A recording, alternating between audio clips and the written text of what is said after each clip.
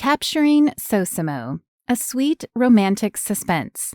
Stryker Security Force series. Written by Sara Blackard. Copyright 2020. Narrated by Lorana. Audio copyright 2021. Chapter 1. June Paxton crossed her suite, chewing on her thumbnail. She liked the apartment-style room at the St. Regis Hotel in Aspen, Colorado. It afforded her the space to walk off her nerves. She spun and marched toward the window, wishing she could go hiking in the jagged mountains instead of talking on the phone with her father. "Junebug, are you listening to me?" Her father's commanding voice brought her back to attention. She sighed. "Yes, sir, I'm listening, but I don't think I need to worry like you're saying." She spun back the other way toward the table where her computer sat. She had a million things to do before the charity event in 2 days, and listening to her father harp on her wasn't on her to-do list. "This is serious, little girl. If you don't take the precautions necessary, I'll come out there and guard you myself." His voice had taken on that tone one didn't argue with. June rolled her eyes. Being the daughter of General Daniel Paxton came with a lot of orders and commands. While she loved her father and knew that he tried to do what he thought best for her, she also figured with her being 31 years old and having made a fortune on her own, she didn't need him taking command of her life anymore. If he came to the event, everyone would know Reagan MacArthur, entrepreneur, philanthropist, inventor, and the person she'd made up was actually June Paxton, the general's daughter. She had lived under his shadow long enough. She didn't want it to darken her path now. "Dad, I already told you I've hired security. You have nothing to worry about." She clicked her computer on, pulling up her emails as she tried to figure out a way to close this conversation. "True, you hired security for the event, but you didn't hire any security for yourself. Adam told me about the emails you're getting. That's not something you should take lightly." June gritted her teeth and wished she hadn't called Colonel Adam Johnson, her contact from the Soldier Enhancement Program, or SEP, to tell him she needed to meet with the board earlier than planned due to persistent emails from an unknown entity. She shook her head at her idiotic mental slip. She should have known he would tell her father. Adam and the general were best friends, after all. "June, are you listening to me?" "Yes, Dad, I'm listening." "Good. I'm sending you the number of a security firm there in Glenwood Springs. These are guys I trust implicitly. Call them. That's an order. I don't want to step in, but if you don't hire them as your personal guards, I will."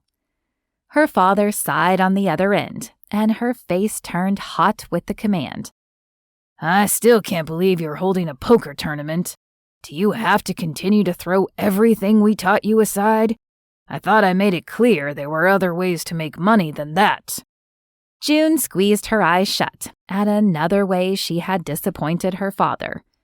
When she'd come up with a poker tournament based on the movie Maverick for the charity event, she'd thought she'd struck gold. In fact, all the slots for players had filled up within a week, with many prominent conservatives being the first on the list. She knew people varied in what they thought was right and wrong. She just wished her father would understand where she was coming from. Wished they could disagree on issues, but still respect one another. Instead, he just continued his form of religious conversion, commands, and outright disappointment. "Dad, we've talked about this before. I don't have to agree with everything you believe. And besides, this den of evil that you're so proud to preach against has raised over $25 million for the Soldier Fund. And with guests like the guys from Duck Dynasty being one of the first to sign up, I don't think I'm throwing my chips in with the devil over this." "I just wish you weren't so bent on breaking your mother's heart." The general's words sent shards of pain through June's chest. No matter what she did, she couldn't seem to add up to what her father expected of her. Her mother supported her quietly in what June did, while her father seemed bent on finding fault in everything. "I'm sure she'll get over it. Listen, I gotta go. Send the information and I'll call your hound dogs. Love you. Bye." June hung up the phone before her father could answer, knowing the action proved childish and rude. She tossed her phone onto the table, pushed her laptop back, and rested her head down on her arms. Just great. On top of all the stress of the upcoming event, she now could add guilt for the way she had talked to her father. She sniffed and rubbed her nose on the back of her hand to relieve the sting in her eyes. Since her brother's death at 16, her father's residual fear strangled her with his overprotectiveness.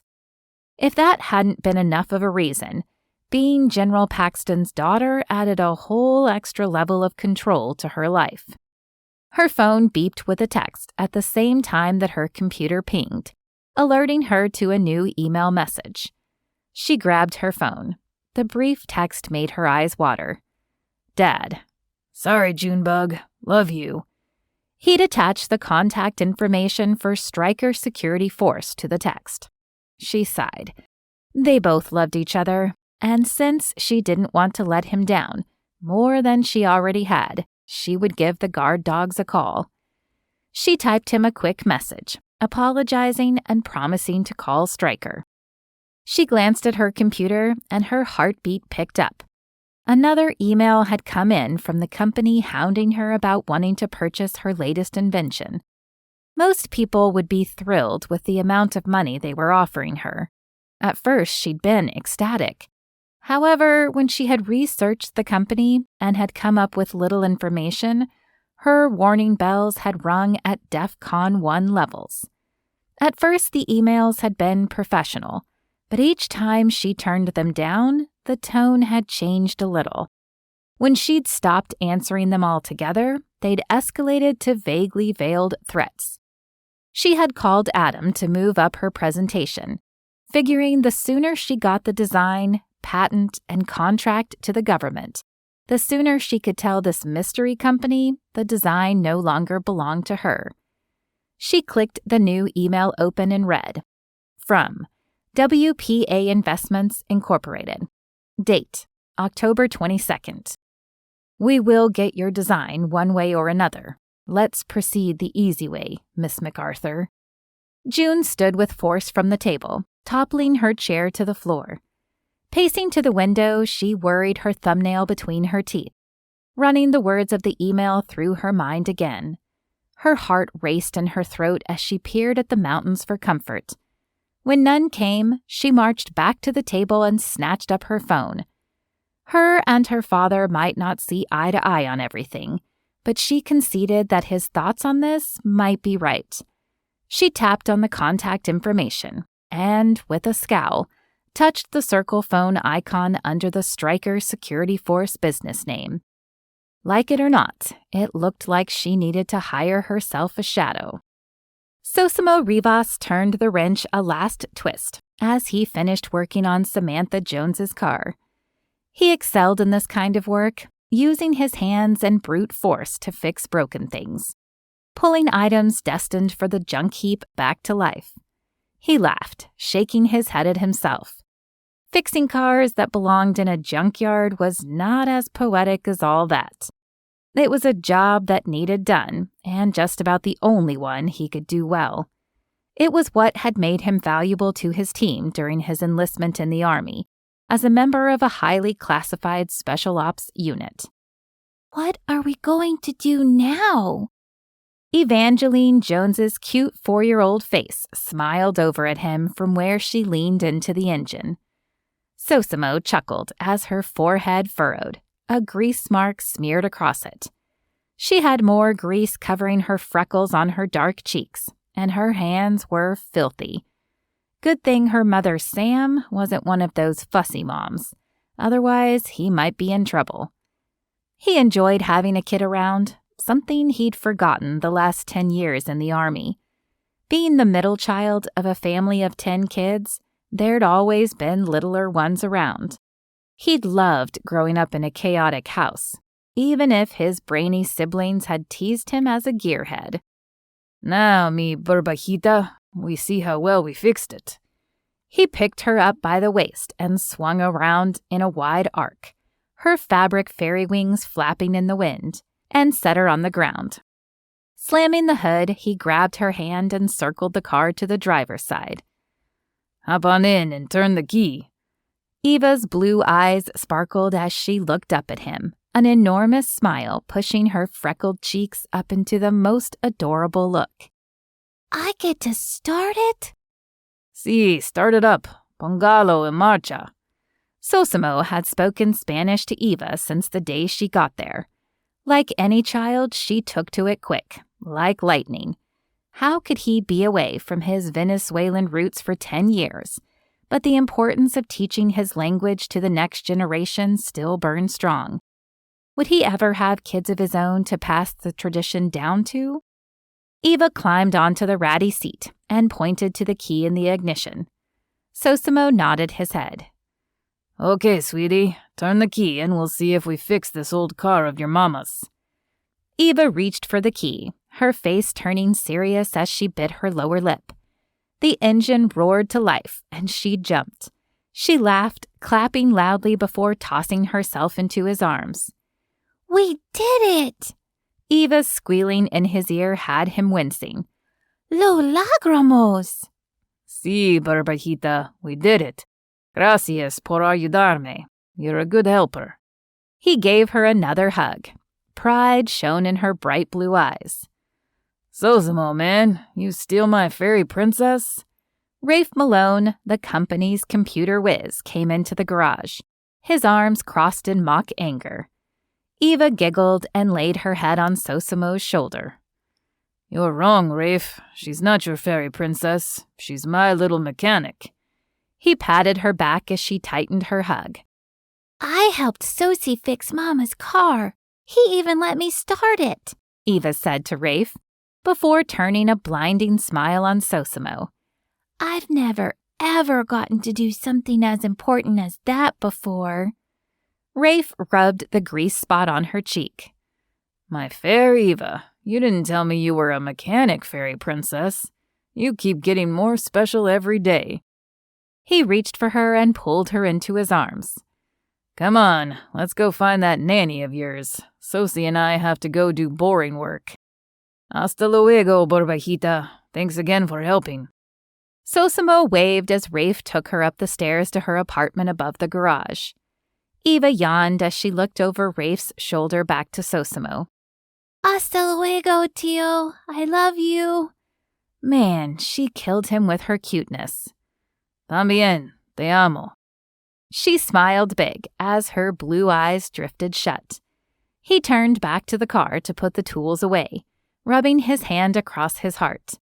If he didn't think his boss, Zeke Green, was firmly on his way to falling in love with Eva's mother, Sam, she and Eva might tempt him to see if something more than friendship could develop. The combination of a beautiful woman who had struggled through life and survived, and a precious daughter had all his family instincts flaring to life.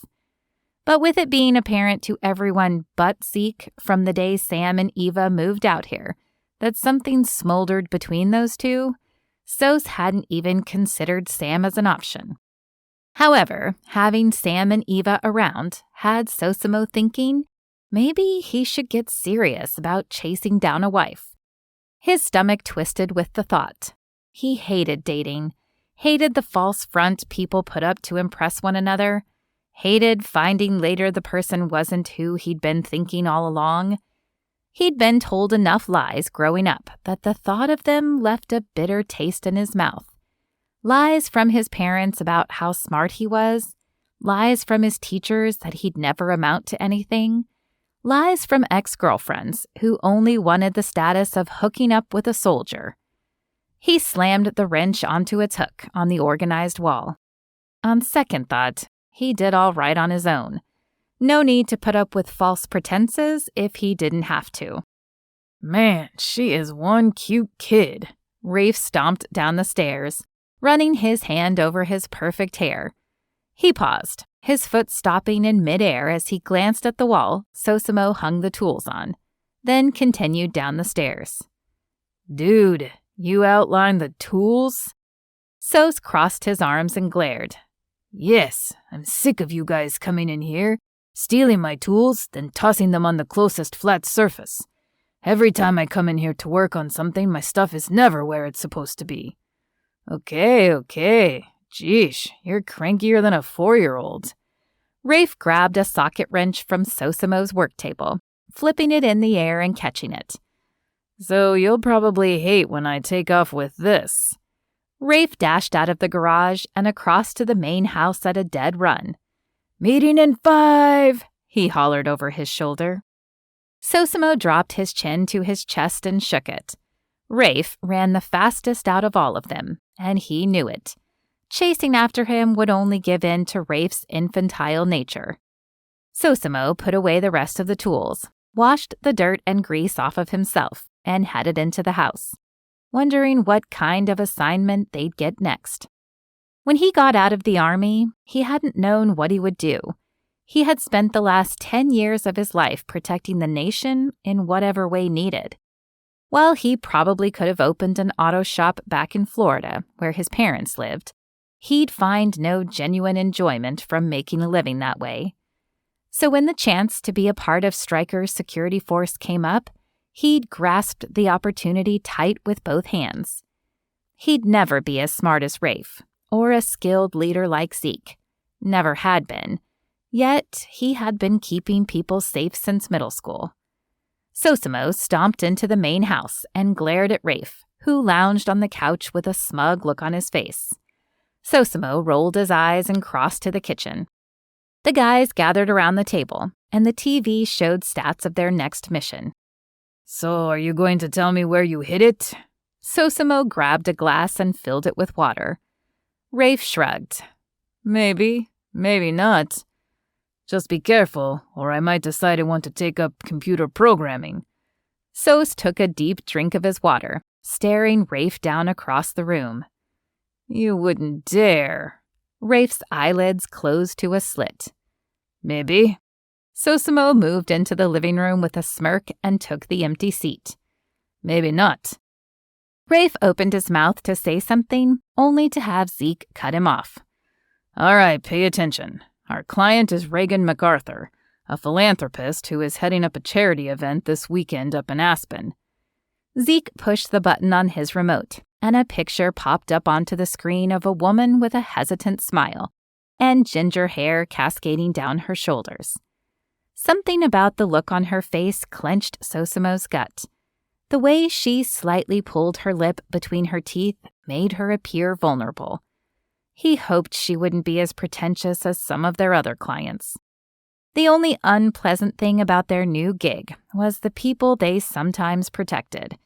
They ranged in different backgrounds and attitudes, and he had noticed that they mostly just pretended their help didn't exist. Not that it really bothered him too much, but the ones that really got him fired up were the ones constantly questioning their security measures, like they were the experts instead of his team. Sosimo hoped she didn't turn out to be like that. Otherwise, this weekend would be long on top of boring. She's been getting some threatening emails lately, and though she isn't fully convinced it's necessary, she's been advised to take on personal security for this event. Zeke clicked to the next slide. It's a charity event for armed forces? Derek Nichols leaned forward, and his voice rose in interest. Yes, she's a big supporter of the military. She's the one who invented the Eyes Beyond we got about 3 or 4 years ago. Zeke looked around at them. They all knew the tech he talked about, a gadget that let them peek through buildings and cars and registered heat signatures and incongruent shapes. It had saved their butts on many missions, giving them intel that would have left them otherwise vulnerable. In one mission, the scanner had registered an inconsistency in a vehicle parked along all the others. It had been an IED. Without that device, they wouldn't have all made it home from the mission. If they would have had it on their worst mission with the Army, the one where they lost Ethan Stryker, the mission probably would have gone down differently. Sosimo shook the troubling memory away, but his summation of their new client increased tenfold. Maybe this weekend wouldn't be all bad. Sos, you're taking point on this. Zeke's quick command had Sosimo flexing his fingers, his lungs expanding to their fullest. Relief tingled his hands. This job seemed to be an easy one. He wasn't ready for something more dangerous, a mission where his decisions could leave someone injured or dead. He peeked over at Jake Silva, his friend who'd lost his leg because of Sosimo, before nodding and turning his attention back to Zeke. This should be a fun weekend for you all, Zeke smirked. You're not coming? Jake rubbed a hand over his scarred cheek, and Sosimo's gut clenched. I don't want to leave Sam and Eva here alone just yet. He rubbed his hand over his short, dark hair. Not with the pains still causing problems. They all nodded their agreement. The family trying to get custody of Eva definitely lived up to their name. Sosimo focused as Zeke laid out the weekend. He had to get this right, had to recognize every possible point of weakness. He darted his eyes again at Jake, his gaze swinging to the leg that now sported a prosthetic. Sosimo's chest tightened. He couldn't afford any lack of attention ever again.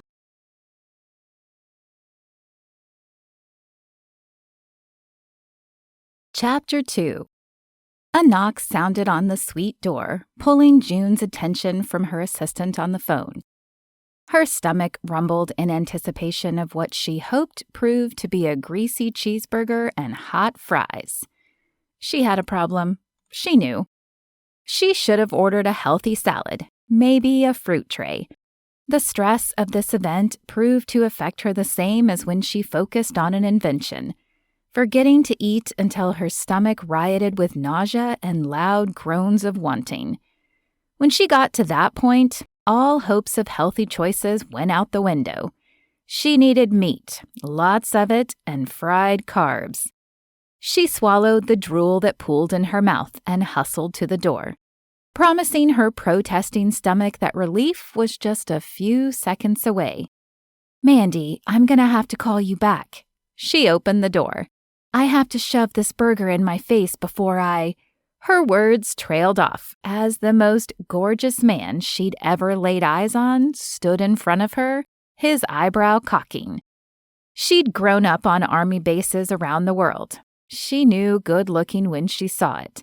And this Latin specimen was spontaneous combustion hot. Her mouth went dry, and her face heated into what she knew would be a splendid blush to match her red hair. "I'll call you back." She dropped the phone in her sweater pocket. "Can I help you?"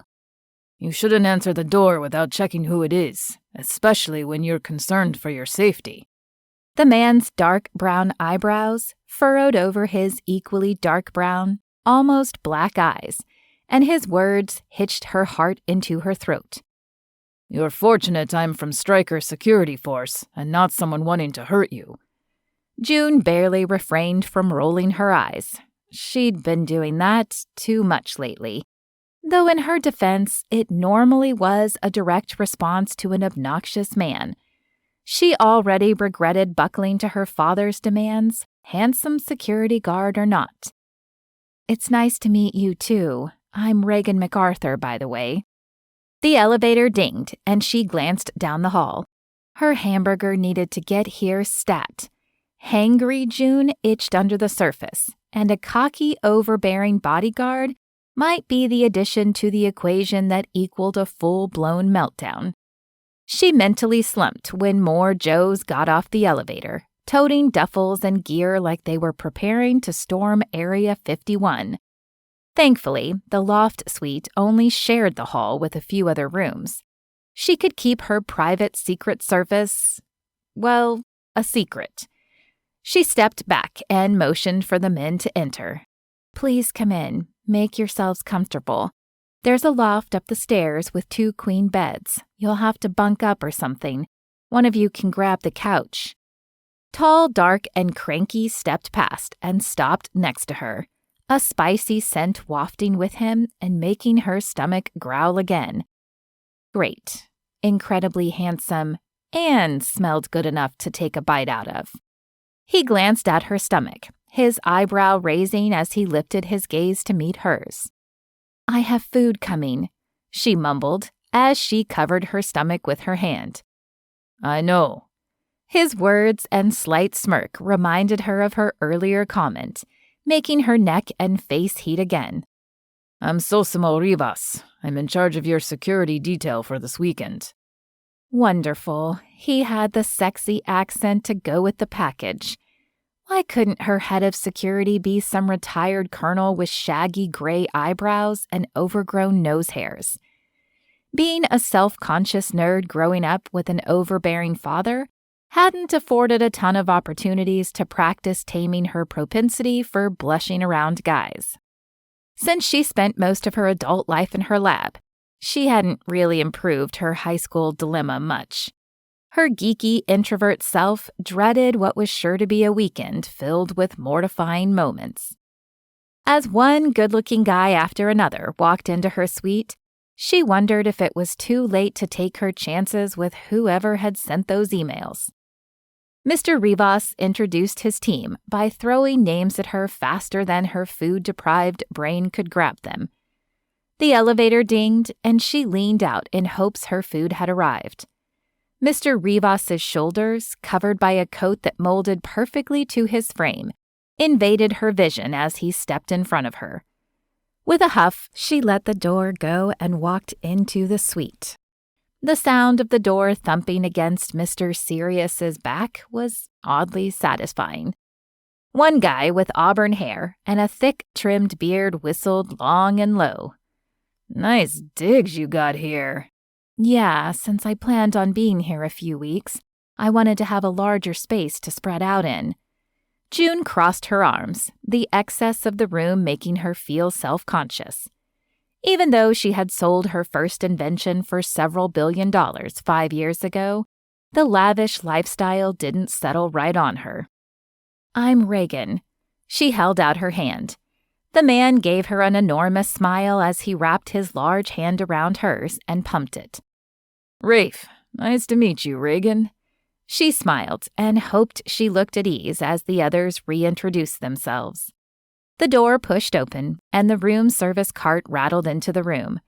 The poor delivery man looked like he'd been waterboarded. His eyes were wide and sweat beaded across his forehead. She rushed over and smiled at him. "Thank you so much." He nodded, and his lips trembled up in more of a grimace than anything else. "You're welcome. My pleasure, ma'am." June followed him to the door, grabbing her purse on the entry table and giving him a large tip. Sosimo stood guarding the door, muscles tensed to attack if needed. The hotel worker ducked his head and rushed out the door and down the hall like his life depended on it. She crossed her arms and glared at Sosimo. "Was that necessary? You just scared 10 years off that dear man's life." "You never know who might pose as a worker just to get to you. Rafe, leave it." Sosimo's harsh order caused her to jump and turn around. Rafe peeked under the cover on the tray. He slammed it shut with a chagrined look and a shrug. "It smells good." These were the guys Dad insisted were the best? "Go ahead, Rafe. I can order something else." June waved toward the tray, her stomach protesting the thought of waiting longer. "No, you can eat that. Your stomach is making more noise than a Ford power steering pump low on fluid.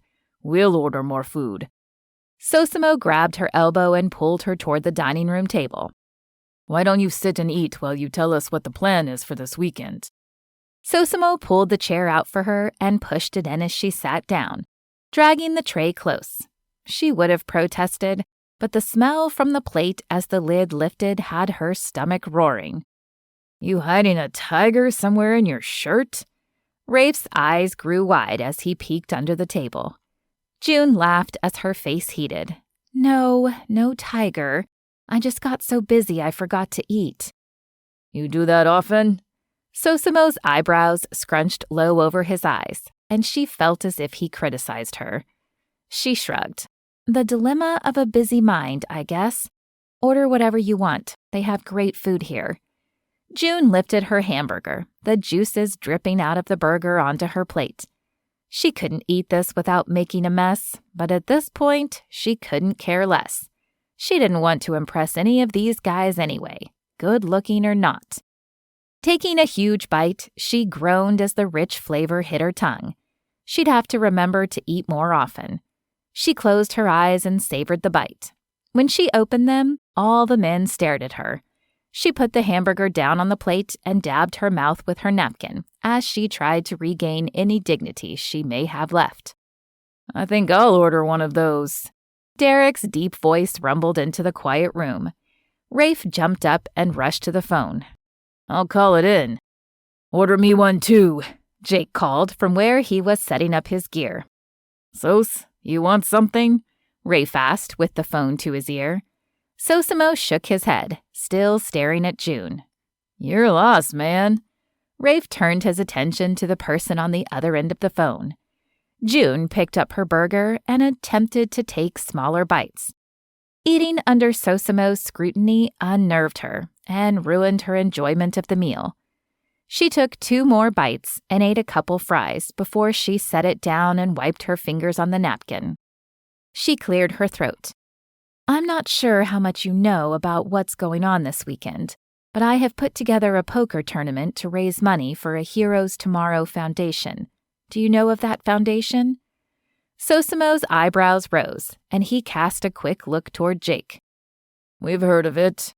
I've set the weekend up like the poker tournament in Maverick. The winner will split the pot with the foundation. In fact, the movie inspired me. Maverick, that's cool. Rafe sat down across from her at the table. She smiled back. So the tournament will start tonight after dinner ends, and it'll go until the last person wins, which should be sometime tomorrow, at the latest Sunday. You should get people coming in just to watch. Derek placed some gear in front of Rafe. I hope so. I've already raised $25 million, and that was just in the registration for the poker players. I'm hoping to raise more over the weekend with bystanders, and the different silent auctions and whatnot I have set up around the room. Well, hopefully your event doesn't end like the one in the movie did, with theft. Gambling doesn't attract the best of characters. Sosimo crossed his arms where he leaned against the back of the couch. June grabbed up her hamburger and tore another bite off, imagining it was Sosimo's condescending attitude. She should have known that her dad would have her hire someone just like him. Sosimo better not ruin this weekend for her, or she'd be more than hangry. She'd go supernova on the Latin heartthrob. Sosimo tugged on the sleeve of his tux again as they meandered through the crowd. Reagan had been explicit about wanting the 4 of them to blend in as much as possible. She'd also only allowed one of them to stay close to her. Sosimo hadn't liked the idea, but she had been firm on that decision. So he stuck to her side and smiled at people as participants and spectators filed into the hotel ballroom. Is everything going okay, Mandy? Reagan asked the brown-haired young woman who approached with a clipboard. Mandy nodded, tapping her pen on the paper. We only have a few participants who haven't arrived yet, but they've already told us they wouldn't be here until after dinner. Good. In a couple minutes, I'll do the opening welcome and have everyone get seated for dinner. Reagan touched the necklace around her neck. I also need you to double-check. Reagan, darling, how wonderful to see you. An older woman dressed in a sparkling evening gown and more jewelry than she needed came up and air-kissed Reagan's cheeks. Sosimo hid a smirk as Reagan's body stiffened and Mandy's eyes rolled. Who was this woman that would cause such a reaction? She may be influential, but he found her rude, interrupting like she had. Good evening, Mrs. Fitzgerald. My, what a lovely dress you have on tonight. Reagan stepped back and admired the woman's outfit that appeared far fancier than what anyone else wore. Mrs. Fitzgerald placed her hand on her collarbone. This old thing. Oscar made this for me for a gala last year, but I knew it would be perfect for your little event. She turned her sights to Sosimo, and his throat tightened. "And who is this fine young gentleman?" "Well, he's, Reagan stammered. They had planned to tell anyone who asked that he was a childhood friend. Sosimo wondered how long she'd stutter before she remembered the story she had insisted on. Guess she wasn't as on top of things as she made out. Mandy's eyes went wide before her mouth opened and her words rushed out. "This is Reagan State, her boyfriend." Mandy turned a horrified expression to Reagan and mouthed, "I'm sorry," before rushing back to man the door. "Ooh-hoo, looks like Sos got the lucky draw of the weekend." Rafe's jest came over the earpiece. "How come I never get stuck with the hot women?" Reagan's panicked eyes pleaded over Mrs. Fitzgerald's shoulder. She put her hands under her chin and mouthed, "Please." Sosimo inwardly growled, but put on a charming smile as he grabbed Mrs. Fitzgerald's hand. "Sosimo Rivas. Nice to meet you, Senora Fitzgerald." He thickened his accent as he placed a kiss on her wrinkly hand. He stepped over to Reagan, sliding his arm around her small waist. She stiffened beneath his touch. He swallowed the lump that suddenly formed in his throat. "It's a pleasure to meet you as well." Mrs. Fitzgerald fanned herself as she looked toward Reagan. "Splendid job, darling. I wholeheartedly approve." Sosimo glanced down at Reagan to see how she would respond. She just smiled and nodded at the woman.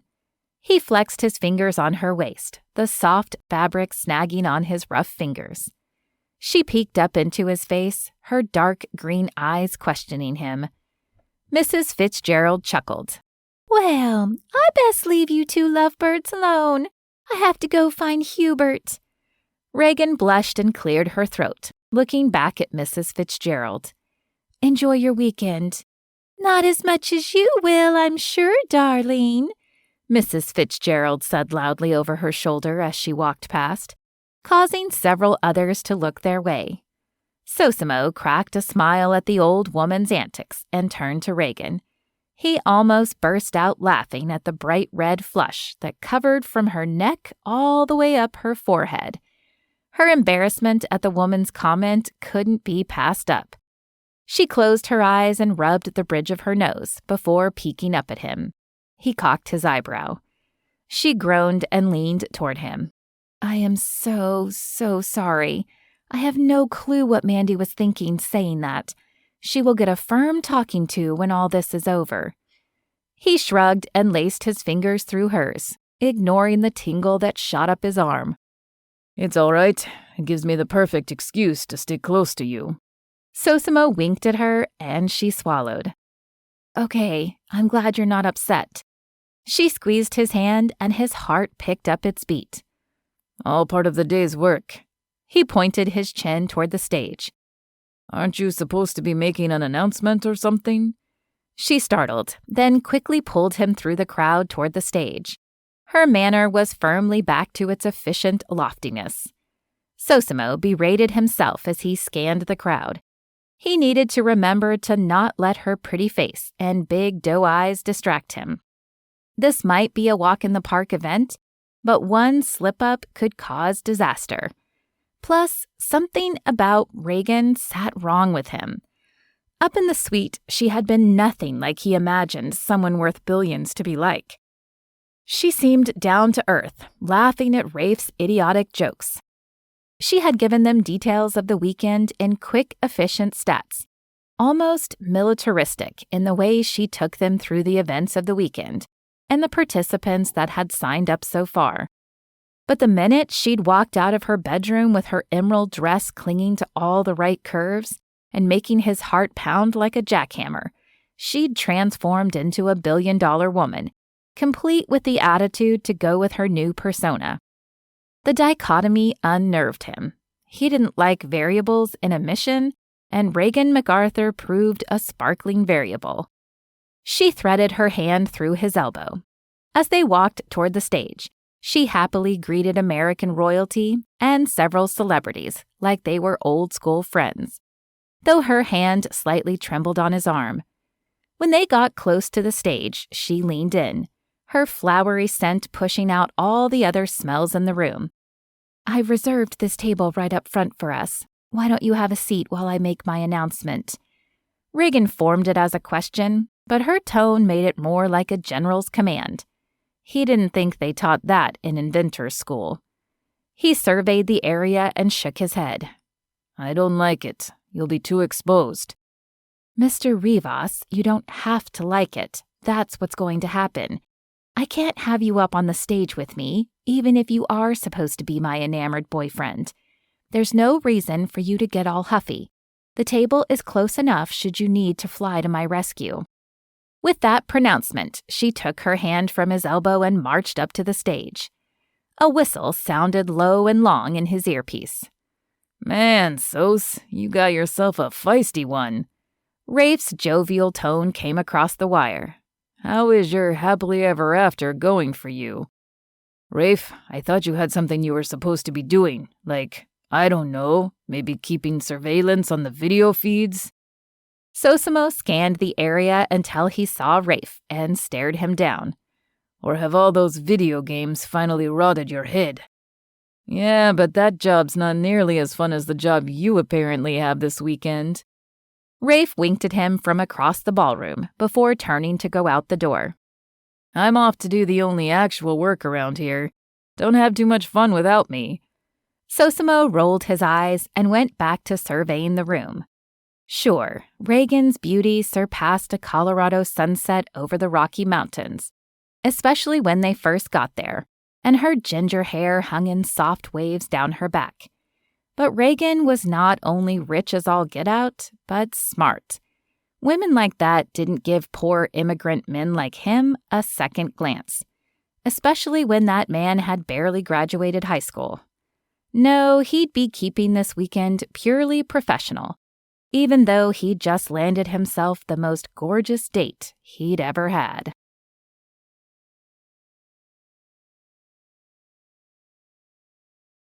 Chapter 3.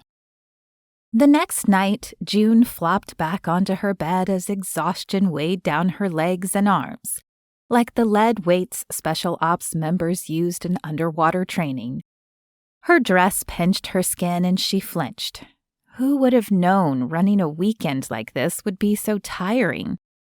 Fundraising proved worse than any of her stretches hermited in her lab, close to breaking through on an invention. That tired invigorated her. This just drained every ounce of life from her. Could she do this again next year like so many had asked, even with raising over $50 million? She rolled off the bed ungracefully, standing in the dress that kept her from moving properly, and trudged to the dresser for her pajamas. She couldn't wait to get this uncomfortable torture device off and slide beneath the covers. She tossed her sweats and t-shirt onto the bed and reached back to unzip her dress. She groaned and hung her head.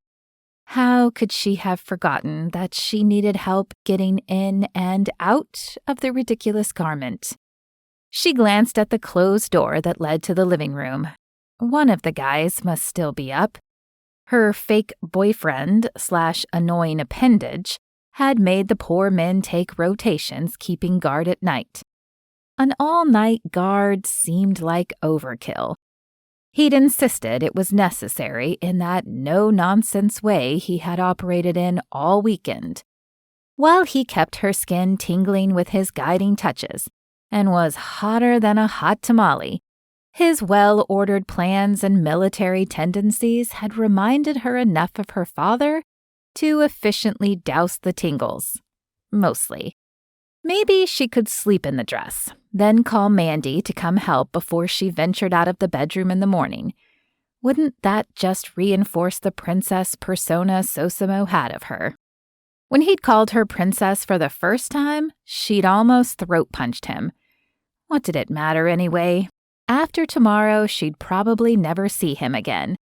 Except she'd hired Stryker Security for her investor meeting she'd been able to arrange on Tuesday. Ugh, 2 more days. Then she'd never have to see him again. The ribbing of her dress pinched her stomach, and she knew sleeping wouldn't happen in the stupid thing. She'd just march out there, ask whoever kept guard to help her out, literally, and march right back into her room. While she was at it, she'd grab her stash of hot tamales for a bedtime snack. She strode to the door and swung it open with determined force. She froze when Sosimo's head snapped up from the computer set up at the table, his tired eyes full of concern. He'd changed into track pants and his t-shirt stretched tight against the muscles of his chest. He'd mussed his hair like he'd been running his hands through it. Maybe she could sleep in the stupid dress. Everything okay? His thick voice sent tendrils of nerves through her stomach. Tamales. Hot tamales. She cringed and closed her eyes at his smirk. Never mind. Hot tamales sounds pretty good right now. He stood and walked toward the kitchenette. He rolled his neck, rubbing his shoulder. He had to be as exhausted as she was. Maybe she could convince him to just go to sleep.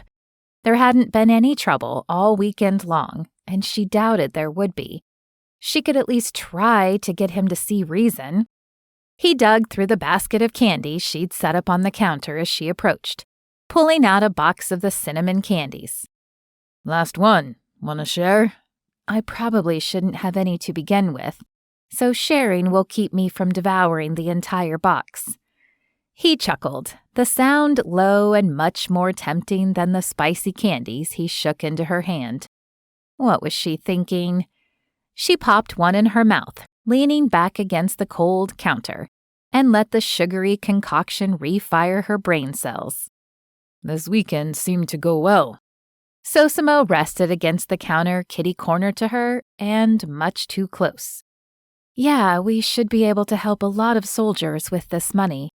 What's your connection to the organization? You didn't find out in your team's super sleuthing? She smiled over at him, and he shook his head. I founded the foundation, wanted to give injured soldiers the best prosthetics possible so they could go back to life. I've been working for years trying to improve prosthetic limbs. When I went to find an organization that could provide soldiers with rehab and help them get used to their recent addition, I just didn't find one that did everything I wanted them to do. So I started my own. Sosimo shook another handful of candy into her palm. Why are you so gung-ho to support the military? Other than the fact the military pays for our freedom in blood and sacrifice every single day? Her words stilled Sosimo's chewing. She shrugged, hoping to tone down her enthusiasm. Army brat. She fiddled with the candy. I guess I saw far too many men and women not have the support they needed, both on the field and off. I want to help however I can. She tossed the candies in her mouth to keep herself from revealing more. You're helping, more than you'll ever know. Sosimo twisted the box of candy in his hands. Your invention. We call it Superman, how it allows us to see things through walls. She smiled. I like that name. Too bad it's trademarked. Anyway, it saved our entire unit on more than a few missions. Wish it could be available for every mission. It's not? Her heart dropped. She had ramped up production to make sure the military had plenty available. Sosimo shook his head. Would have saved our friend Ethan Stryker's life and Jake's leg if we'd had that on our last mission together. Jake? She touched her neck as she looked up the stairs, tears stinging her eyes. Yeah, his right leg has one of your fancy prosthetics. He has a few of them, actually. I'm sorry about your friend and about Jake. She shook her head. I don't understand. I provided the military with a lot of those units, much more than they said they needed. Why wouldn't they be available? She'd have to talk to her father about that. Bureaucracy? And that's why I started a Heroes Tomorrow and work so closely with the Soldier Enhancement Program. Our soldiers shouldn't have politics get in the way of keeping themselves and us safe. She held her elbow with her hand and ran her other fingers up and down her forehead to alleviate the headache budding between her eyes. Reagan. Sosimo placed the candy on the counter and touched her elbow, making her head buzz like she'd eaten 2 boxes of hot tamales. He dropped his hand. You're tired. Why don't you go to bed? My stupid dress. Her voice only functioned at barely a whisper. I can't get it off. The color of his eyes deepened before he cleared his throat and turned his head to look out the windows, though the curtains were drawn. She had been proud of her lack of embarrassment over the weekend, but now her cheeks were hotter than the Sahara Desert and probably as red as a beet. Curse her father's Irish genetics that showed her slightest awkwardness or tinge of anger. I'm sorry. I'd call Mandy, but I don't want to wake her up. She fiddled with the front of the dress. I'd just sleep in it, but the dumb thing pokes me in the ribs every time I move. It's no problem. He turned back to her, his face a blank mask. I have sisters. I know how it goes. Turn. He swirled his index finger in a circle, all officer in command again. She spun and gulped as he pushed her hair over her shoulders and deftly worked the buttons down her back. If you just go about halfway, I can get the rest. He huffed, the scorching air hitting her skin and sending shivers down her exposed shoulders. There, now hit the sack. Thanks, she mumbled as she stepped away from him. She half turned, keeping her gaze on the floor. Good night. She rushed to her room as fast as the tight dress and her remaining dignity allowed. Whoever designed dresses to bind thighs together so a woman couldn't stride was an idiot. This dress would burn the first chance she got. When she reached the door, Sosimo's soft words teased her ear. Good night, princess. She closed the door with more force than necessary and leaned against it. Her reaction to the arrogant man angered her. He may attract her, made her feel hotter than an armadillo in the Texas desert in summer when she neared him. That just meant she spent way too much time alone in her lab, rather than socializing in the real world. After this weekend finished, and she proposed her latest invention to the Soldier Enhancement Program, she needed to get serious about dating, maybe even sign up for one of those dating sites. Her 31-year-old ovaries were working overtime if she found herself attracted to the exact type of man she always avoided like the plague. She thought of Landon, her ex, who'd stolen her heart, and then tried to steal her Superman invention. Well, she didn't always avoid military men, which explained why she needed to keep her reactions to Senor Hot Stuff under control. She got ready for bed as quick as she could, listing all the reasons why she didn't like Sosimo in her head until she fell asleep.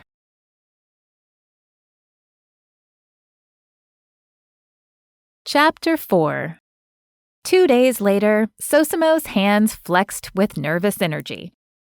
If he could roll his shoulders without drawing attention to himself, he would.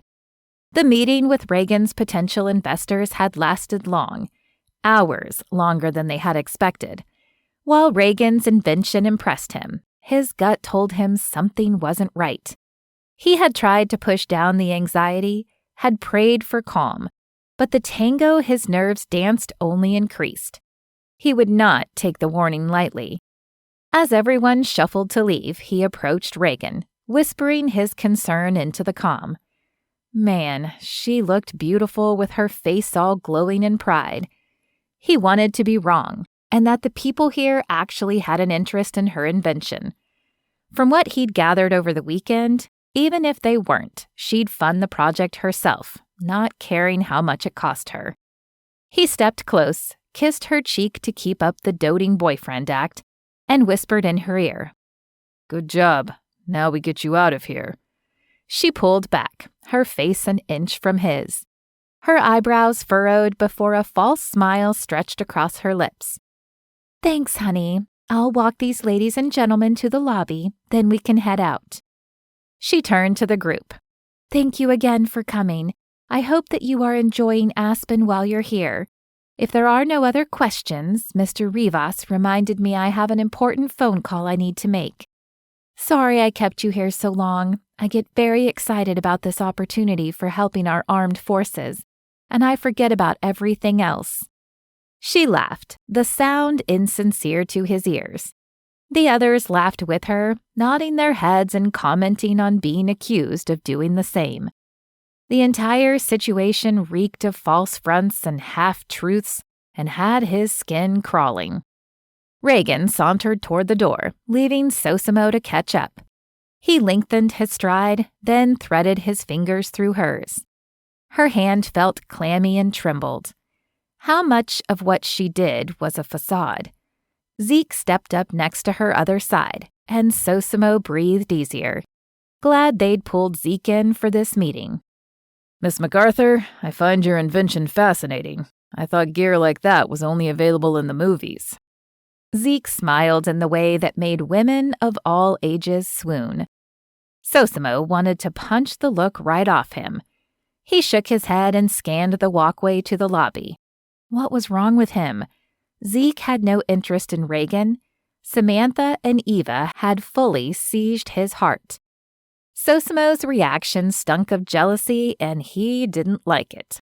Who cared if he couldn't stop thinking of Reagan's flowery scent, or how hard she'd pushed herself over the weekend to benefit soldiers? He had to focus, get this job done, and get Miss Fancy Pants on her way. Then he'd find a project car to fix, and life would get back to normal. "Rafe, are we good?" Sosimo spoke low to distract himself. "We're ready. I positioned the undercover cops in the lobby with Derek and Jake. I'm packing everything up now."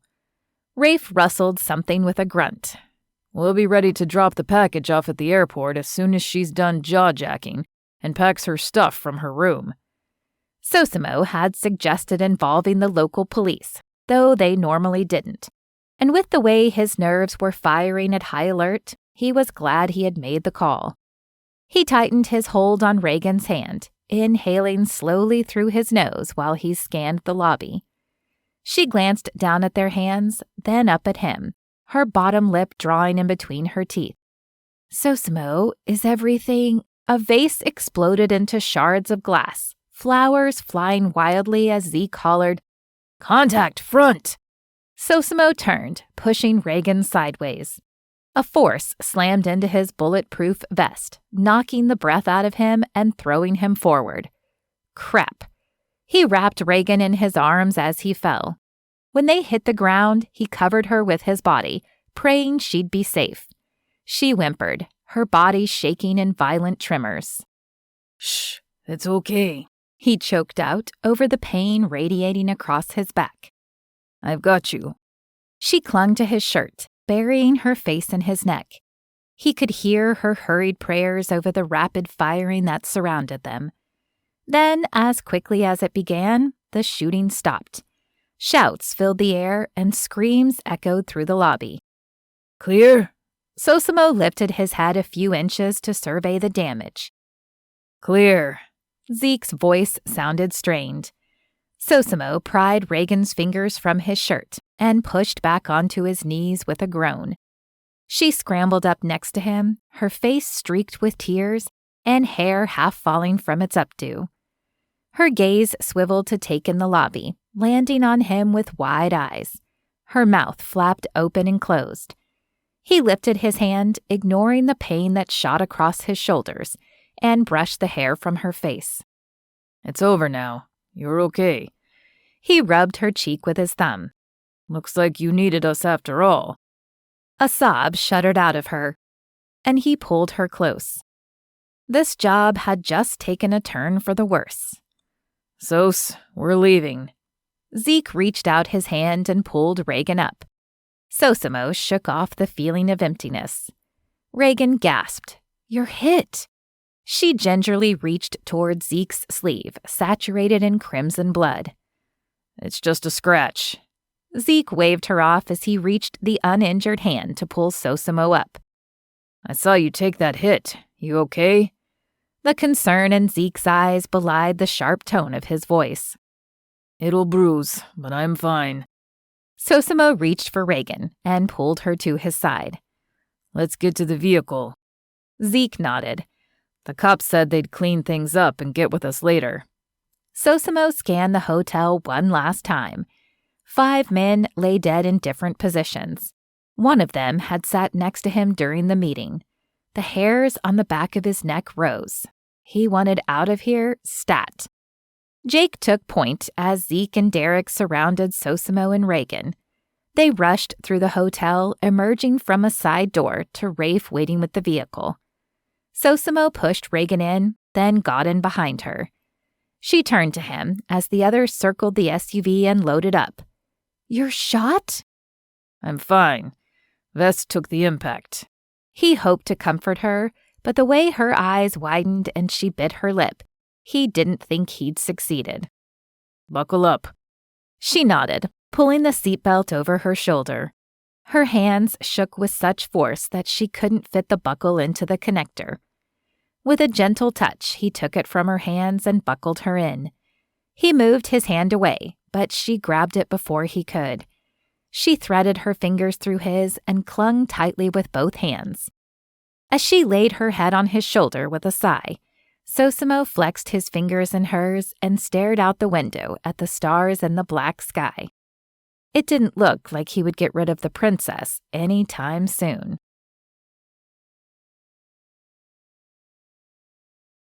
Chapter 5. June tossed the hairbrush down on the bed.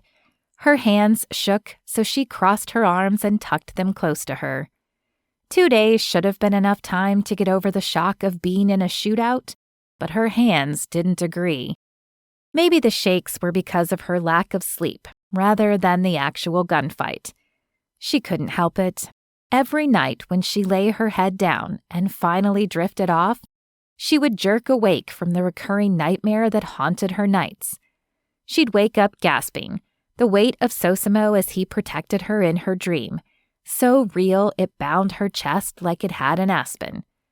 Only in her dream, the hot stickiness of blood would seep through the back of her shirt. She always awoke when she rolled him off her, his eyes glazed over in death from the hole in his chest. She hated the dream. She huffed, shook her hands out, and stomped out of the room. Maybe today they could figure out a plan for getting her invention to the right people. If she got away from Sosimo and this platoon of testosterone, maybe the dreams would stop plaguing her. Her phone blared the trumpet call reveille, and she groaned. "Good morning, Dad."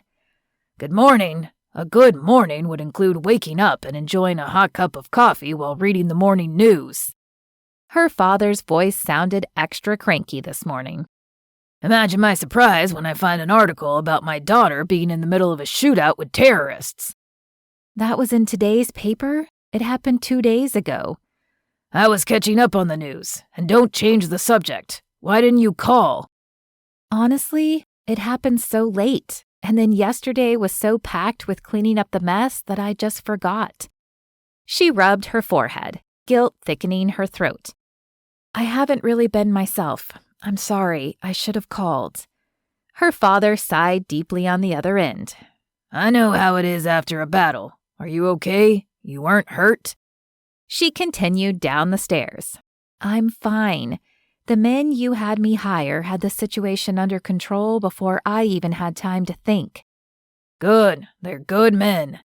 I'm here at their complex until we figure things out. I'm staying under their protection until there's no longer a threat. He sighed deeply again. Thank you, Junebug. Thank you for doing that. Dad, I promise I'll be safe. These guys are G.I. Joe on steroids. They better be. The Army Special Operations doesn't produce flakes. Her dad's voice got the Army-proud tone to it. I gotta go, Dad. I love you. Love you too, Junebug. She tucked her phone into her pocket as she walked into the kitchen. The tightness in her chest for forgetting to call him had eased. She'd have to remember to call her mom later to relieve her worry. Though knowing her mom, she had fretted little. Her parents were such contrasts, it amazed her that their marriage had worked. Where her dad proved all rough and controlling, her mom was laid back and gentle. She often said there was no point in worrying when she could just take it to God and let Him handle it. Maybe their differences made their relationship work. June just needed to find a guy that was her complete opposite. Then she'd have the workings of a great relationship. But which her? She paused as she reached for the coffee pot. June, the introverted nerd who could spend hours and days tinkering with an invention, with no social contact, had always been her go-to girl. But since the need for Reagan became more necessary as the foundation and her company expanded, the outgoing people person grew on her. She shook her head and grabbed the coffee. Was she just arguing over which version of herself she really was? Not good. Not good at all. Thankfully, Samantha and her adorable daughter Eva rushed into the house at that point and distracted her from her confusing inner struggle. "Good morning." June's voice trailed off at the look on Sam's face. "What's wrong?" "I don't know." Sam held tight to Eva as she glanced out the door. "Something's wrong with Tina, but Zeke wouldn't tell me." "Who's Tina?" June asked as the sound of a vehicle slamming its brakes in the rocks screeched outside. "The nanny." Sam's breathless voice caused goosebumps to break out across June's skin.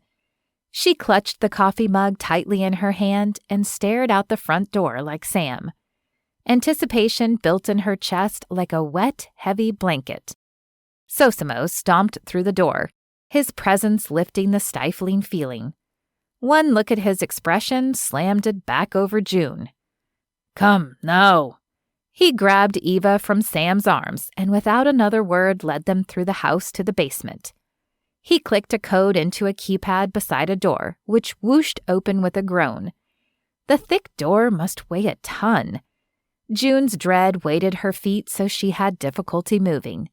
Sosimo glared at her as he pushed the door closed. He put Eva down and pointed to a basket full of books in the corner. "Why don't you go pick out a book to look through?" She rushed off to the basket, and Sosimo turned to a computer mounted to the wall. With 2 clicks, he had surveillance feeds up on the wall of screens. One screen showed the guys searching a car. A cute young woman sat crying in the driver's seat. "Sos, what's going on?" Sam voiced the question of the day. He glanced at June before turning back to the screen. "Reagan's admirers strapped a bomb to Tina's car."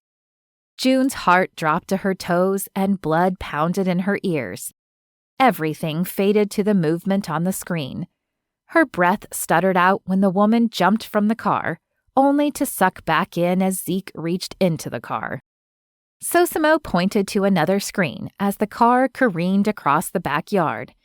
The boom and shake of the floor twisted June's gut. Feeling rushed back to her hands and feet, almost buckling her knees. Eva whimpered, pulling June's gaze to her precious face. June had to leave this place, go somewhere away from these innocent people. Maybe Reagan should disappear forever, and June could quietly take control of her life again. Because under Reagan's management, she'd almost just gotten the nanny blown up. Sosimo's gut twisted with the weight of what needed to be done. The lack of color in Reagan's face had made him wish he had time to pull her into his arms and let her know it would all be okay. His anger toward the men who did this made his brain threaten to flush with the need of violence. He took a deep breath to cleanse the emotion away and rushed up the stairs to the living room. He marched to the fireplace and got right to business. "I'm taking her, just the 2 of us. I put in a call to Cooper Ford. Remember, he just retired. He's going to meet us in Amarillo. We'll stay low as we travel to Fort Belvoir for her meeting." Sosimo rubbed his neck as he paced. "If you guys are up for a bait and switch, you all could pretend to take her from here with Flair. Maybe get the jet and fly, changing flight plans before you land. If I take the Cinnamon from the old garage, she can lie in the back seat until we are away from here. Have some Mexican music blaring and my hat pulled low, And anyone left watching the complex hopefully won't connect me to here." Derek nodded. "I'll go get a pack together from the stables. You'll want body armor and weapons." "I'll help." Jake stood, and the two rushed out the front door. "Excuse me." Tina stood from the stool at the kitchen island. "I'd like to help. I could pretend to be whoever it is you're protecting. Make it more believable." Sosimo was amazed by her bravery. "It's not safe, Tina. Whoever is after her could attack." She smirked and shrugged. "I'd love to get back at them for blowing up Sweet Pea. That car still had lots of miles left to her." "Okay, you'll have to wrap your head, maybe wear sunglasses, but I think it will work." Reagan came up the stairs.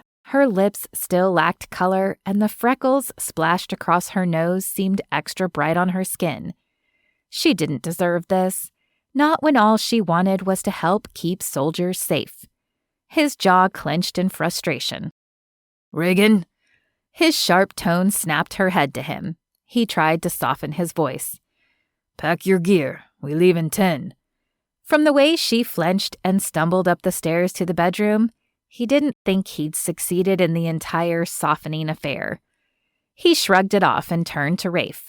He didn't have time to coddle her anyway. "You'll need communication that can't be tracked. New IDs for her." Rafe tugged on his beard. "I'll get on that and get a laptop set up for you." Sosimo clapped him on the shoulder. "Thanks." Rafe smiled, that gleam in his eye that always made Sosimo partly dread and partly anticipate what would spew out of the goofball's mouth. "You know what they say about road trips?" Rafe cocked his eyebrow. "They're the perfect opportunity for love to drive right into your heart." Sosimo rolled his eyes at the ludicrous thought.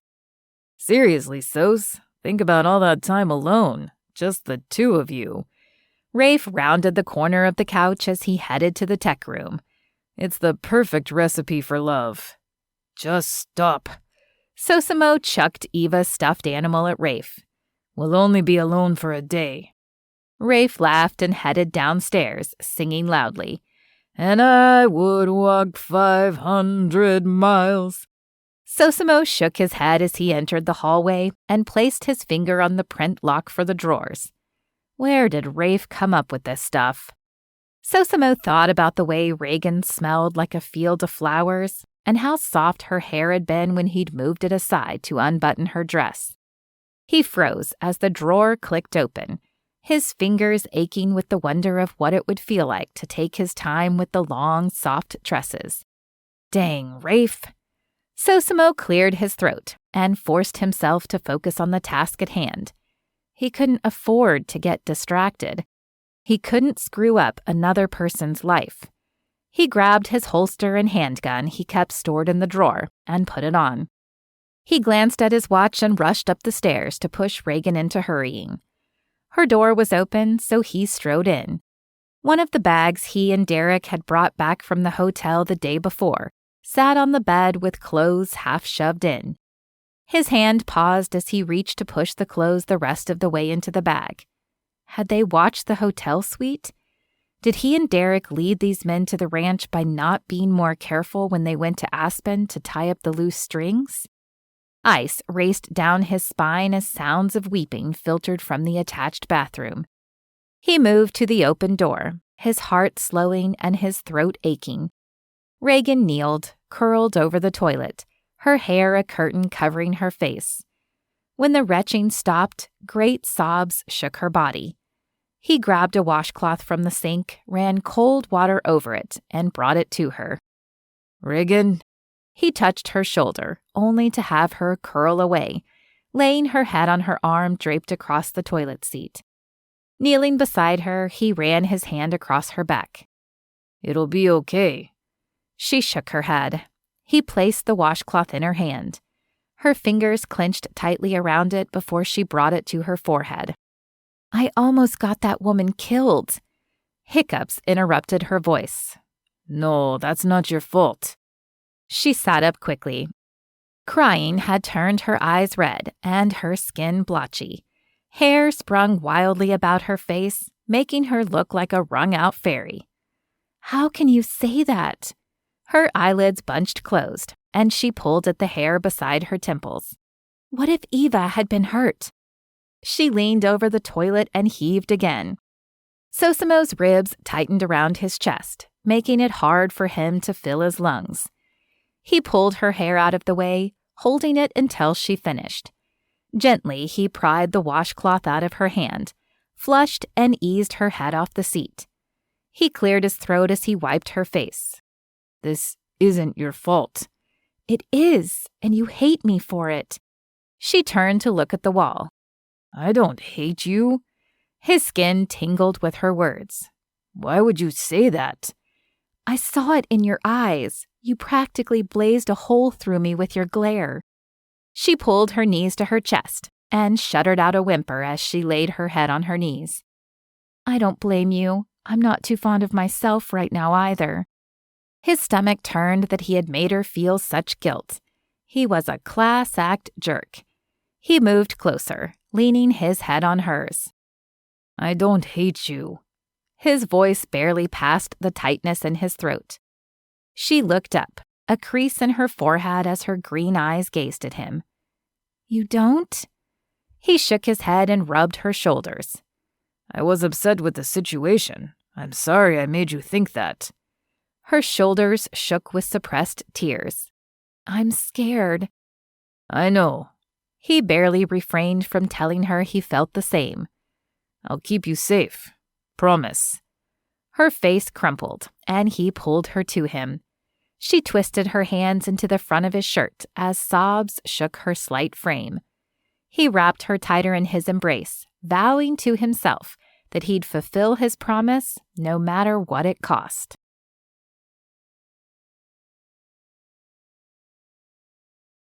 Chapter 6. Sosimo had pulled out of the hidden garage on the back side of the property, half an hour after he left Reagan to finish packing. He'd changed into a button-up Western shirt typical of the area and borrowed Derek's cowboy hat. As the beat-up 1977 Ford crew cab he'd fixed up a few months ago had rattled and sputtered down the dirt road, he'd questioned if this plan would work. They had their gear thrown under the camper shell, and Reagan slept on the back seat. He peeked back at her, making sure the blanket stayed pulled up on her shoulders. She'd fallen asleep within the first 5 minutes of driving past the ranch's main gate and hadn't woken up, even when he stopped to get gas along the way. He understood the exhaustion that hit after an intense adrenaline spike. He hoped she'd sleep for a good while. Though with her already pushing close to 3 hours, she'd probably be waking soon. He turned his attention back to the road, thinking about how she'd surprised him. Not only her depth of guilt, but also her ability to push past that emotion so they could get on the road quickly. She'd only cried for a couple of minutes, pulling herself together and getting a laser focus on what she needed to take with her. The shift had left him rattled, longing for a few more moments of holding her close.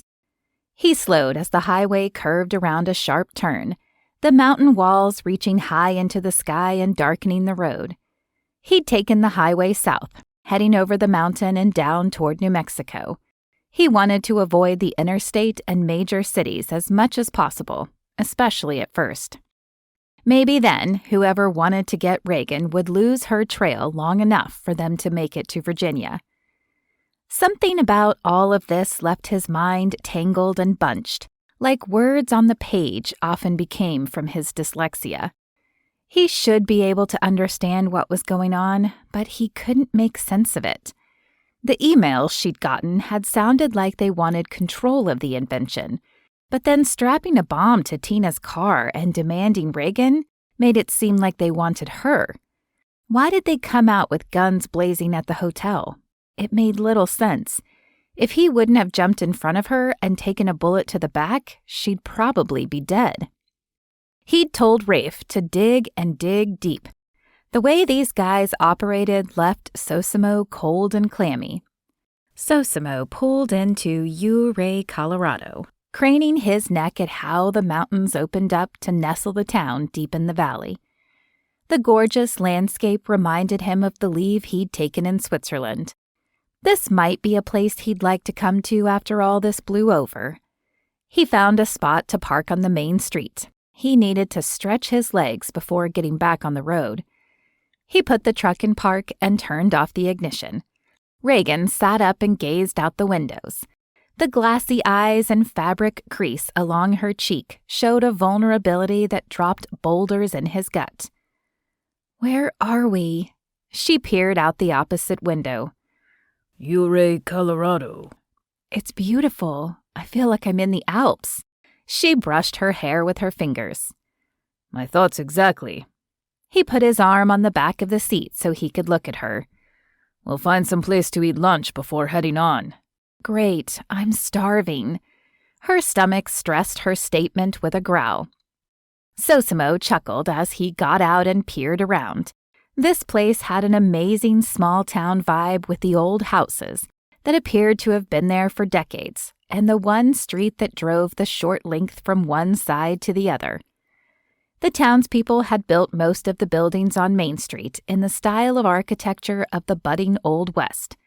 Impressive stone buildings and false fronts. Any minute, a horse could meander down the extra-wide road and no one would take a second look. He could see to the opposite end of town, where the highway curved up the side of the mountain, heading farther south. With the walls of the mountains jutting up close on all sides, Ouray had nowhere to grow and expand. As he waited for Reagan to get out of the truck, Sosimo took a minute to scan the people for trouble. He could definitely tell who the tourists were with their stocking hats, puffy North Face jackets, and completely put-together faces. The brand of upscale, outdoorsy people so prevalent in Colorado. He also knew who the locals were by the no-nonsense looks on their faces and the cowboy cut of their jeans. The door to the truck screeched open, and Reagan stepped out. Her ginger hair peeked out of his ball cap, flowing down her back. She'd pulled a vest over her plaid shirt. Something about her casual look and the fact that she wore his hat hit him like a freight train. His mouth went dry at how unassuming and beautiful she was. While she'd never blend in anywhere with her stunning looks, she appeared like she'd just pulled in from down the street. "I hope you don't mind." She pointed to the army green hat with the American flag on it. "I couldn't find anything to tame my hair with." He swallowed and shook his head. "Nope. Glad you found something. Hope it's not too nasty." She smiled and shoved her hands in her vest pockets. "Not too gross. Not nearly as bad as how I get sometimes when I'm working on an invention." She started walking down the street, and he fell in beside her. "Really?" "Once I had stayed in the same outfit for 6 days." She chuckled. "When I finally crawled my way out of my lab, my hair was a greasy mess, and I reeked of stale coffee and BO." He smiled at the thought of her like that. "I'm sure it's nothing compared to how I smelled after some missions I had to go on. This one time we hitched a ride into a hot zone in a truck full of goats." "No." Her eyes sparkled up at him. He nodded. "It was a 4-hour ride. The temp reached into the hundreds about a quarter of the way there. I've never smelled anything as pungent as hot goats in a contained area. I ended up washing my gear 3 times before I got the smell out." "Okay, yeah, you've got me beat." She turned in a circle, an awe-struck look upon her face.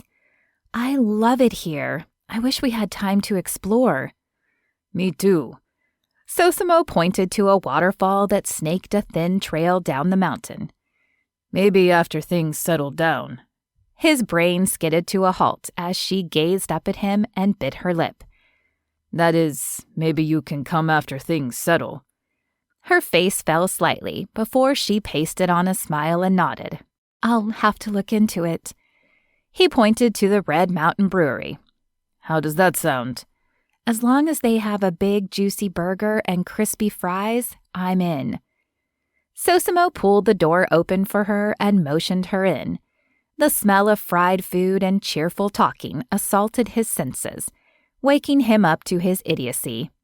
He couldn't forget that this was a job and she was a client, Besides, no matter how down-to-earth or beautiful she was now, she was part of the tangle that kept his mind spinning. There were too many sides to Reagan MacArthur that made little sense. Too many inconsistencies that whispered she wasn't divulging all the truth. Liars always left him with a gritty feeling that rubbed him raw. Falling for one would inevitably pour salt in the wound. Chapter 7.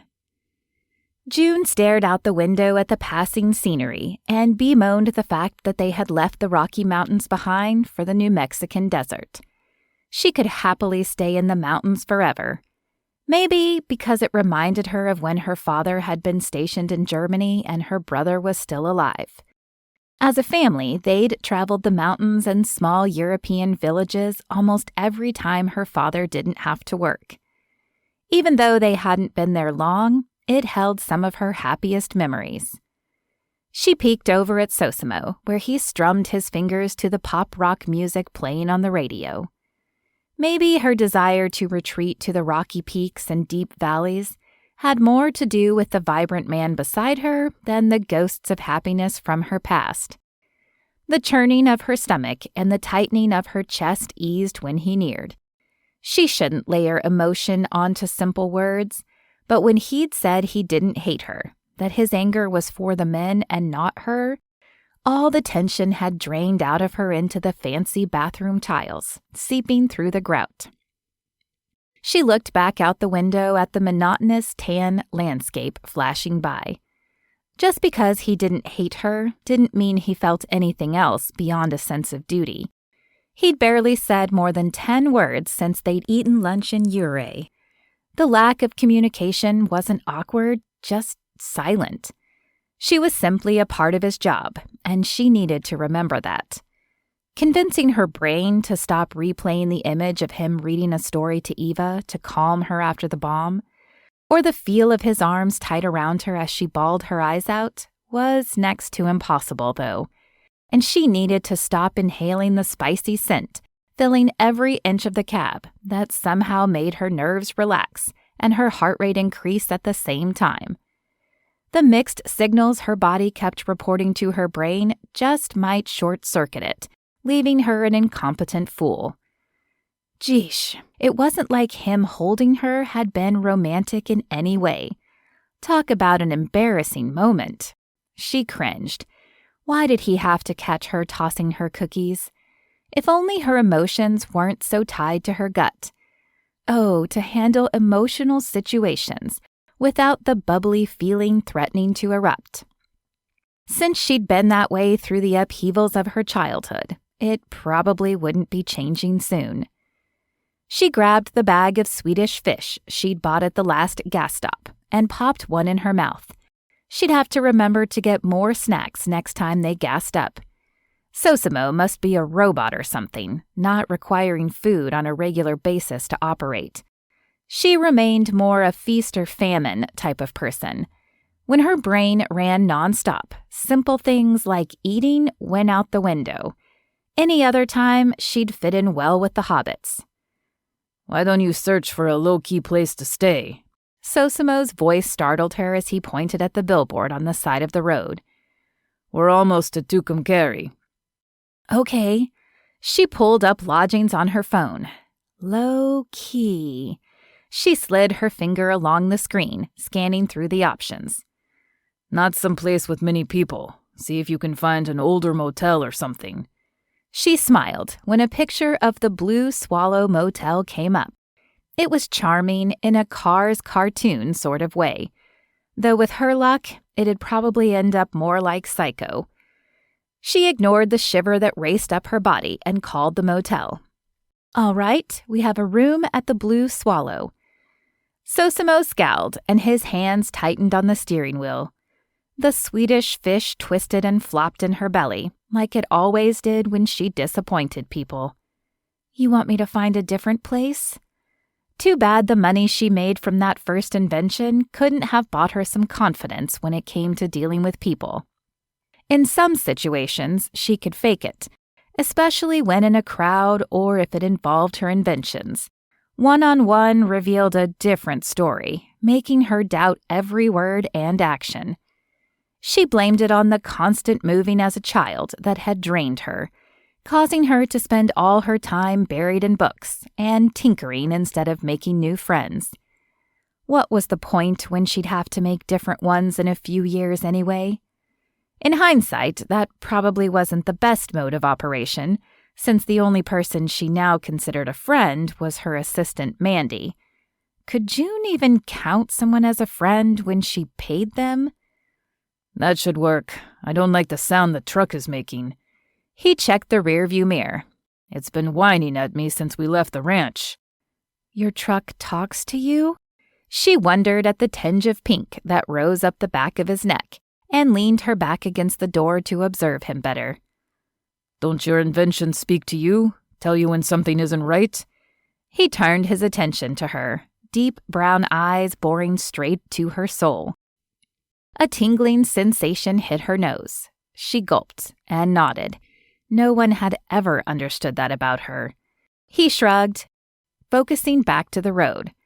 It's the same with me and motors. They tell me what's wrong, and I fix them. They are just about the only thing I can understand. His cheek muscle jumped as he clenched his teeth and cleared his throat. Well, it looks like we have something in common. Not sure if having inanimate objects speaking to us is necessarily a good trait to share. Most find that weird. She gripped her phone and groaned. Not that I find you weird or anything. I'm the weird one. Me and my enormous mouth. Are you hungry? I'm starving. It looks like there are a couple of places within walking distance of the motel. She swiped her finger on the screen, wishing she could escape. Being stuck in a truck with little more than 2 feet separating her from the sexiest man alive? Yes, People magazine got it wrong. Was detrimental to her language processing system. Not that she'd had much of a system to begin with. He stopped at a streetlight and looked at her. His eyes shone as he gazed at her, a slow smile building on his face. The air became thick. She licked her parched lips, and his gaze darted to them. Oh, sí, tengo hambre. His accent came out thick. Very hungry. He swallowed as the light changed green and turned east onto Route 66. Just what kind of kicks did this route have in store for her? They sped up, and a loud growling noise startled her out of her silliness. She peered through the back window as if she could see the problem. Ay, caray. Sosimo's grip tightened on the steering wheel. Where's this motel? Less than half a mile up on the left. June scanned the street for the sign. There. They pulled into the motel just as a loud pop sounded. Sosimo muttered under his breath as he turned sharply into an empty parking spot and braked. He sat back with a huff and pushed his fingers through his hair. I think the rear end just blew. He hit his palm against the steering wheel before shoving the door open. His frustration ebbed off him in waves. He slammed the door and she jumped. She yanked her vest on as she climbed out of the truck. When she got to the rear of the bed, he knelt beside the tire with his head under the truck. She crouched next to him and peered at the undercarriage, not sure what she looked at. Well? We're leaking fluid on the differential.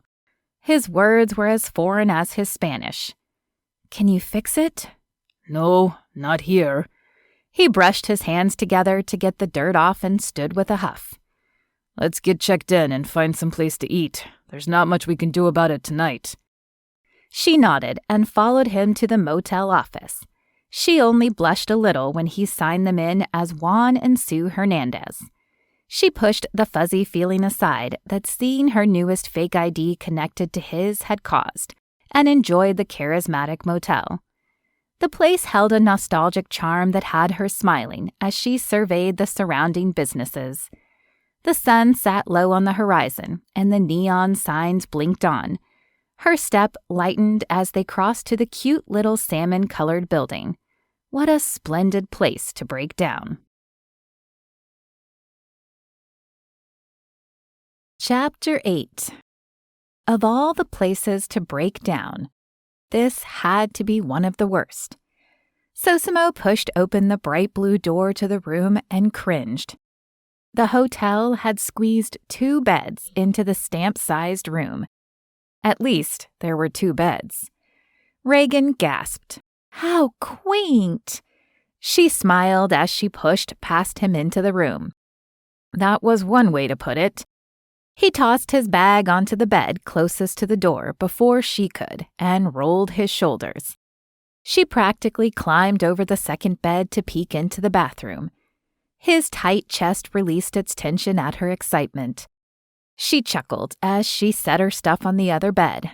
"I love it. Makes me feel like I stepped back in time." Let me go grab the rest of our gear and then we'll scrounge up some grub.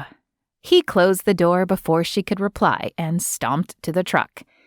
He should have known better than to take the ancient thing, but the cinnamon brown and tan pickup reminded him of his youth fixing vehicles with his uncle. He'd hoped it would keep them under cover, but it turned into a big pain in his butt. He pulled out his phone to check in with Zeke, calling him on the secure line. "Sos, how'd it go?" Zeke's lack of greeting and tone fit Sosimo's sullen mood perfectly. "Fine, we made it to Tucumcari, New Mexico. Good. The truck blew a bearing. I'll have to find some other transportation. Your cards don't have limits and can't be traced back to you, Reagan, or the company, so get what you need." Sosimo nodded, even though Zeke couldn't see him. "Is everyone all right there? We haven't had any more threats, and the false trail went perfectly. Let's hope they just gave up." Sosimo grabbed the last of the bags from the back of the truck and headed toward the room. "Wishful thinking." Zeke huffed, a tapping noise coming over the phone, which meant he clicked his pen in frustration. "Anything else going on?" The tightness in Sosimo's chest had returned. "Samantha left." His friend's sadness leached through the phone and settled in Sosa's gut. "Oh, man, I'm sorry. I don't blame her, not really." Zeke cleared his throat. Cars blowing up in the yard is a big catalyst to breaking up. Sosimo didn't know what to say. His own heart broke at never seeing Eva, his little bubble of happiness, again. He couldn't imagine the anguish that Zeke must be going through. "Maybe you can go talk to her. Let her know that doesn't happen often." He grabbed at straws. "Not sure if that would help. Might be worth a try." "Maybe." Zeke's voice trailed off. "Listen, good job at getting Reagan out of here. Rafe has been digging all day, hasn't come out of his cave downstairs. This problem she has runs deep, much deeper than we first imagined. He's having trouble untangling all the roots, but as soon as we find something, we'll let you know." "Great, thanks for the update." He also set up blocks on her phone to bounce the location around, but he says it's not fail-proof. I'll just take hers from her, keep it simple. Taking a phone from a woman could be dangerous. Zeke chuckled, then sobered. "Keep low, Sos. My gut's not liking this one." "Copy that. I'll let you know when we get back on the road." Sosimo ended the call and pushed open the hotel room door. "I'll keep you posted." Reagan had her phone smashed between her shoulder and her ear as she braided her hair. "Bye." She leaned over the bed, letting the phone drop to the comforter. She twisted a rubber band around her thick braid, her smile fading as she glanced at him. "Everything okay?" Her forehead got that crease it did when something concerned her. "Who was that?" His voice came out gruffer than necessary. Maybe he needed to find some food before he opened his mouth again. "Adam." She cleared her throat. "Colonel Adam Johnson. He's my contact at the SEP. I was letting him know we are on the way."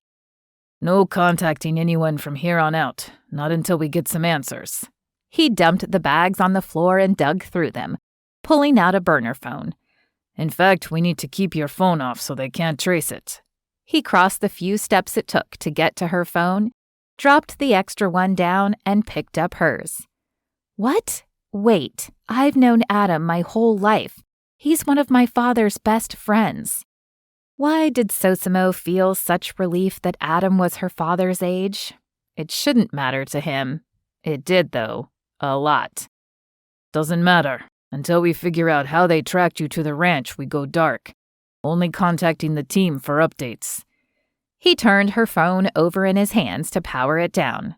She snatched it from him. At least let me copy my important contacts down.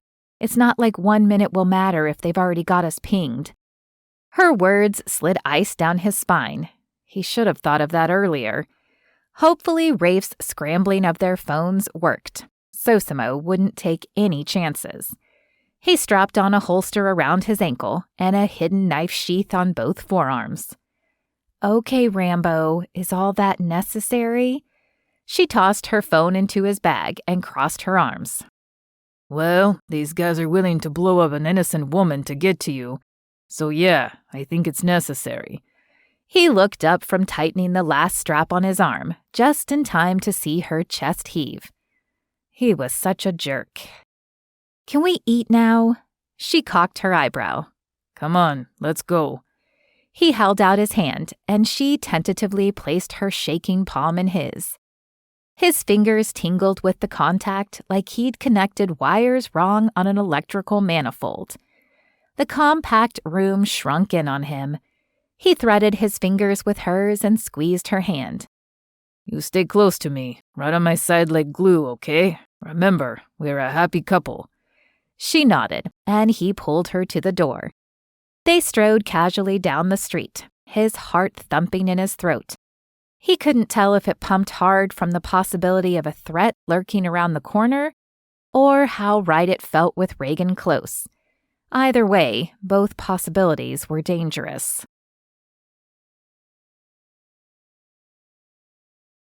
Chapter 9. The next morning, Sosimo scanned the car dealer lot, looking for a vehicle to travel across country in. He'd called Cooper the night before to let him know they wouldn't make it to Amarillo until the morning. Hopefully, car shopping wouldn't take long.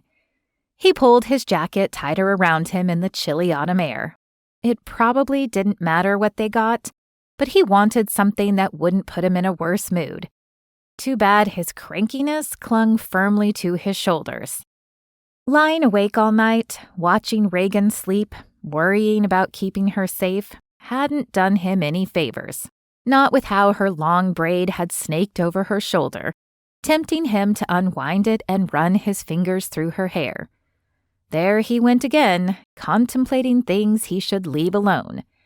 He scowled as he surveyed the cars before him, finding nothing that he wanted to spend countless hours in. What about that? Reagan grabbed his hand and pointed toward the back of the lot. Come on, let's check it out. He dragged his feet as her fingers tugged on his. She glanced back, her eyes laughing at him as she cocked an eyebrow. He stepped up next to her and threaded his fingers through hers, his skin tingling at every touch point. Though taking her hand was all part of their cover, it seemed so natural now. She stopped in front of a small motorhome. It's perfect. She leaned into him. What do you think? He couldn't think, not with her so close. She smelled of maple syrup from breakfast and warmth. She glanced up at him and tipped her head toward the motorhome. He lifted his free hand and ran his fingers over the silky twists of her braid. Her lips opened slightly, drawing his attention to their full shape. His mind screamed danger, but he couldn't convince himself to care. He didn't have an aversion to danger anyway. I see you found the gem of the lot, a jovial voice said. Reagan jumped away from Sosimo, her face pinking as she averted her eyes. He flexed his fingers, missing the connection of her. The glare he sent the salesman's way didn't seem to faze the older man. This beaut just came in and probably won't last long with all the camping fanatics this area has. The man held out his hand, and Sosimo gripped it. Bill Landry, at your service. Juan, and my wife Sue. Why didn't those words upset him as much as they had when Rafe first showed him their fake IDs? She darted a glance his way before shaking Bill's outstretched hand. Nice to meet you. Now this here Winnebago view is just about perfect for a young couple like yourselves. Bill walked up to the RV and tapped it. Small and compact, it'll be easy to drive, and you can park this baby just about anywhere. You don't have kids, do you? It's a mite small if you do. No kids. Reagan cleared her throat. What would their kids look like? Would they have her red hair and his dark eyes? His mother would go loco over Reagan, fussing at how bonita she was. What would Reagan think of his family? He shook his head, forcing himself not to look at her. Dangerous indeed. Newlyweds. I could tell the minute I saw you. Bill clapped his hands and winked. You'll love the bed. It's perfect for cuddling. Sosimo inhaled sharply and coughed as he choked on his spit. Reagan's ears turned red. She crossed her arms. Bill chuckled lightly as he stepped to the RV's door. Go ahead and take a peek inside. Bill waved them forward. Reagan stepped up into the RV, heading toward the back. Sosimo followed her in, turning in the tiny space. It had everything they'd need to lie low. A dinette and galley filled the space next to the door. The bathroom and bedroom were a few steps away in the back. He quickly spun from the bed, his neck heating, and strode to the driver's seat. He sat and clenched the steering wheel in his hand. The upscale interior proved a complete contrast to his Ford, kind of like he and Reagan were opposites. This baby has a Mercedes chassis with a turbo diesel engine. There's a bunk above the seats that can double as storage, and the dinette folds down into a bed. Both seats up front turn to face the living area. Bill yammered on. It didn't really matter. This was perfect. They could camp their way across the nation and no one would be the wiser. Maybe they could buy some camp chairs so they wouldn't stay stuck inside the tight space. It's low mile. We'll take it.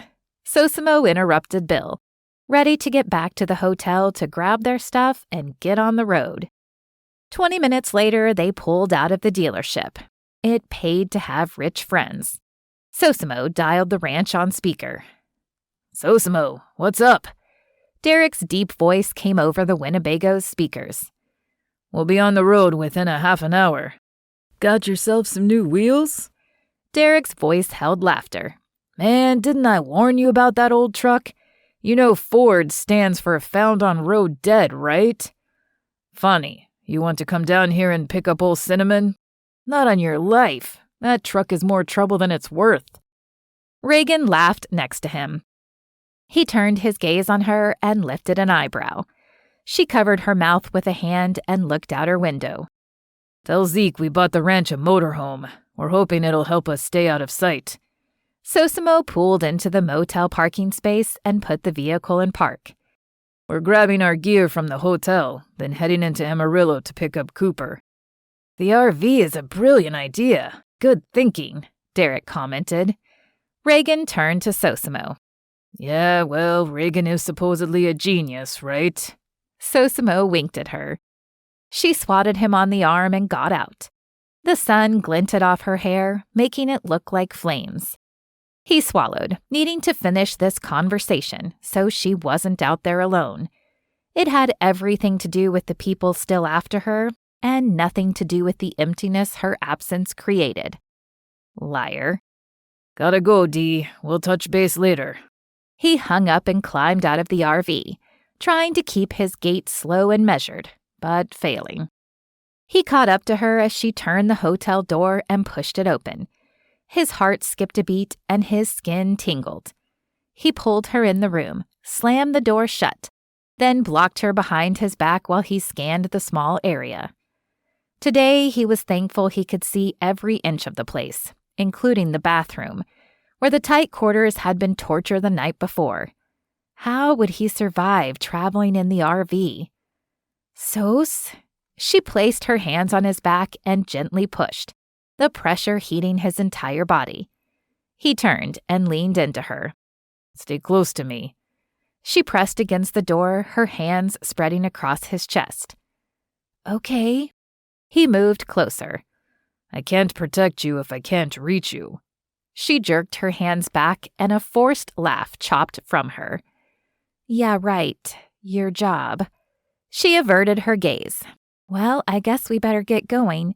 Don't want to make your friend Cooper keep waiting in Amarillo for us.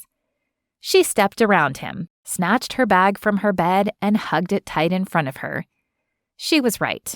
They needed to get going before he did something stupid, like press her up against the door and give in to the need to kiss her.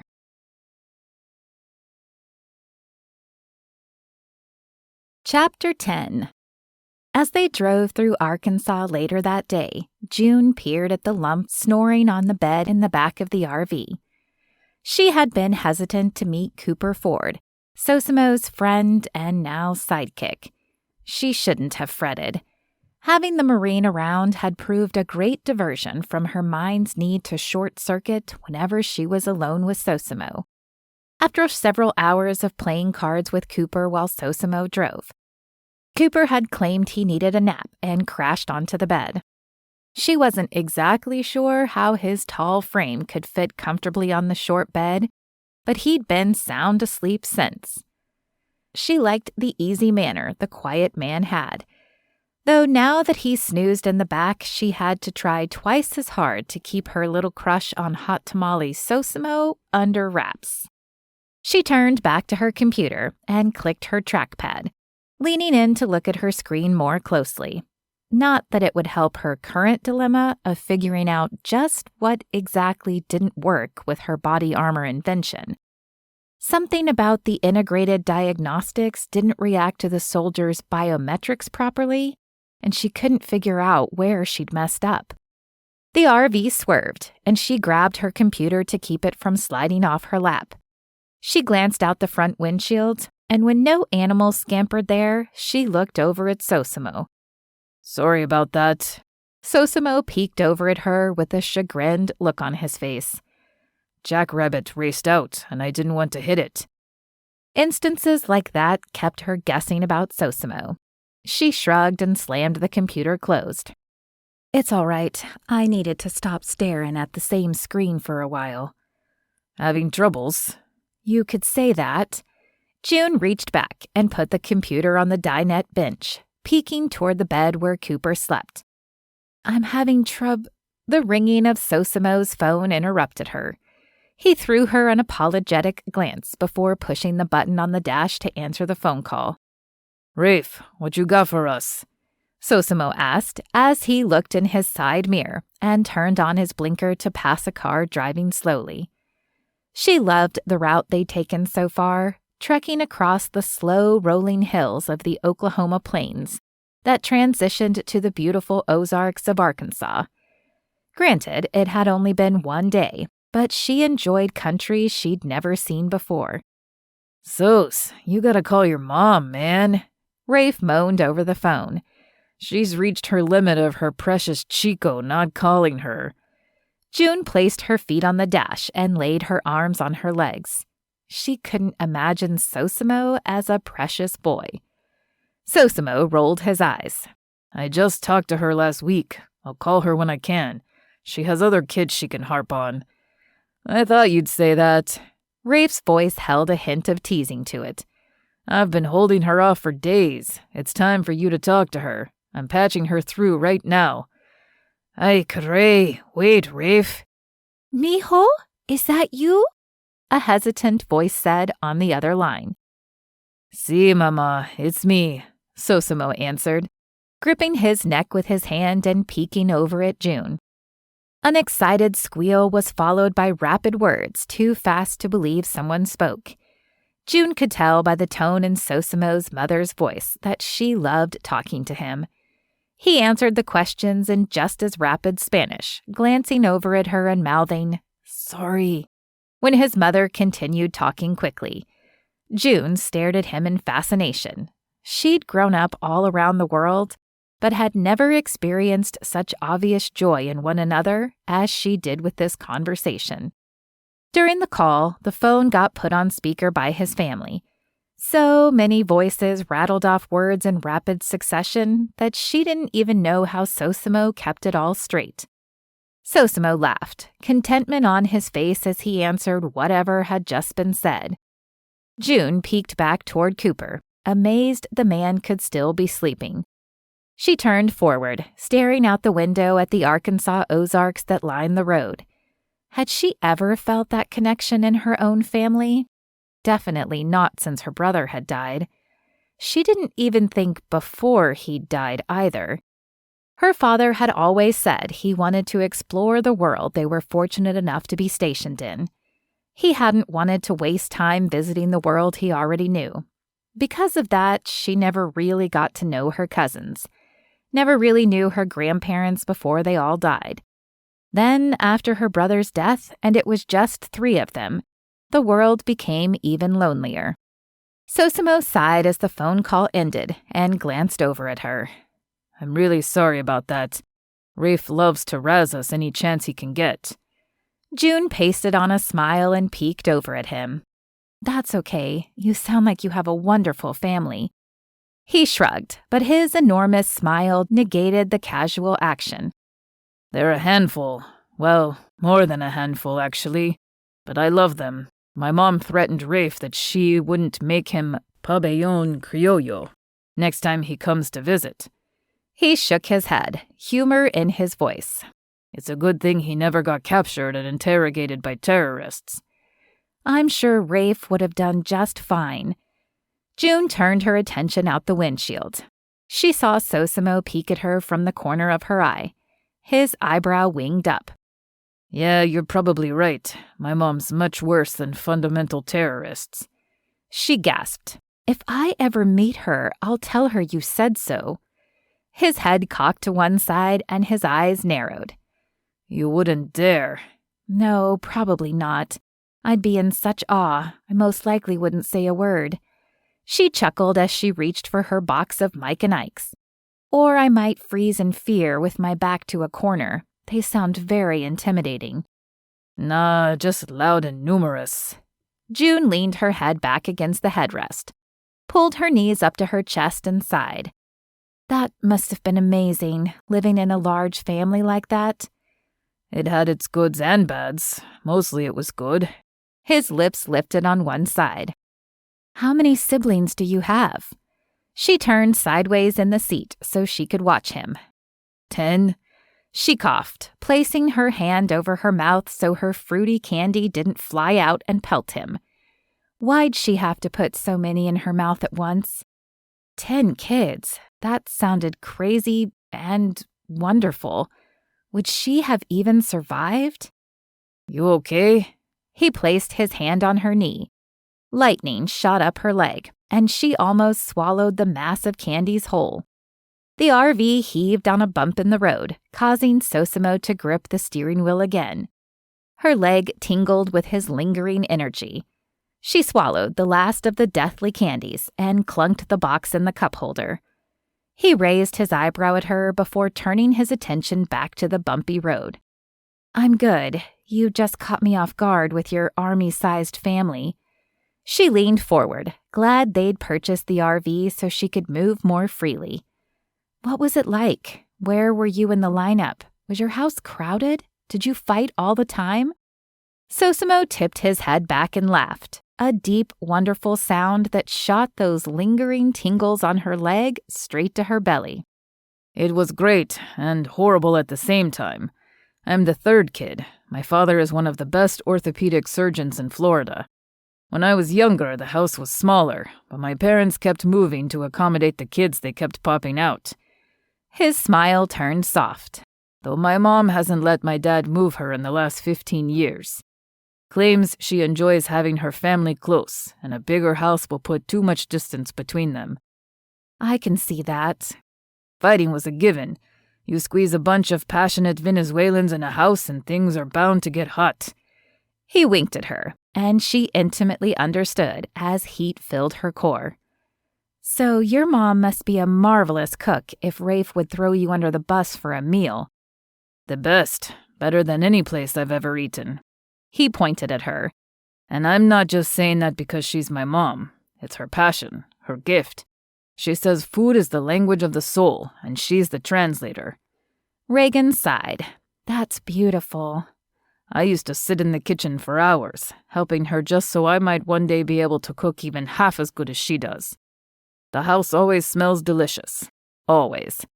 I had to join the army just so I didn't end up weighing 200 pounds. Yeah, right. She tapped him on the shoulder. Why did you join?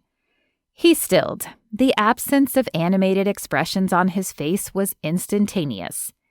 Shoot. Her stomach bottomed out and her throat thickened. I'm sorry, I'm prying. No, it's okay. He inhaled, held it for a second, then let it out. His gaze ping-ponged from her back to the road. He closed his eyes for a moment before pulling his shoulders back. It was just about the only option for a knucklehead like me. What? I don't understand. My family is full of smart people, smart like you. He shrugged. I'm not like my family. That's not true. Her voice sounded strangled as she denied what he said. Yeah, it is. He tapped his thumb on the steering wheel. I struggled in school. Man, did I struggle. Found out later that I have severe dyslexia. Most of my teachers just thought I was stupid and lazy, would never amount to anything. Reagan gasped. They told you that? Some did. Others just gave up after a month or two. My 5th grade teacher didn't, though. Mr. Thomas. He's the one who realized the words and letters like to dance around on me. He grinned as he shook his head. Even knowing I still struggled through school. Barely graduated, but I enjoyed rifle club and tinkering with engines. College was definitely out of the question. My junior year, after getting in-school suspension again, my dad said my need to protect others might be useful in the army. Protect others? His forehead scrunched as he grimaced. In elementary school, I hated seeing kids get picked on. I got enough of that myself. I guess I figured that if I couldn't be smart, I had to be something. So I protected others from bullies, stepped in when they couldn't. I can see that. Sosimo the hero. She twisted her hands together to keep from reaching out. More like Sosimo the troublemaker. He shook his head. I spent more time in detention than I did class, I think. I bet it broke your mother's heart to have you enlist, not having you there in the kitchen with her anymore. She has 9 others who've stuck close to home. She lived. He pulled up to the Village Creek State Park kiosk and paid the attendant for a campsite. She laughed, shaking her head. This man amazed her.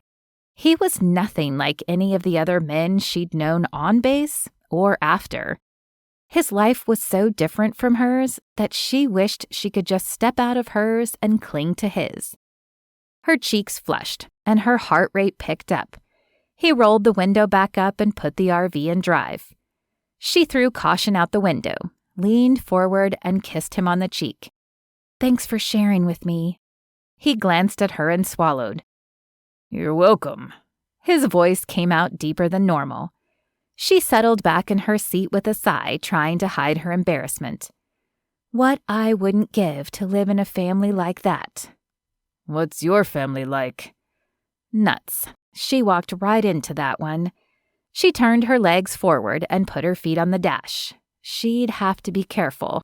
She couldn't slip about her father, not if she wanted him to like her for herself. She peeked at Sosimo. He would be different, though.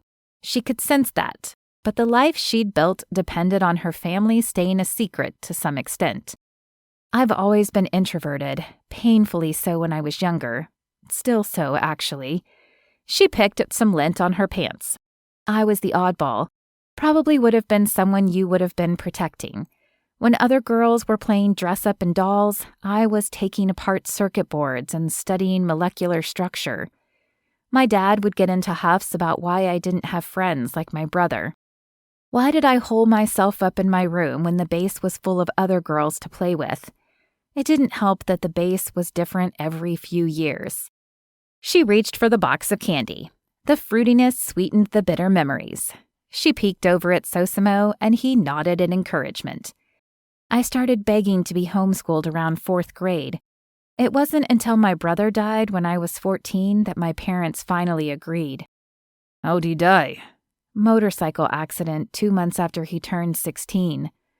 Sosimo winced and placed his hand on her shoulder. I'm sorry. Thanks. She shrugged, glad the weight of grief had eased over the years. Our already quiet house became painfully silent. Still is reserved and orderly. She mock saluted. Relaxing her head back against the seat, she closed her eyes. That's why your family sounds amazing and scary and something I'll probably never have the pleasure of experiencing. Wow, how pathetic did her voice sound right now? She cleared her throat and shook out more candies. When did you start inventing things? Sosimo smiled knowingly at her. She grabbed onto the lifeline with relish. When I was 9, I started testing things. I had a lot of gadgets fail miserably. Still do. The one you call Superman was the first thing worth making public, though my mom swears I should patent the clothes steamer I made for her. What's that? It's kind of like an extra long garment bag that she puts her clothes in, pushes a button, and walks away.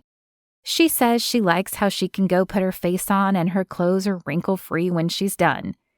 He chuckled as he turned off the main park road. Seems like something my mom would like. Can I special order one? You'll make me son of the year. That's difficult to do with 6 of us. She laughed. From the sounds of it, you just show up and you'll earn that spot on your own. She shrugged as he drove through the tree-lined park, glad they'd decided on staying here, rather than a campground off the highway. I could whip her up one. I kind of owe it to you after all I've put you through. You don't owe me a thing. I'm glad I can help. His voice had an insistence to it that made her believe he truly meant it. He pulled the RV into an empty spot and threw the vehicle in park. He stretched out his neck as he unbuckled. Well, show and tell time ended. She pressed her buckle free and lifted the armrest to escape the revealing conversation. She swung her legs between the seats to stand, but stopped when he placed a hand on her shoulder. His thumb rubbed up and down her neck, short-circuiting her brain cells. He leaned close, his spicy scent intoxicating her. She tried to breathe it in deep, take it into her very essence, but her tight lungs constricted her airflow. He stopped his approach a mere inch from her lips. Would he kiss her? She held her breath. Thanks for sharing with me. He kissed her on the cheek, right on the corner of her lips. Her heart shrank. You're welcome. She squeezed the words out. Thank goodness she hadn't turned to meet his lips, though part of her wanted to grab his head and make him kiss her right. He opened the driver's door and said something about claiming their spot. At least, she thought he said that. His voice sounded muffled against the blood rushing in her ears. The door snapped shut, causing her to jump. She'd better get up and move. It'd only emphasize her pathetic nature if she still sat in a daze when he returned. She stood on shaky legs, clutching the front of her shirt that seemed tight. Ay, caray, she was in trouble.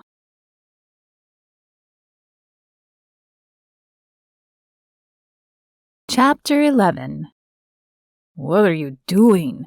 Sosimo muttered as he took the campground ticket and clipped it to the site number. Why in the world had he almost kissed Reagan? He raked his hand through his hair.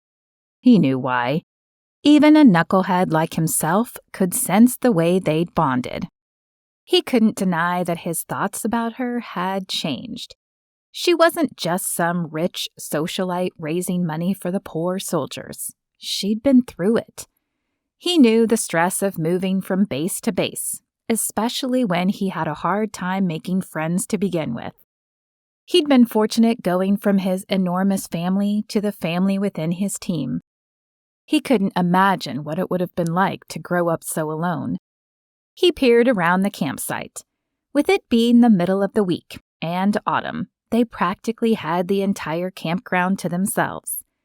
He took a deep breath, cleansing his nose of her inviting scent with the musty smell of dry leaves. Maybe they needed to get out of the RV. They had been traveling for over 12 hours. He just needed to wake up his brain so he could keep from doing something they'd both regret, like having Cooper catch Sosimo kissing the daylights out of her. He marched up to the side door and snapped it open. I'm going for a walk. Want to come? Reagan, who was attempting to open a bag of chips, jumped, ripping the bag open. Chips flew to all corners of the RV. She stared wide-eyed at him for a second, before her face turned red. He burst out laughing. "You scared the daylights out of me." She glanced around the RV at the chips now covering all the flat surfaces. Her eyes closed to slits as she turned her gaze back to him. She pointed a finger toward his face. "You're helping me clean this up." Okay, but we're taking a walk first. He stepped to the door and leaned in to holler to Cooper. Coop, we're going for a walk. All right, give me a sec and I'll be ready. Cooper's groggy voice mumbled from the back. Don't worry about it. Nothing here but the birds and the trees. Sosimo stepped back and motioned for Reagan to follow. She grabbed a handful of chips from the bag and set the torn thing on the table before she carefully stepped her way out of the RV. She looked adorable as she attempted to not crush the chips as she tiptoed out of the RV. When she got outside, she extended a chip toward him. Generosity was threaded through the very fabric of her being. Does Cooper normally sleep that much? She popped a chip into her mouth. Sosimo shrugged. He's taking the night shift tonight. He's just getting as much sleep as he can so he doesn't get tired later. You and your night shifts, poor guy. She smirked and turned in a circle. Look how beautiful it is out here. Her expression held a sense of awe, like the night before at the Blue Swallow Motel. Did she always approach life with such wonder, or was she just so far out of her norm that she couldn't help it? Whatever the case, what would it be like to be the one she experienced life with? If she was truly as shy as she said she was, there'd be a lot of life she hadn't experienced yet. Warmth spread through his chest as he glanced over at her in the dimming evening light. He shook off the thought and marched through the grass toward the lake at a fast clip. I wish we would have gotten here earlier. We could have hiked around the lake. Reagan brushed off her hands and shaded her eyes as she glanced up at the retreating sun. She brought her hand down, lifting her eyebrows at him in question. Think we have time to trek down the way a little? Sure. He'd been watching their tail all day. He didn't doubt that the people after Reagan might eventually catch up to them. For now, they were still safe. A bird twittered and swooped over the lake. Reagan pointed to it, but his attention stayed glued to her. The dimming evening sun made her hair a richer tone of red, where it curled around her face and down her back. He liked her like this, relaxed, dressed in leggings and a long shirt. Not that he didn't find her attractive in her formal wear. Then she'd been gorgeous. Now she was awe-inspiring. So, what are you making us for dinner? Reagan asked, as she pulled a yellow leaf from a low-hanging branch. Sosimo shook his head to focus. What? Well, you told me you spent countless hours helping your sweet mom. I figured you'd feed us. Reagan tossed the leaf at him. I'm not sure if you've noticed, but my only contribution to the shopping cart of groceries was from the candy and chip aisle. He laughed. Is that all you ever eat? No, I'm also proficient at bowls of cereal and microwave meals. She plucked another leaf down. They've really improved the freezer section over the last several years. She tossed the leaf at him again, and he cocked his eyebrow at her playfulness. When I'm home, I use this great service that delivers pre-made, home-cooked meals for me. All I have to do is warm them up. I'll whip us up something when we get back. It better be good. I'm starving. When are you not? When I'm in the zone. Speaking of, we need to go by my house tomorrow when we drive through Tennessee. I need to pick up the prototype and some equipment to try to figure out my glitch before we get to Virginia. I thought your homes were in Maryland and Texas. They'd been the only residences they could find for her. The place in Maryland I keep for when I'm visiting my parents. She kicked at the dried leaves on the grass. I'm not real fond of staying with them. Quick visits are great. Long ones, not so much. The house in Texas is where I stay when I'm setting up the inventions with my testing lab and manufacturing facility there. Where do we have to go then? It's not far, only about 3 hours from here. It's in a little town called Paris, Tennessee. She grabbed a strip of her hair and twisted it in her hand.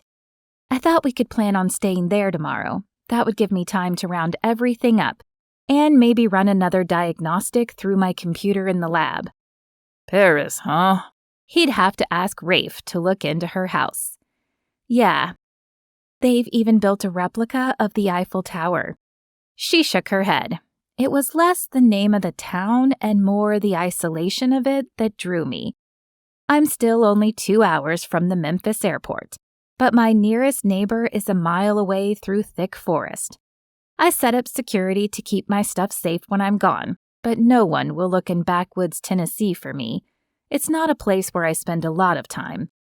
What isn't? The outdoors. She motioned her arms around her. Remember, I'm a geek who spends far too much time in her lab. So why all the secrecy? Why not just live in Texas where your other lab is? He studied her closely, wishing the fading light didn't put so much of her face in shadows. Paranoia? Her laugh sounded forced. She sighed and stopped, staring absently over the lake. When I almost had the Superman done, I trusted the wrong person. We had been dating for about a year. He kept hinting at marriage. He tried to steal my invention and sell it as his own. He touched the back of her hand. I'm sorry. Yeah, well, story of my life. Guys are only ever interested when I can advance their career. I should have known better. She had a hardness in her voice he didn't like. He definitely couldn't care less what she could do for him. Something about her called to him. She continued along the lakeside, kicking a little more violently at the leaves than before. A rustling in the brushes pulled her up short, and Sosimo lengthened his strides to catch up to her. From the sound of it, it was most likely a small animal that had ventured to the water to drink. But he bet she didn't know that. Is it a bear?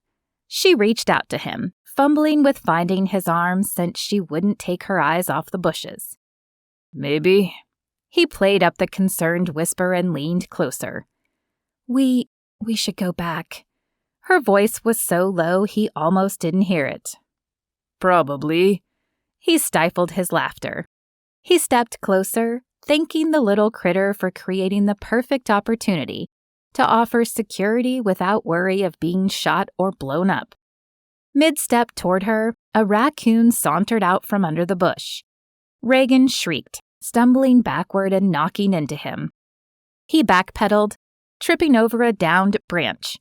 Arms flapping, he barely registered, Reagan's mouth falling open, before the frigid lake water slapped his back and wrapped his body completely.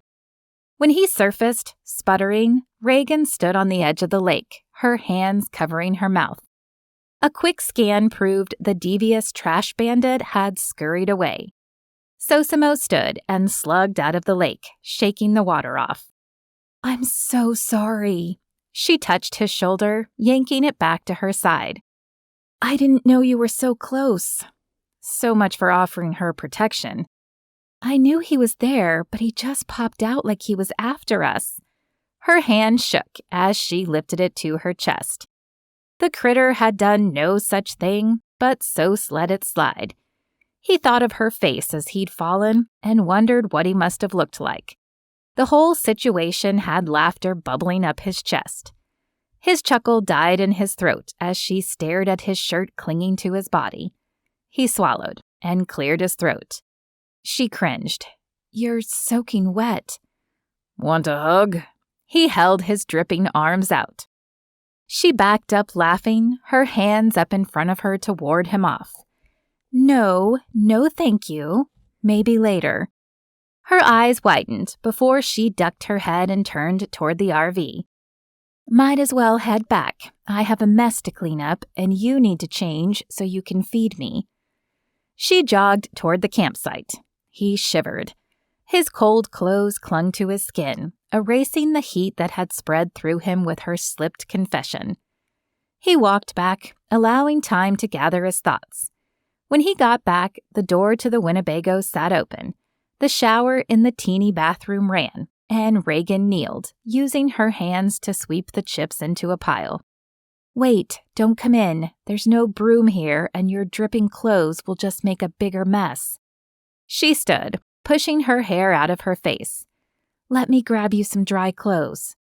"What? You want me to strip out here?" Sosimo gaped at her.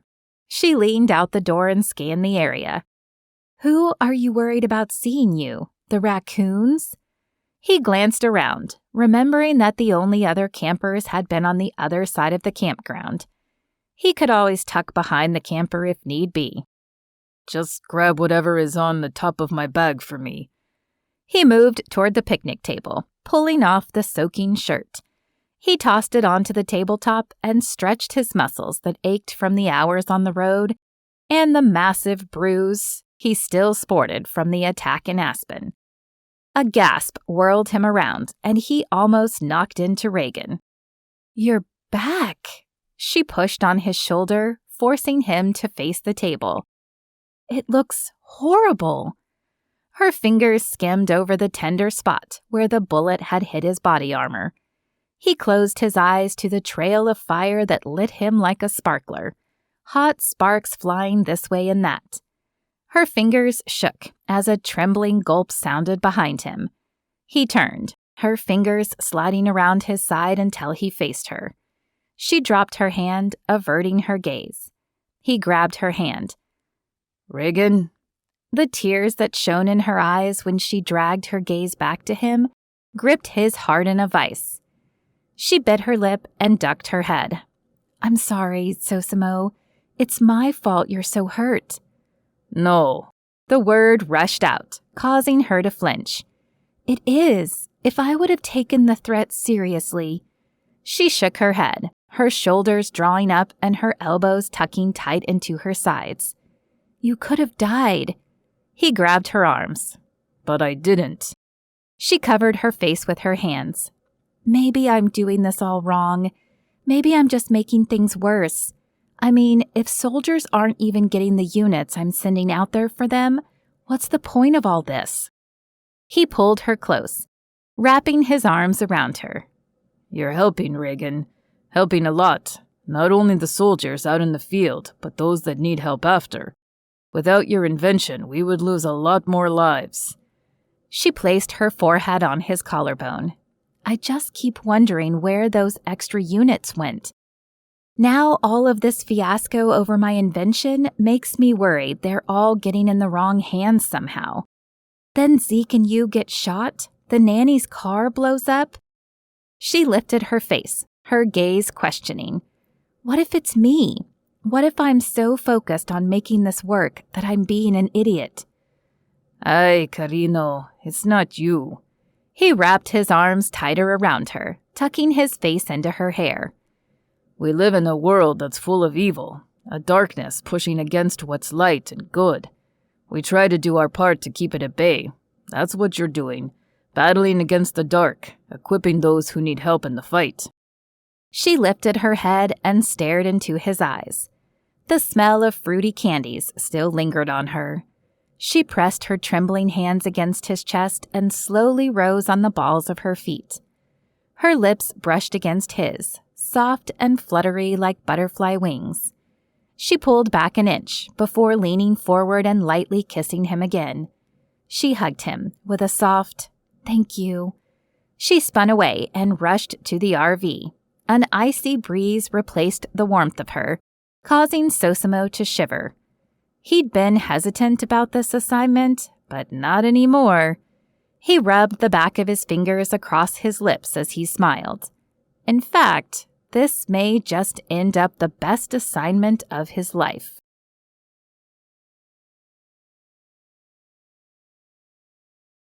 Chapter 12. June still couldn't believe that she'd kissed Sosimo the night before.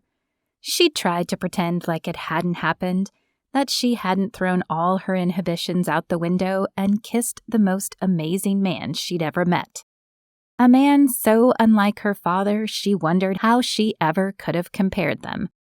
It didn't work. The tension between them was thick as taffy. Her mind wanted to think of nothing but that brief kiss and his heartwarming words. It made it really hard to focus on what she'd brought them to her home to do. She shifted from one foot to the other as she bent over her computers, pulling up data and analyzing it as quickly as she could. She had a program running to pull all her information from the hard drive and transfer it to the external memory she planned on taking with her. The recent attacks may have left her a little paranoid. She'd never wiped her computer clean in the past, but if whoever was after her found this place, she didn't want to leave her inventions to chance. I love your home. Very chevre. Sosimo strutted down the stairs, taking a large bite out of an apple. Cooper's upstairs keeping an eye on things. I wanted to see if you need anything. You've been holed up down here a long time. He wiped the juice off of his chin with his sleeve. Her stomach growled. She'd forgotten to eat lunch again. She glanced at the empty box of hot tamales she'd polished off a few minutes ago, knowing that didn't count as a meal. I need your help. She motioned him over. First off, I need a bite of that. She leaned over while typing and opened her mouth. His deep chuckle swirled in her gut. He held the apple up to her waiting mouth. She took a large bite, rubbing her mouth on her shoulder to catch the juice. Ay, caray, you took half the apple. He held the fruit to his face and examined it. What? I'm hungry. She spoke around the massive chunk in her mouth, chewing as fast as she could. You've missed. Sosimo turned her head to him. He stared at her lips, her hands stilling on the keyboard. He swallowed. She couldn't breathe, couldn't do anything but stand frozen with her fingers poised over the keys, and her heart pounding in her chest. His thumb brushed against her lips, the motion light and hesitant. She licked them, tasting the apple. He blinked a few times, then, with excruciating slowness, lifted his eyes to hers. Second? His hoarse question had her forehead wrinkling in what she could only imagine as unattractive confusion. First, you needed a bite. Second, you need... She straightened, shaking the moment out of her brain. Right. I need you to try this on so I can run some diagnostics. She closed the computer program and disconnected the suit from the cord. Shaking it out, she handed it to him. He held it up, turning it left and right. The apple soured in her stomach, the anticipation of what he'd think building until she worried she'd spew apple chunks everywhere. Stupid nerves. This is it? His voice held a concerned tone. It looks like a speed skating outfit, not armor. June reached for it, then pulled her hands back. That was the idea. I wanted something that was lightweight, that wouldn't hinder movement. I synthetically engineered spider silk, then combined it with Dyneema and graphene to create a fabric that is both flexible and practically impenetrable. She forced herself to stop talking. He stretched the material and held it up to him. Will it fit? Her nervous giggle made her cringe. It's designed to stretch and mold to any body type. Chevre, cool. He smiled at her, his expression warm with pride. You're amazing. He winked and strode toward the bathroom. June leaned against her high desk and fanned herself. He would be the death of her, one sexy look at a time. She turned back to the computer screens and checked the status on the transfer. It flashed complete on the screen, so she ejected the external hard drive and placed it in her backpack with the rest of the gear she'd collected. Now she just needed to run diagnostics on the suit itself and throw her laptop in the pack. The door to the bathroom opened, drawing her attention to Sosimo as he strutted out, tossing his clothes on the desk. I pulled my pants over the top, he grimaced. I'm confident, but not that confident. She gulped, amazed at how the suit accentuated every muscle across his chest. He stopped a few feet away, held out his arms, and turned. Well, what do you think? He smoothed his hand down the front of him. Nice. Very, very nice. She cleared her throat. The question is, what do you think? He moved his body, twisting and punching. It feels good. I'm not used to everything being this tight, but the fabric doesn't chafe. It's so light, it's almost like I'm not wearing it at all. That's good, June choked out as she ducked her head to hide her warming cheeks. She moved around him, lifting his arm, checking the seams, and running her hands along the silky fabric, tightly encasing his sculpted body. This would work. Tingling started in her head and rushed to her fingers, sending gooseflesh across her skin. She came back around him, not able to contain the large smile spread across her face. She touched his collar. Turn the suit on with the button right here, and let's see if I fixed the glitches. He pressed the button, and data streamed through her program. The steady beep-beep of Sosimo's heart sounded from her speakers. She clapped and placed her hands on her cheeks that hurt from smiling. Everything left her mind except the rush of excitement that ran warm through her body. She turned and threw her arms around Sosimo's neck with a squeal. It's transmitting. I couldn't get it to communicate before. He lifted her and twirled her in a circle. Joy bubbled out of her as she tipped her head back and laughed. He stopped spinning and lowered her with excruciating slowness. She vaguely registered the beeping of the computer as his heart rate increased. It pounded against her palm she'd flattened against his chest. He brought his hand up and trailed the back of his fingers along her cheek and down her neck. Eres increíble. The beeping sped up even faster, matching the rapid drumming of her own heart. Would he initiate the kiss this time? Should she just kiss him again and risk looking pathetic or pushy or both? Her pulse quickened, and she hoped she didn't pass out. His smile built slowly as he anchored his arms around her and pulled her tighter against him. If she waited any longer, her brain may just overheat and stop functioning altogether. She lifted onto her toes on shaky legs and tentatively pressed her lips to his. They were soft yet strong, accepting her kiss with an attentiveness that turned her already unstable legs to jelly. She slid her hands up his chest and threaded her fingers through his hair. Every synapse in her body fired at once, threatening to overwhelm her. You're driving me crazy, he whispered against her lips, before trailing kisses along her cheek and down her neck. Could kissing make her chest explode? Her back pressed against her desk, and he cradled her head as he claimed her mouth again. Feeling bolder than she'd ever felt before, she playfully dragged her teeth over his lower lip. He growled and deepened the kiss. This was it. She would implode. She was sure of it. A loud alarm went off on her computer, and Sosimo groaned and chuckled low. I think we broke your invention, Carino. That's not the suit. She exhaled the words as he kissed below her ear. It's the proximity alarm. Sosimo stilled, his breath skimming her skin in harsh bursts of air. What? He pulled back, and his penetrating gaze made her blink. The fog that the last few minutes had settled over her brain cleared as the alarm fully registered. The house's proximity alarms. He moved away as she turned and started pulling up feeds on her computer. Rustling of fabric sounded behind her as one screen after another came up with people sneaking onto her property in the cover of the dark night. She glanced back as Sosimo pulled his shirt over the suit and tightened his belt. People are here. Her limbs shook for a whole new reason. We've got company, Cooper hissed down the stairs. Sosimo stepped up next to her, scanned the feeds, and pointed to an empty screen. Where's that?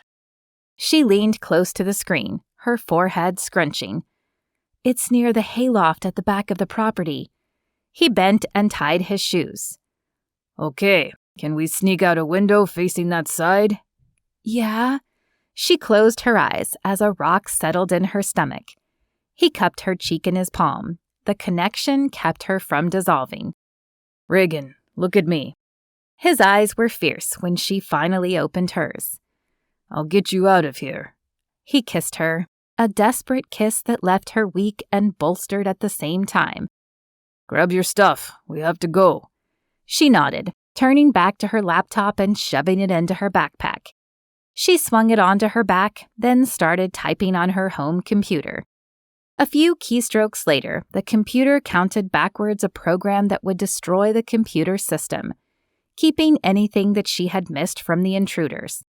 She rushed after Sosimo, who scanned the family room at the top of the stairs.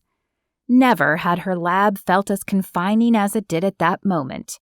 Oh, please, please, please let me live. She didn't want to die, not when the most amazing man just gave her a reason to stop hiding in her lab and experience life among the living.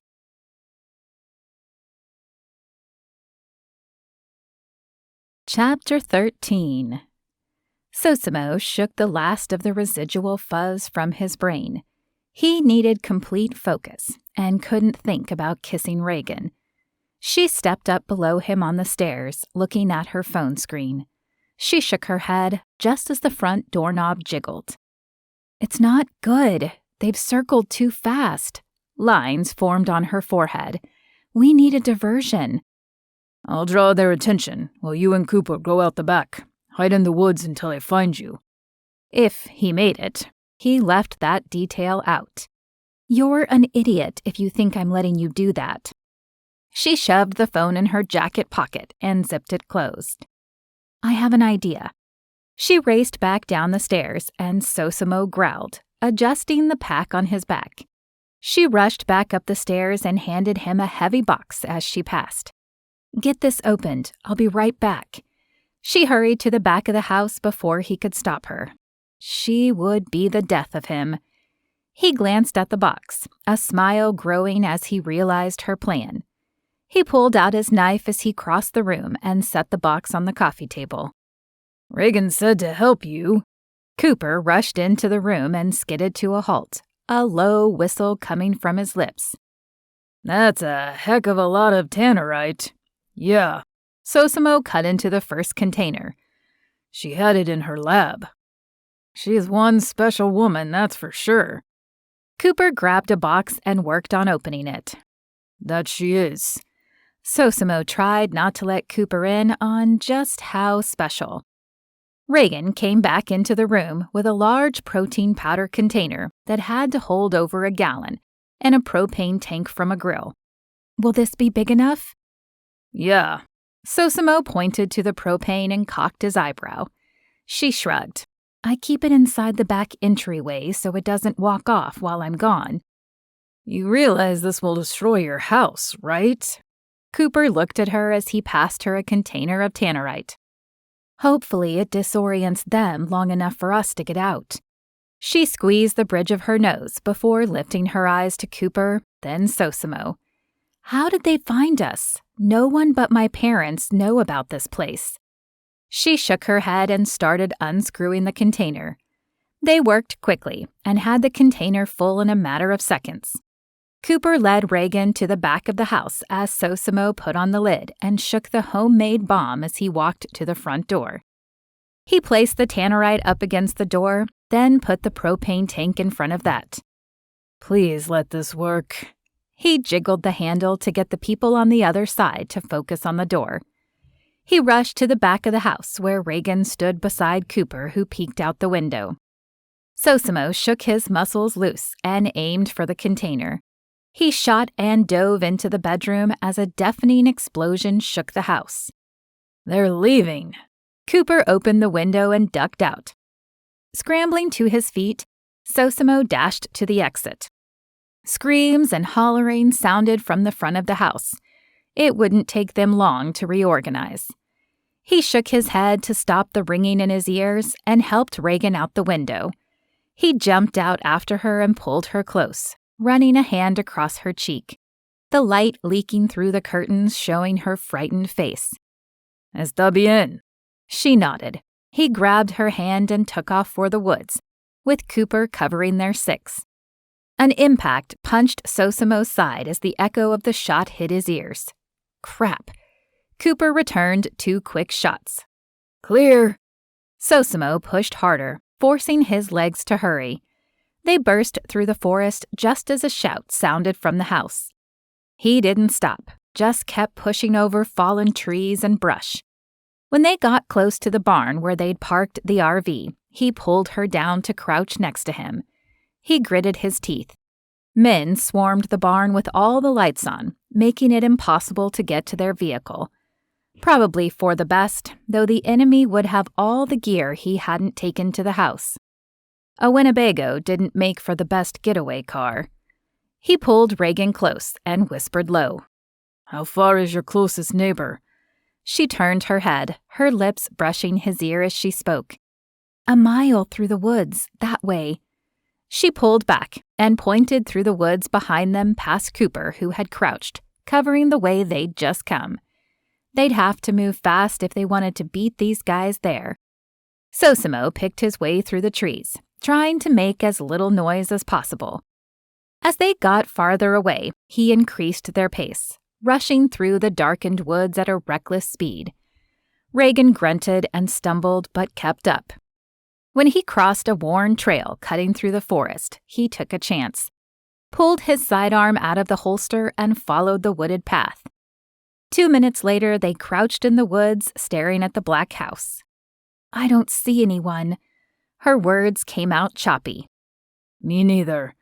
He rubbed the back of his neck, the tension in his stomach knotting it tight. Without involving the neighbor, they had limited choices. Cooper pointed toward the garage. We take the motorcycles. Sosimo felt slightly bad for stealing. We'll roll them out to the road so the neighbors don't wake up. Hopefully it'll be morning before they realize they're missing. Thankfully, I have the cash, our cards, and IDs in my pack. She nodded, drawing his gaze to the blood on her cheek. His heart raced as he rubbed his thumb along her jaw. Her stumble in the woods suddenly made sense. Oh, carino. It's nothing. She turned her determined gaze to him. I'm fine. Her eyes blazed. She was furious and more beautiful than anyone he'd ever seen.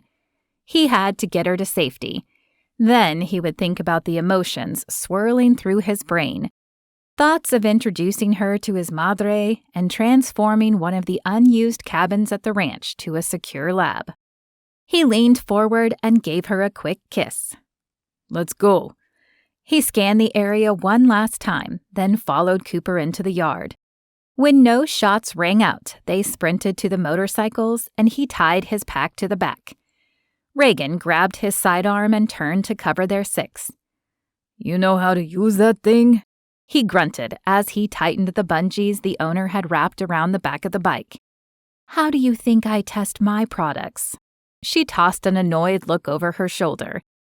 I was shooting guns by the time I was 5. You focus on what you're doing. I've got this. He chuckled as he pushed the machine up the driveway. Trees lining the long walk to the highway hid them. When they got to the road, he leaned the bike on its stand and surveyed the road in both directions. When all appeared clear, Cooper nodded at Sosimo. He climbed onto the seat and hot-wired the bike. After handing him back his gun, Reagan climbed on behind him, wrapping her arms tightly around his body. Maybe they should have gotten a motorcycle to begin with. He eased on the throttle and sped up down the road. He really didn't care where they went at this point. She laid her head on his shoulder with a deep exhale he felt heave against his back. He just needed to get her somewhere safe. Then they could figure out what the heck had just happened.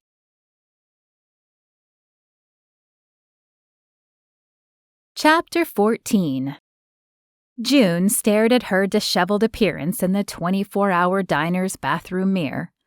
Her hair spun out in all directions like a nest of fire. The slash across her cheek had dried with blood streaking from it. Why had she even bothered with putting on makeup? Dark circles of smeared mascara highlighted the dark circles left from her exhaustion. It wouldn't surprise her if the cops showed up just based on her looks alone. She cranked the handle on the paper towel roll, ripped the brown paper with more force than necessary, and got busy fixing her face. The last 3 hours had passed with horrifying slowness as they made their way to Elizabethtown, Kentucky. Over and over, she asked herself how those men could have possibly found them. Every time she came up empty. Whoever was after her couldn't track her phone. It had been off since they left New Mexico. She had more protection on her computer than the White House, thanks to her paranoia, so it couldn't have been that. The mystery frustrated her beyond belief. It scared her even more than the frustration. How could they hide from people who found the unfindable? She leaned closer to the mirror and examined her cheek. The cut probably wouldn't scar. What would Sosimo think if it did? People say chicks dig scars, but did guys? She shook her head and worked on taking off her makeup. The relationship had changed between them and left her exhilarated. He was nothing like the other guys she had met. At the house, he'd never ordered her about, but accepted her help with no question. She inhaled around her expanding heart. She dug through her pocket for her hair tie and pulled her red nest into a form of ordered chaos. Giving one last nod of confidence to her reflection, she opened the door with a determined yank. She had a man to celebrate surviving with, and she planned to do that celebrating in style. She found his eyes already trained on her, like he had kept them on the bathroom door the entire time. Vaguely, she realized Cooper wasn't sitting with Sosimo. Sosimo had picked a booth in the corner where he could both face the door and the bathroom.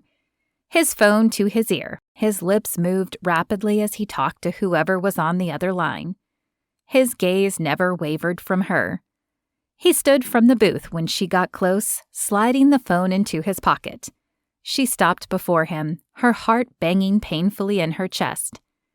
His head tilted to the side as his eyes narrowed. "Everything okay?" She nodded and stepped close, pressing her palms to his chest. His eyes widened, but his hands anchored on her hips. She rose upon her toes and pressed her lips to his, lingering as she let out all her tension. Here she was safe to be herself and embrace life. Here the awkward science geek faded to a woman cherished. Here was where she wanted to stay, however that looked. She kissed him quickly 2 more times before pulling away. His gaze focused intently on her mouth. She beamed at him, and he swallowed before tearing his eyes from her lips. The clearing of a throat behind her made her jump away from him. Cooper had a smug look on his face as he crossed his arms. June's cheeks heated as she slid into the booth. "Have you looked at the menu yet?" Her voice trembled in embarrassment. Playing it cool had never been her forte. "I'm thinking tonight calls for something extra greasy and carb-laden." Sosimo glanced around, then sat next to her, though he kept some distance between them. When he pushed his foot up against hers, heat radiated through her. She couldn't help the ridiculous grin that stretched across her face. She moved the menu closer to her face to hide her expression from Cooper across the table. "Greasy carbs sound good." Sosimo tapped his finger on a bacon cheeseburger with onion rings on his menu, making her stomach growl in response. "I called Zeke to update him on tonight's development." Cold splashed through her body, replacing the warmth. "Yeah?" "They're gonna look into it." "That's just it. I've been thinking about it nonstop, and there's no way they should have been able to find us there. Anal doesn't begin to describe how I've been about that place."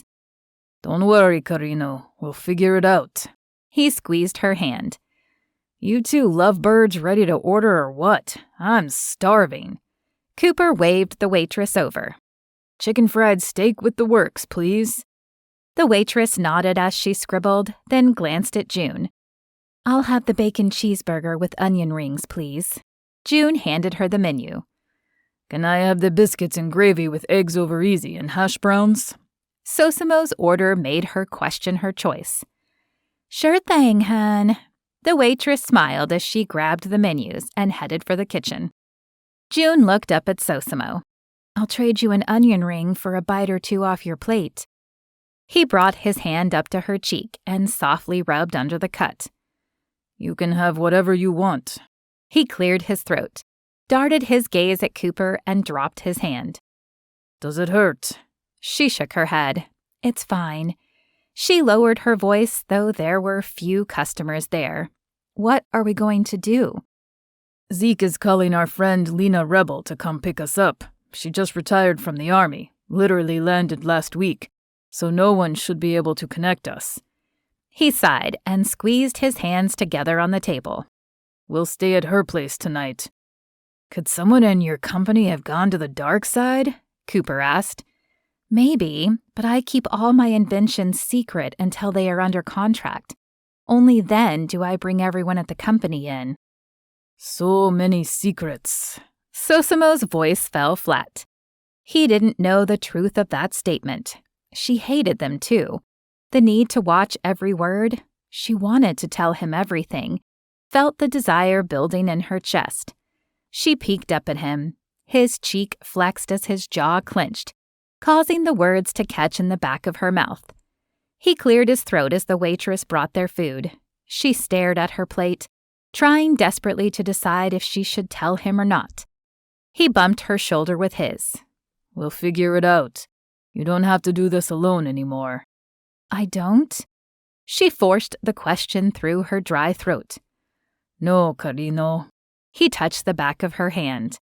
I'm not leaving you until this is figured out.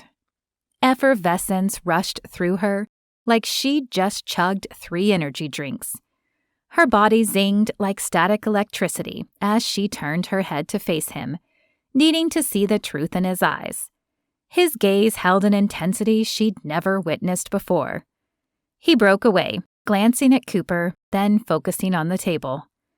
Let's eat. Then after a good night's sleep, we can see if we can untangle any of this. She pulled away and reached her shaking hands for her burger. The relief of having him here to help overwhelmed her, and she blinked to keep the tears in her eyes where they belonged. She hadn't had help since she started her new life almost 10 years ago. Since bawling in her fries wouldn't improve their situation any, she took a bite out of the sandwich. As the saltiness of the bacon and cheese hit her mouth, her body relaxed into the comfort. They would figure this out and get her invention to the right people. Then, when they succeeded, she would formulate a plan to keep Sosimo close, no matter the cost.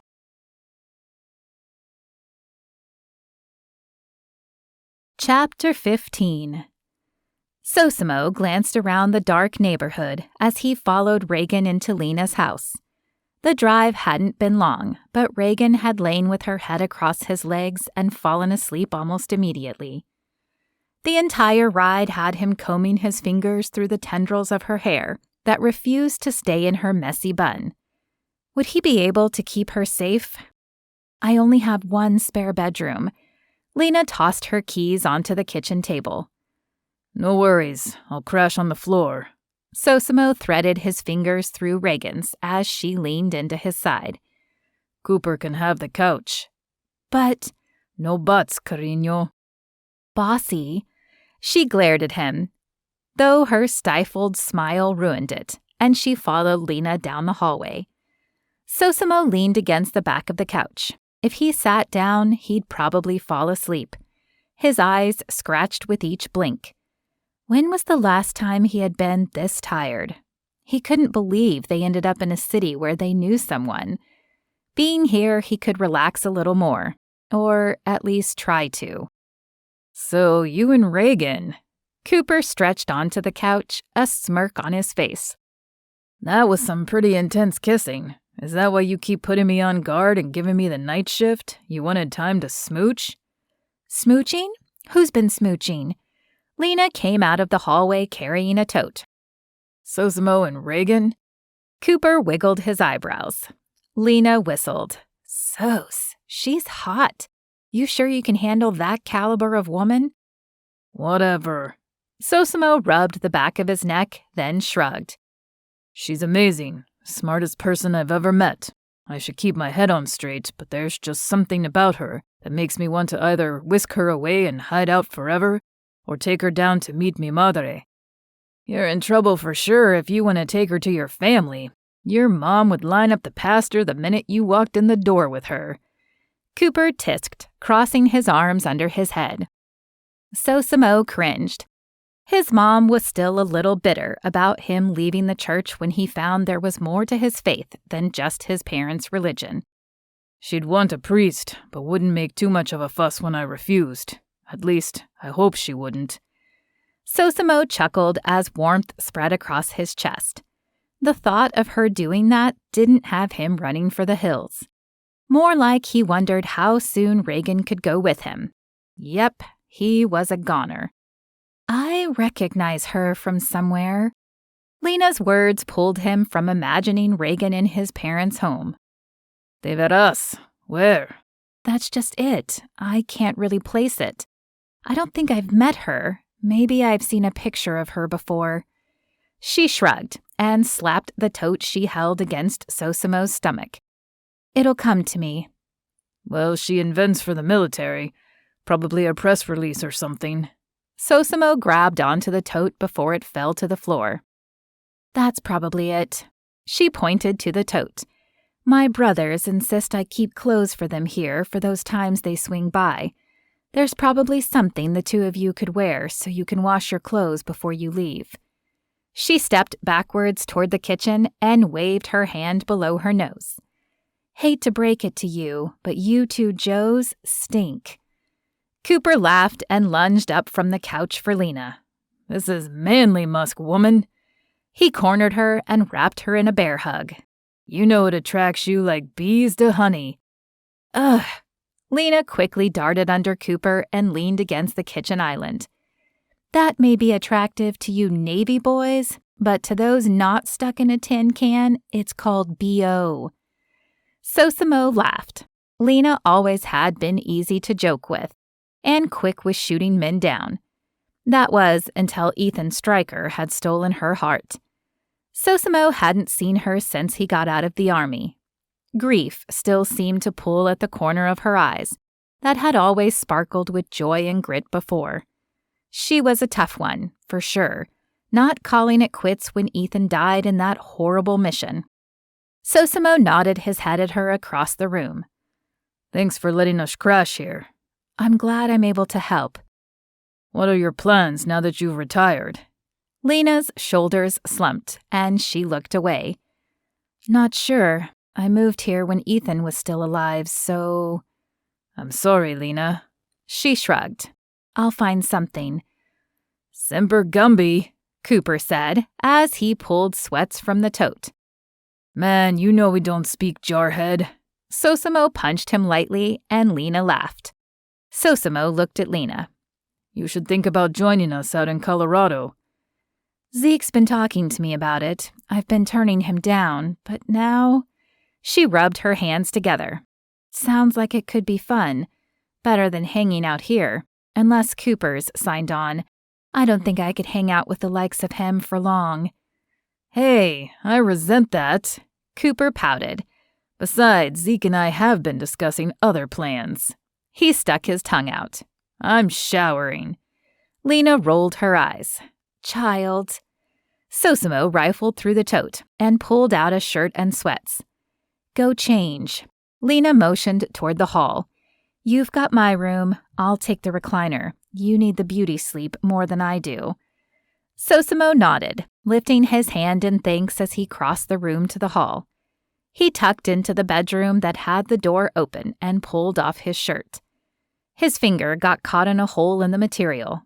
What in the world? He smiled as he rushed out and knocked on Reagan's door. Come in. I forgot to show you something. He shut the door behind him and handed her the shirt.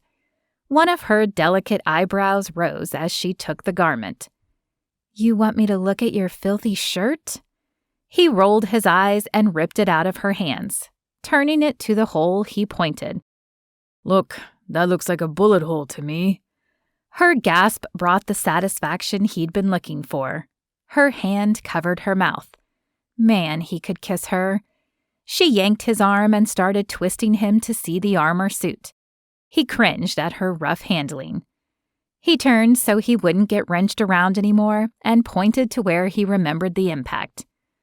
"There, Carino." Her hands rubbed along his back, shooting a trail of sparks across his skin. It worked. Her hoarse whisper sent goosebumps where the sparks had been. She'd done it. This would save so many lives if he could just get her to the right people.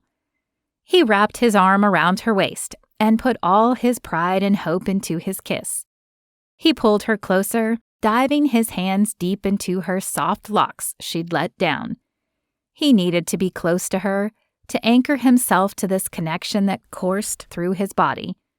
She returned his kiss with equal fervor, cupping her delicate hands on his cheeks like she wanted to hold him there. He angled his head so he could claim more of her. He wasn't going anywhere. After what seemed like years and seconds at the same time, their kisses slowed to one long embrace of the lips. "Ay, caray." Her whisper echoed his feelings exactly, and he smiled against her lips. He ran a shaky hand down her back. "Boot up your computer. I'll go get out of this so you can analyze it." She nodded, skimming her hands down his cheeks and behind his ears. "Be quick." She tugged lightly on his hair, sending another shockwave through him.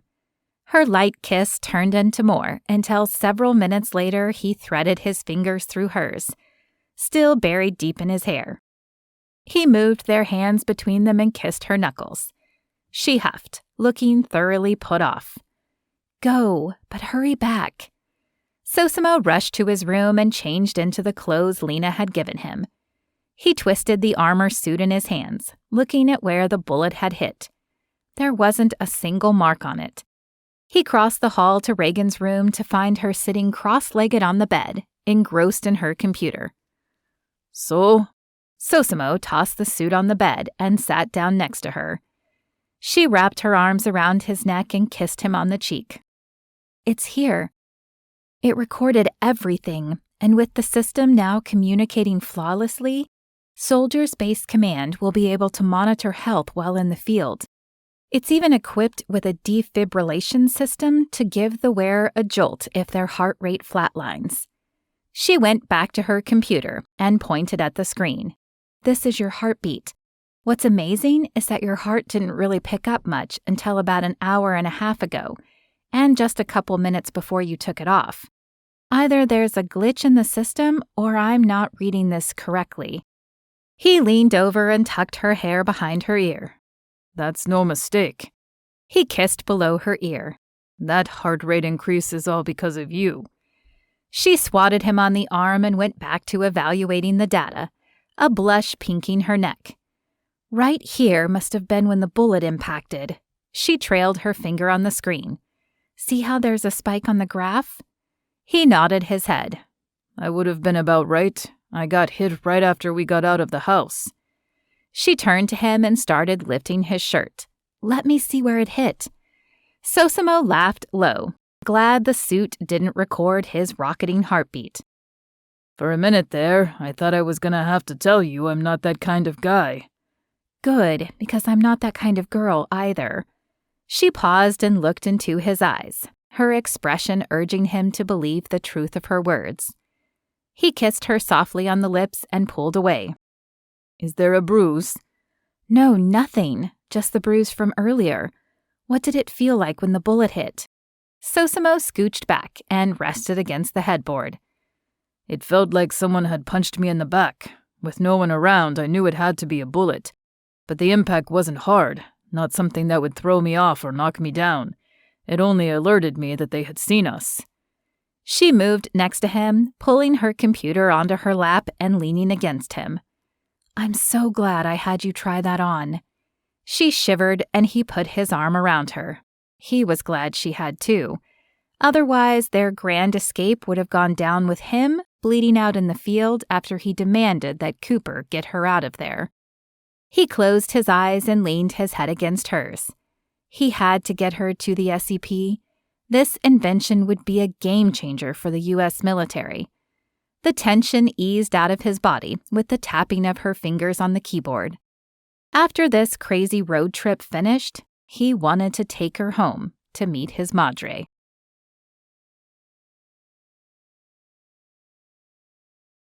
Chapter 16. They were running fast, so fast that June's legs burned. The forest yanked at them, insidious hands slowing them down. They broke out of the darkness into a moonlit open field. Goosebumps skittered across her skin like a million bugs. No! She didn't want to go into the telling light, didn't want to become exposed. Sosimo glanced back at her as she pulled on his hand, slowing him down. Come on, Carino. We just need to get to the other side. She nodded, but her feet weighed 100 pounds each. His forehead creased in concern, only to widen in shock. He dropped her hand and touched his chest, where blood ran from an open wound. Another bullet hit, piercing the armor suit and throwing him backward. She reached for him as she screamed, but he fell into a gaping pit. Her fingers skimmed his before he disappeared into the dark. June jerked awake, ramming her forehead into her computer. Pain exploded across her face, bringing tears to her eyes. At least, she thought the pain from smashing her face into the screen, and not the dream, caused the tears. Oh, please let her not be bawling in her sleep. Sosimo shifted where he'd accidentally fallen asleep next to her while she had analyzed the data. She squeezed her eyes shut and rubbed her head. Not the best way to start a new day. She hated when she fell asleep with her computer in bed. It always seemed to end up bad. The residual fear of the dream caused her to shiver. Warm arms wrapped around her, a chuckle vibrating against her cheek. Would she ever stop making a fool of herself in front of this man? Probably not. Another knock, not a gunshot, banged on her door. Hey man, Zeke wants an update. Cooper's deep voice rumbled through the door. All right, I'll be out in a sec. Sosimo pushed her crazy bedhead hair out of her eyes and brushed his thumb across her forehead. You okay? He did a poor job at hiding the laughter in his voice. Hazards of falling asleep while working. He kissed her on the forehead and got off the bed. She couldn't believe they had both fallen asleep. She waited for the embarrassment to come, but only the effects of a well-rested night remained. Come out when you're ready. We need to figure out what we do next. Sosimo backed toward the door. She nodded absent-mindedly as she glanced around the room. Her brain still tried to recover from the nightmare. Sosimo smiled widely. You're adorable when you're confused. I could get used to seeing this side of you every morning. Before she could reply, he vanished out the door. Her heart pounded violently in her chest. Had he just said what she thought he did? She went over his words again in her head. She nodded unconsciously as hope and warmth invaded her chest. She forced the feeling down. He hadn't declared his love or anything. She focused on rereading her notes from the night before. Excitement built again, energizing her more than coffee ever had. She scrambled off the bed and rushed out of the bedroom with her computer. Sosimo, you've got to... June's words stalled in her throat as Sosimo gave her a halting motion with his hand from the kitchen island stools. Lena pushed something around in the skillet on the stove. Cooper popped bread into the toaster. The smell should have had her stomach protesting for a bite, but the tension in Sosimo's shoulders turned her stomach in somersaults. Looked like breakfast was out of the question. Miss MacArthur, I'm glad you've joined us. Zeke's voice came over the phone's speaker. I thought we agreed to call me Reagan. She crossed to the kitchen and leaned against the counter. Sorry. Zeke didn't sound sorry. He sounded guarded. This plan isn't working. June's heart dropped into her stomach as her gaze shot to Sosimo, just in time to see his jaw clench.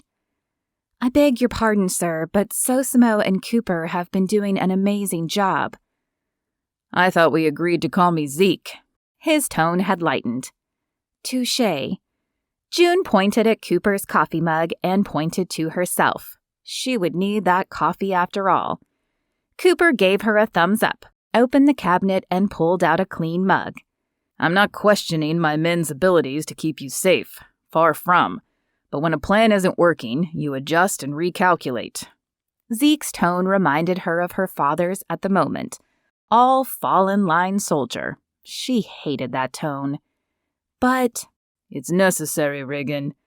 Sosimo grabbed the mug of coffee from Cooper and handed it to her. These guys seem to know our every move. June wrapped her hands around the lifeline the mug provided. She didn't know what upset her most, that she felt out of control, or the fact that both Zeke and Sosimo reminded her so much of her father. She pushed the disappointment to the depth of her stomach, like she had her entire life. So, what's the plan? June took a fortifying drink of the hot coffee. We were just getting ready to discuss that. Sosimo scooped his spoon in his bowl of cereal and took a big bite, making her stomach growl. We hoped that we could get some information off of the men that ambushed us in Aspen. Zeke sighed. Rafe ran their prints and facial recognition through all the databases and came up empty everywhere. Cooper whistled low. June's heart dropped to her feet. She understood how hard it was to hide identities so thoroughly. Hadn't she done that for herself? She peeked at Sosimo before looking into the bracing liquid steaming from her mug. She needed to tell him about herself.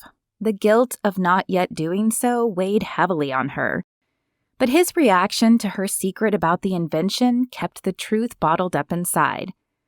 Would he understand her need for privacy, or would he only see the lies she told? The coffee soured in her belly, and she swallowed down the acid that rose up her throat. Everywhere Rafe digs, we keep coming up against a wall. Whoever these guys are, they're extremely well funded. A tapping noise came through the phone. The only thing we can think of is that somehow it's connected to your contact at the SEP. No way. June stood up straight, shaking her head at the audacity. She slammed her mug on the counter. Adam would never be behind something like this. It might not be your friend, but it could be someone linked to him through the program. Sosimo touched her elbow. We just need to be cautious in how we proceed. She narrowed her eyes at him as implications swirled in her brain. So what are you suggesting? You can't go to the soldier enhancement program just yet, not until we have more time to investigate. Zeke's command came through the phone with ultimate authority. June attempted to think rationally about the situation, but frustration hampered her thoughts. The reason she'd set up the business the way she had and left her old identity behind was so she could make her own decisions. Now here she sat, stuck in a tangle of lies and trouble, with no control of what happened next. So what? We just hang out here? June flinched at the attitude in her voice. Her sass would horrify her father. No, we'll keep heading east, lying as low as we can. We want you as close to the SEP as possible, so when we figure this mess out, you can get your invention to the right people.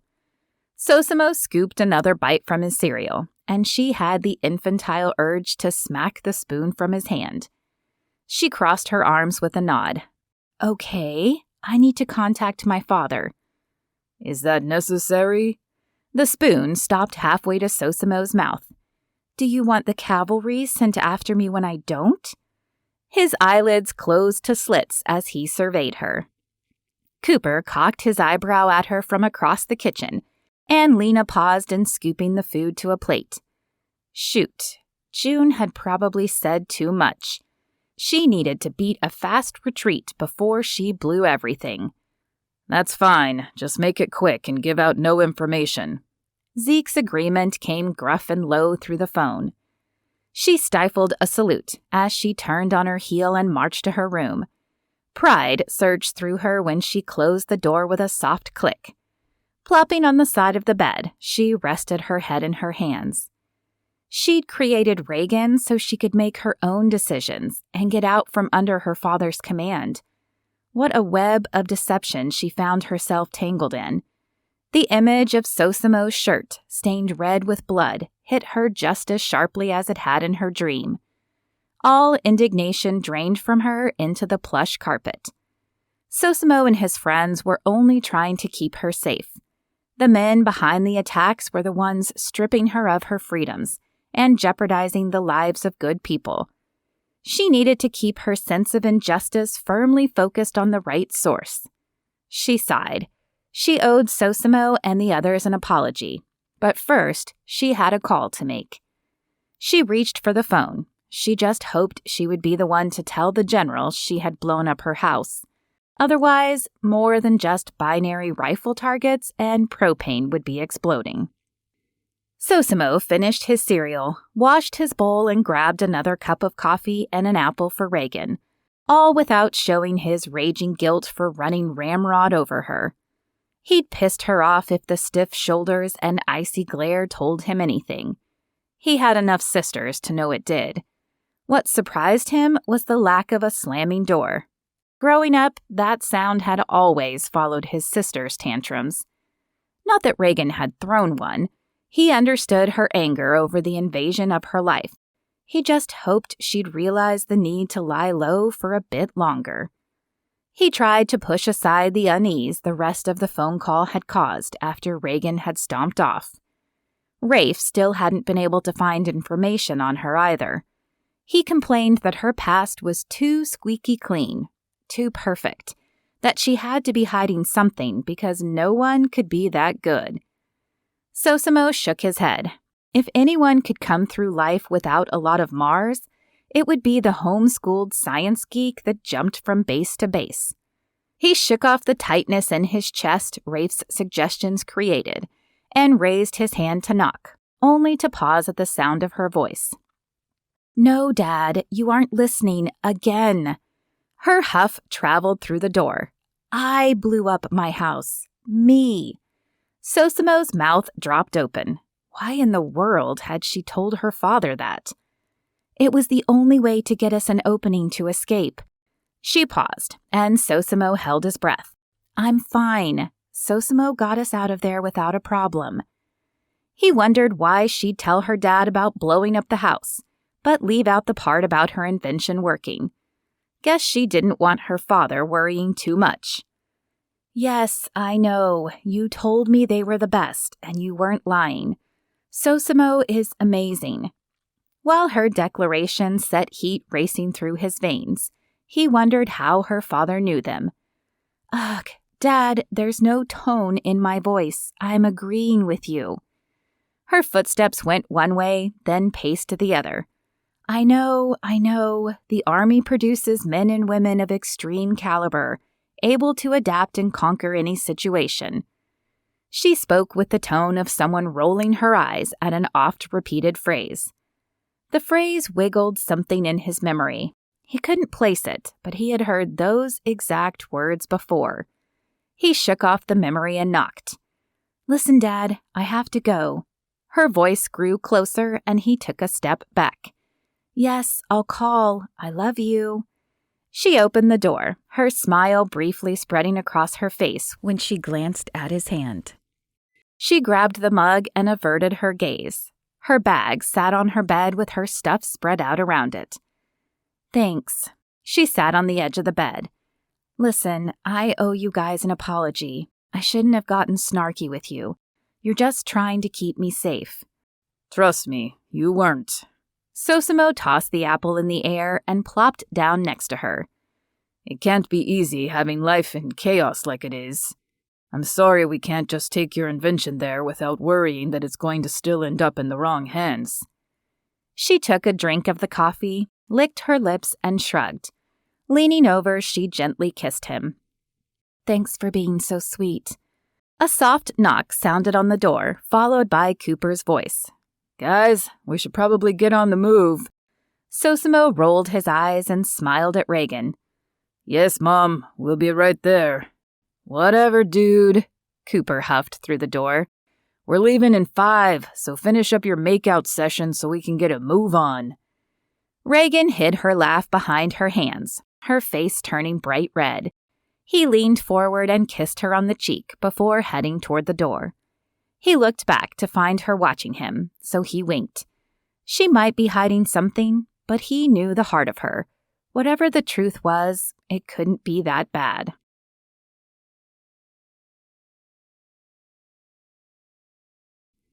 Chapter 17. June typed in the back seat of the SUV they had bought in Kentucky, poring over her data and compiling it into an updated report for the SEP. She shifted uncomfortably in her seat and scowled at her stuff strewn across the back seat. She missed their RV. Maybe she and Sosimo could get another one and go on a different road trip, one that didn't involve a death race and assassins. The sun had faded into night, and the lights of whatever city they were in now twinkled like stars on her computer screen. The city street was lined with restaurants and businesses, making her hope they stopped somewhere they could eat. She rubbed her eyes and closed the computer. She wanted to crash. How could driving be so exhausting? All she'd done was sit all day. Reaching into her backpack, she pulled out the box of lemon heads Sosimo had bought her at the last stop. He'd been doing that all day, finding little ways to do something special for her. A slow grin built, and she fiddled with her collar as she remembered the kiss he'd given her a few hours back. They'd stopped at a park to stretch their legs. She could still feel the rough bark of the tree he'd pressed her against as he'd kissed the living daylights out of her. He'd had all this pent-up energy, like he'd been waiting for a moment all day to do that. She glanced up and caught his gaze in the rearview mirror. His tempting lips cocked in a knowing one-sided smile, and his eyes teased her. She rolled her eyes and gazed out the window, hoping the interior of the car hid her blush. If the heat of her cheeks had any correlation to the color, her face rivaled Ronald McDonald's hair. Let's see if they have a room here. Sosimo pulled up to a hotel's door and jumped out. So, Cooper, something I've been wondering about. If you were a part of the Marines, how do you know Sosimo and the rest of Zeke's gang? June had loved listening to their stories all day as they volleyed back and forth, but all the stories had been more a competition between Army and Marines, which had left her confused. He turned in the seat and smiled back at her. He had a quiet nature that resembled her own, but when he talked, she felt as if she were visiting with an old friend. She wished she'd learned that kind of social fluidity. I was a raider with the Special Operations Command. Before that, I was a sniper. We worked jointly on several missions and were camped at the same bases the last few years. Cooper shrugged, a casual gesture, but June knew the caliber of men accepted into the MARSOC. Her father tried to pull them in on as many missions as he could.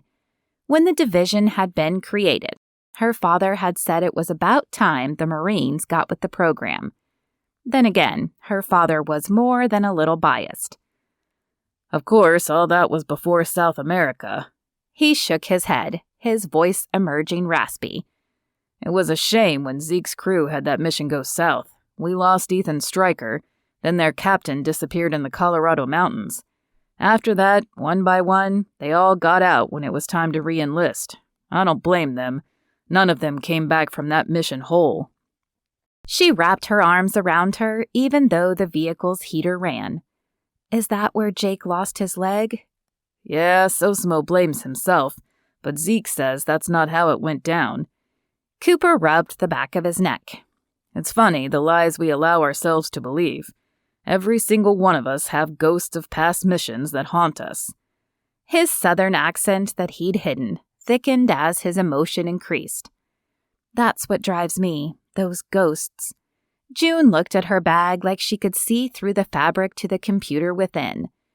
I saw so many of them hovering above the soldiers at the base and haunting the injured in the military hospital I volunteered at in Germany. I want to do whatever I can to make it safer." She huffed, swallowing the emotion that clogged her throat, and looked up at him. "I know that sounds ridiculous. Men and women join the military knowing they could be put in danger.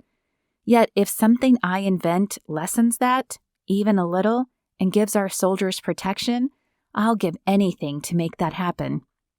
He held her gaze for a span of several seconds, then nodded.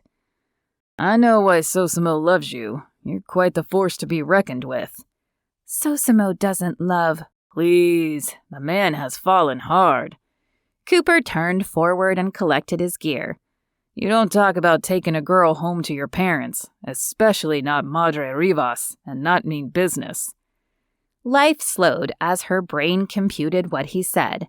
A tingling started at the top of her head and rushed through her body. Sosimo climbed into the vehicle. She stared at him, her mouth gaping open unattractively. Could this amazing man love her? She knew he liked her, but love? It was too good to hope for. He glanced between her and Cooper, tilting his head to one side. "What?" "Nothing, man. Just telling embarrassing stories of you, that's all." Cooper turned around and winked. Sosimo groaned as he put the vehicle in drive and pulled into a parking spot. "I knew I couldn't trust you to behave." Cooper chuckled, pushing the door open. "Nope. Where's the fun in behaving?" June flinched as the door slammed shut, jarring her out of her stupor. Sosimo loved her? He opened her door and reached his hand in to help her out. Skin slid upon skin, shooting buzzing jolts straight up her arm. He might not love her. She wouldn't know until he confirmed the allegation. She most certainly loved him. So now what? As she climbed out of the vehicle, one thing became evident. She didn't want to hide from this. She had done enough of that over the last 10 years to make her sick. As dangerous as confessing it might be, she couldn't veil her feelings anymore.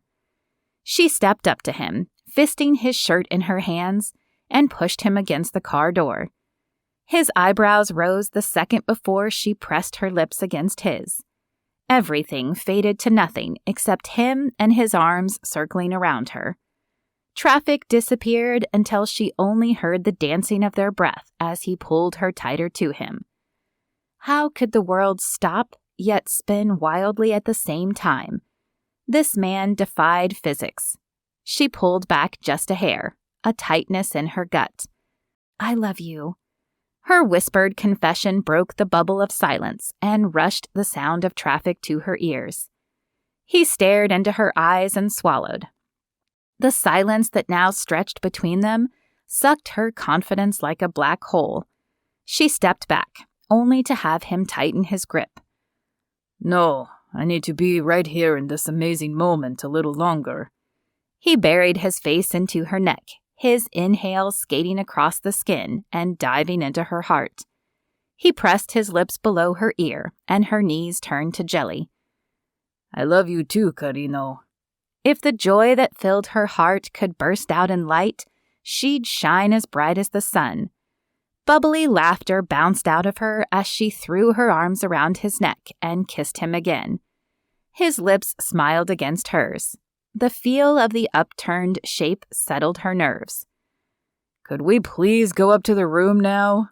Cooper's voice sounded from the bumper of the SUV. "I promise I won't gag in my mouth too much if you want to make moon eyes at each other." Sosimo chuckled as he ran his hand down her cheek. "We should go inside where it's safe." She nodded and grabbed her backpack. When they got to the room door, Sosimo let go of her hand and motioned for her to stay while he searched the room. She stared blankly into space, a giddy smile stretched across her lips. Cooper bumped her in the back. "Told you." "Shh." She threw a glare behind her as Sosimo's "Clear" sounded from the room. "Did you see the Cracker Barrel next door?" June threw herself across the far bed, her arm draped over her eyes. We are definitely stopping there before we head wherever it is we're going tomorrow. Their country fried steak breakfast is amazing. How can you even think about food right now? Cooper's shocked tone had her lifting her arm to look at him. He rubbed his gut, a pained look on his face. I don't even want to think about food after that barbecue. And you ate almost as much as me. Sosimo tossed his bag onto the desk, then peeked out the window before pulling the curtains closed. She's either starving herself or gorging. There doesn't seem to be an in-between. It's all these nerves. June rose and pushed herself against the headboard. I think I might comfort myself through my stomach. She pointed at Cooper. You want to do me a favor? No, I won't go get ice so you two can make out more. He crossed his arms. Her ears heated. Great. No darkness to hide her blush now. No, I'm wondering if you could try on my suit.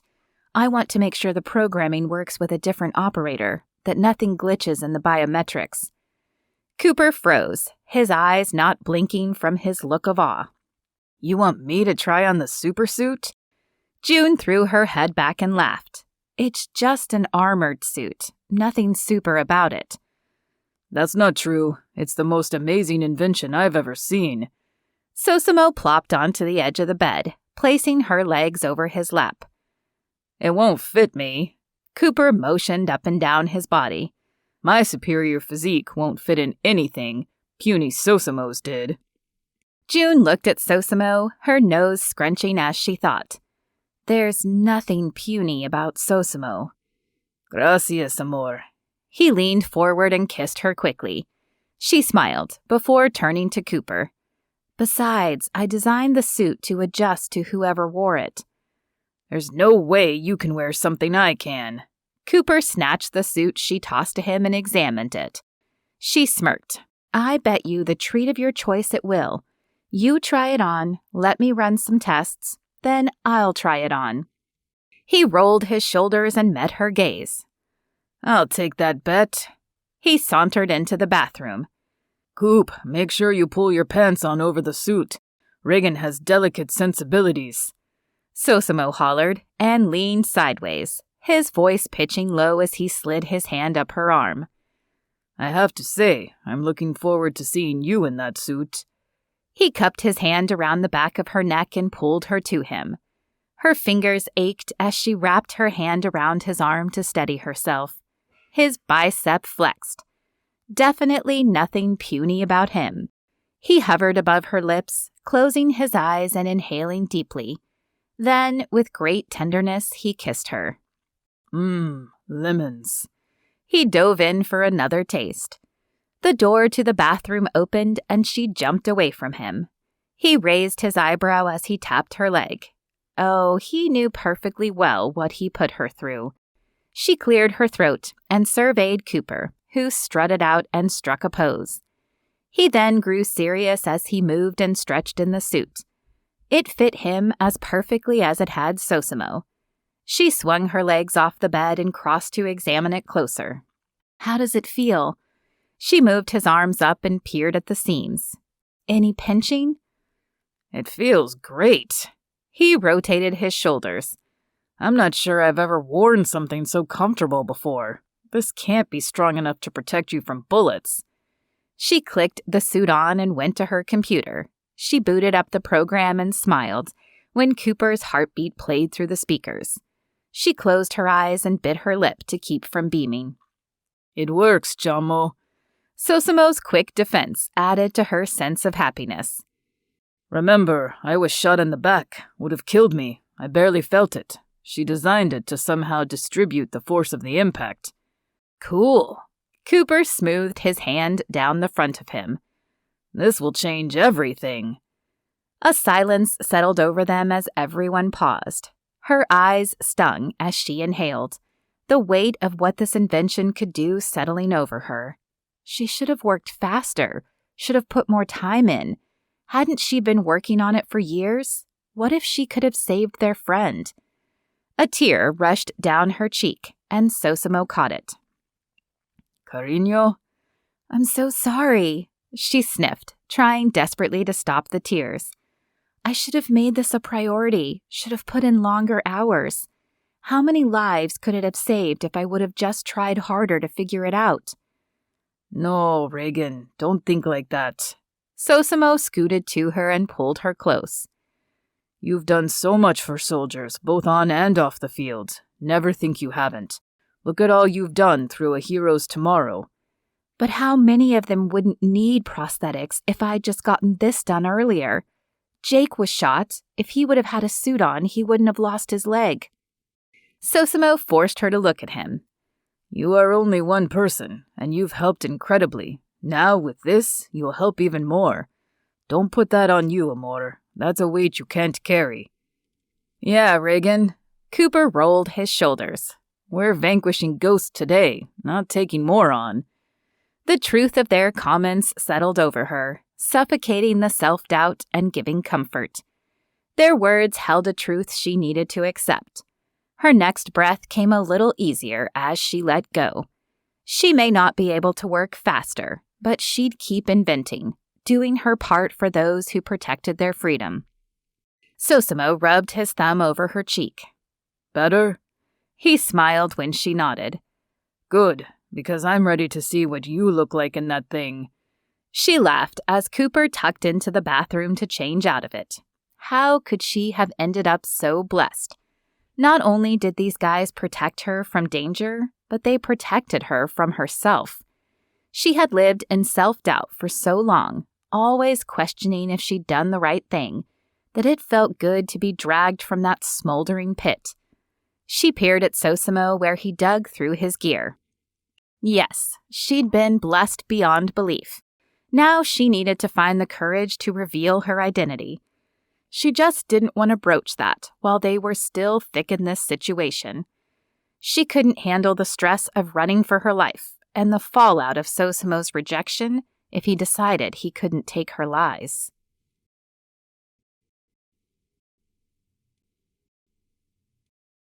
Chapter 18. Sosimo's body sagged in relief as he peered across the river 2 mornings later. They'd made it to Virginia. They'd rented a little 2-bedroom waterfront cottage north of Fort Belvoir and eaten a magnificent seafood dinner, much to Reagan's delight.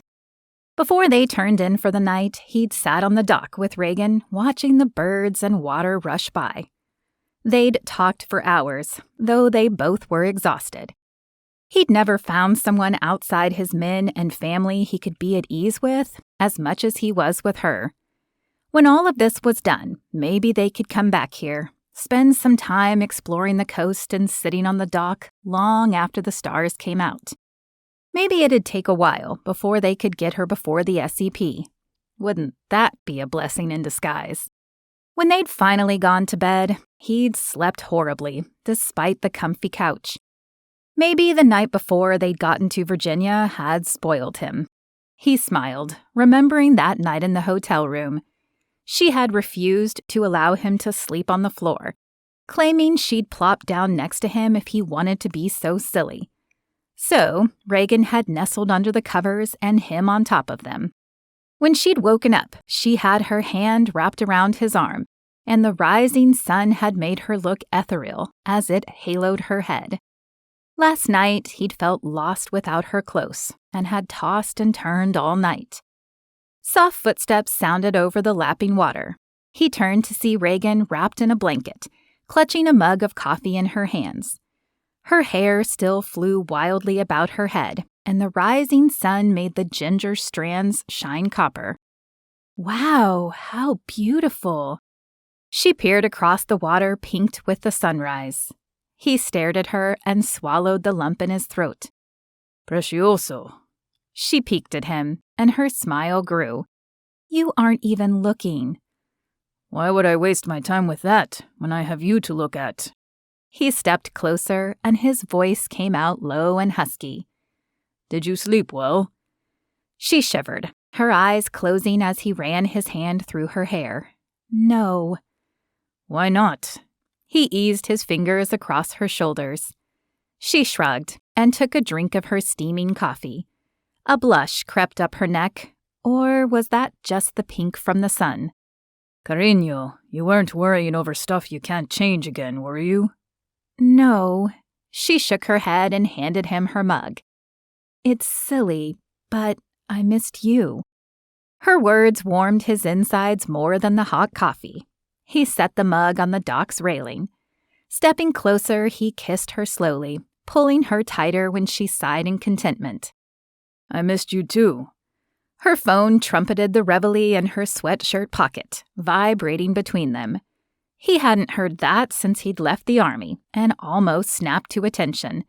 She cringed and stepped away from him. Putting the phone to her ear, she turned toward the house. Dad, you realize it's still too early to be calling? Sosimo grabbed the mug and took another drink. No, Dad, it's not necessary. We're safe where we are. Her shoulders slumped, and defeat laced her voice. Sosimo stepped up next to her.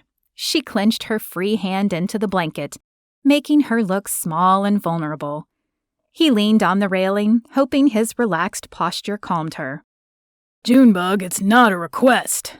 The harsh command was loud enough that Sosimo could hear, and had him squeezing the mug so he wouldn't take the phone from her hands and do something stupid, like chew out his hopefully future father-in-law, or chuck the phone into the Potomac. I'm not one of your grunts you can order around, General. Her retort both impressed and worried him. What did she mean, General? Sosimo turned around, placing his back to the railing, and peered at her. Her chin trembled before she tipped her head back and stared at the sky as the voice spoke rapidly at her. Fine, we'll be there later this morning, she agreed without emotion.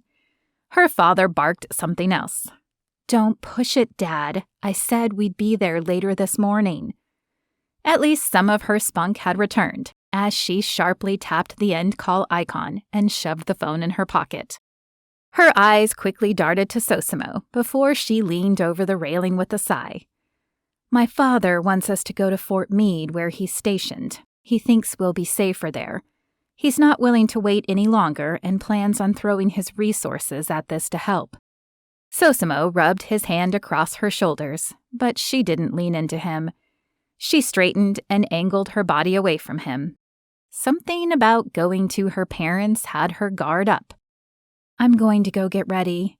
She looked back over the river, her eyes filled with so much sorrow that Sosimo wanted to pull her in tight and whisk her away from all of this. Okay.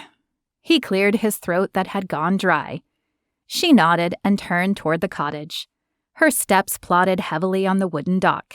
Something about this entire situation gave Sosimo an empty feeling in his gut, like dread pulled there, hungrily devouring all the hope from the last few days.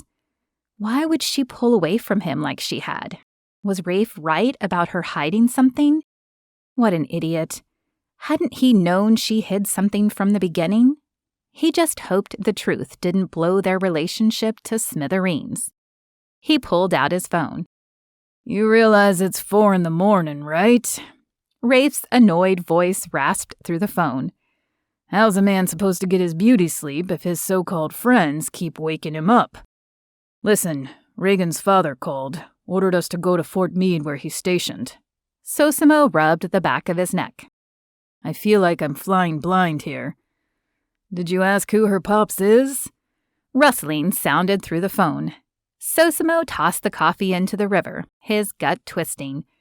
He hadn't asked her, kept hoping she'd tell him, but with each passing moment that she didn't, the doubt crept in.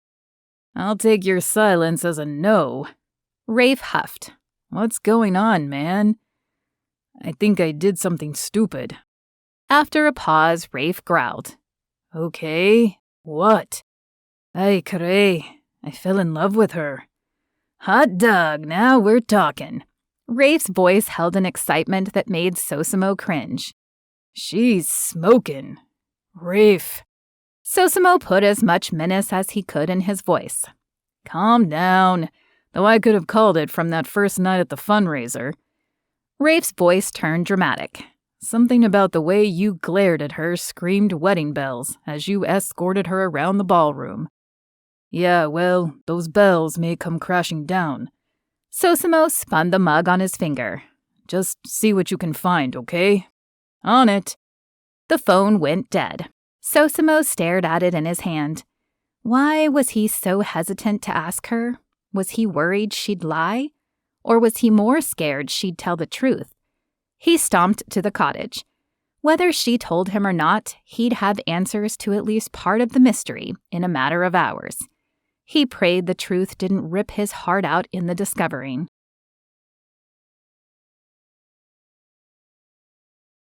Chapter 19. June clenched her hands around the steering wheel as the soldier at the guardhouse took one look at her and waved them in. Sosimo gazed at her. The question he'd never asked, and she'd been too chicken to answer, zinged across the space between them. She hopped in the driver's seat after they'd eaten breakfast, needing the East Coast traffic to distract her. But the closer they got to the fort, the thicker the tension became.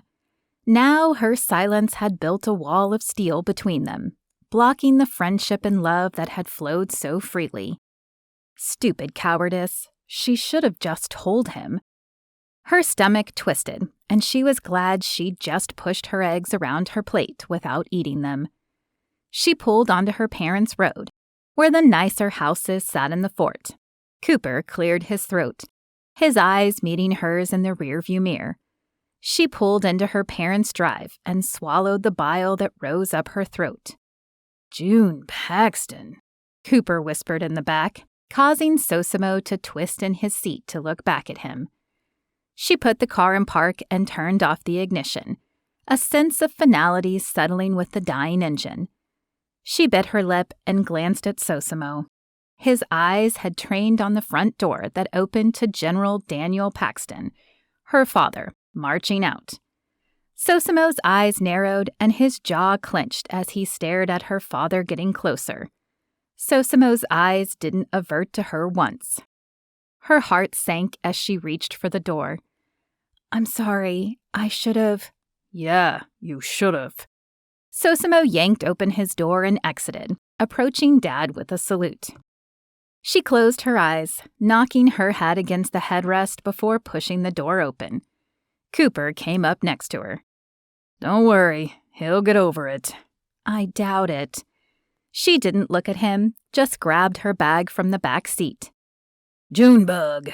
Dad eased her bag off her shoulder as he wrapped an arm around her. Dad. She leaned into his embrace. No matter how much she didn't like her father's intrusion, his presence comforted her. Let's go inside. Your mom just finished baking your favorite banana bread. He ushered everyone in, pointing to the corner of the entryway. Drop your gear right there and follow me. June rolled her eyes as she followed him down the hall to the kitchen. General Paxton led in full command mode. She crossed to her mom and gave her a kiss on the cheek. Where her father was all hard with his lean, muscular body and his short military-issue haircut, her mother had soft curves and a short blonde bob that had lightened to white. The smell of baked bananas and cinnamon filled the kitchen, soothing June's frazzled nerves down a notch or two. June, I'm so glad you're here. Hearing her real name from her mother's lips startled her. When had she ceased being plain old June? Should it worry her that her old name itched and felt binding around her? She'd never wanted to leave June completely behind, but somewhere along the way she had. Dad pointed to the stools lining the counter. Have a seat, men. My Claire's made her famous banana bread. You won't taste any better than this. Oh, stop, Danny. You're embarrassing me. Mom blushed, swatting at her father's arm. June's gaze bounced between her parents. When had they gotten so flirty?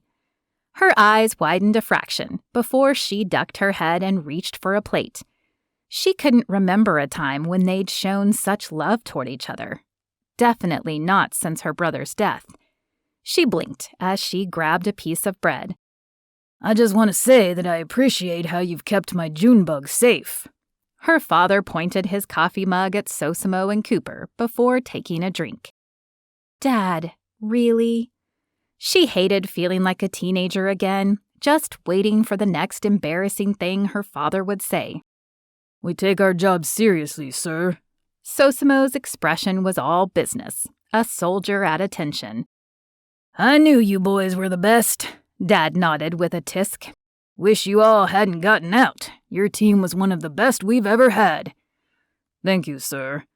Sosimo fidgeted on his stool and swallowed. I've contacted Adam. He'll be here shortly to pick up your contraption. Her father's audacity had her gaping at him. But, Dad... June, it's past time for you to send that project on and move to the next one. It won't do anyone any good if it never makes it to our troops. Dad took a swig of his coffee. Your last little gadget has been a big help in the field. I can only imagine that this will be the same. Sir, do you know what she's been working on? Sosimo sat up straighter and turned to her. You told him what you are working on, right? The accusation stung. Of course I did. She bit out, crossing her arms as the freezing reality of her own falsehood bloomed in her chest. Kind of. Sosimo snorted, shaking his head before he turned to her father. Sir, her project is an armored suit that not only absorbs the impact somehow, but also monitors the wearer's biometrics, and can defibrillate the wearer's heart if needed. A shot hit me in the back as we fled her house.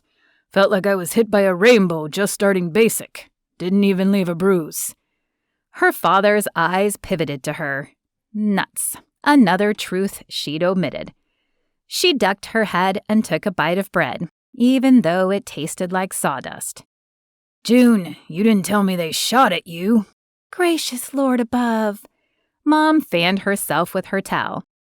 June swallowed, hoping the bite didn't stick in her throat, and steeled her shoulders.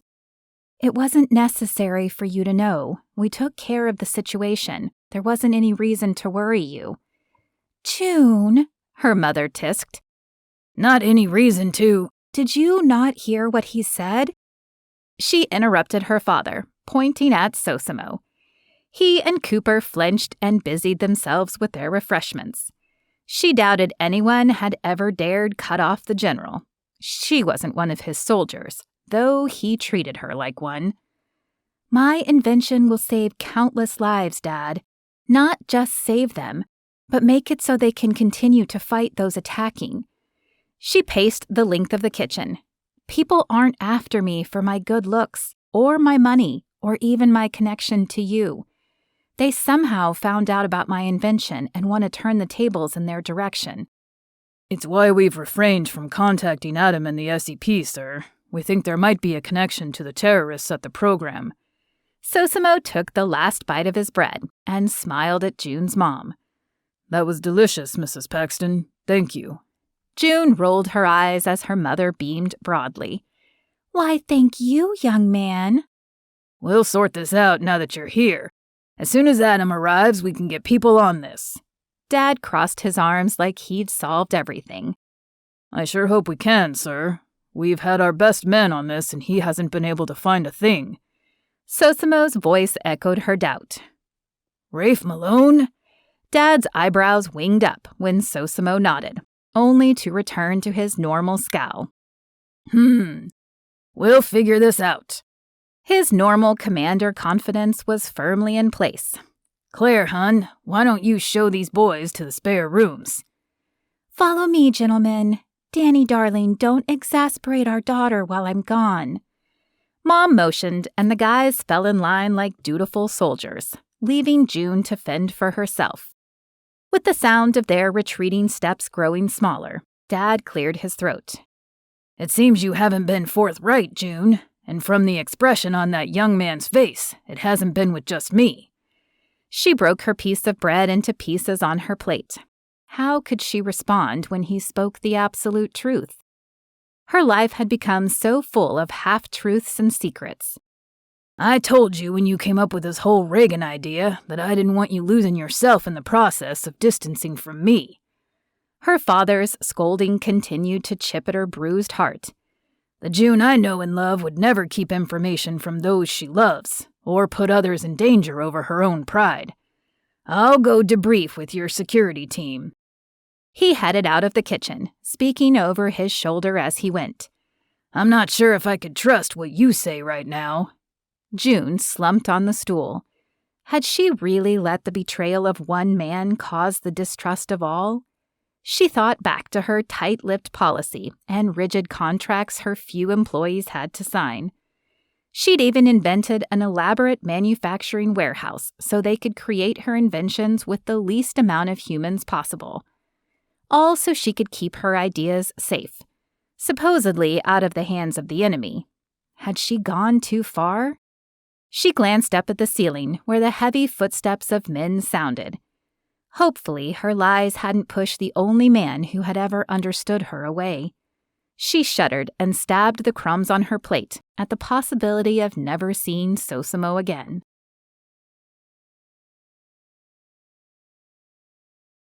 Chapter 20. Sosimo leaned against the mantel as Reagan's, June Paxton's friend and contact at the SEP, Adam Johnson, came through the front door. Decorated colonel and longtime friend of the general's, Sosimo remembered a few missions under the man's command. The last mission he'd ever had in the Army was under Colonel Johnson's direction.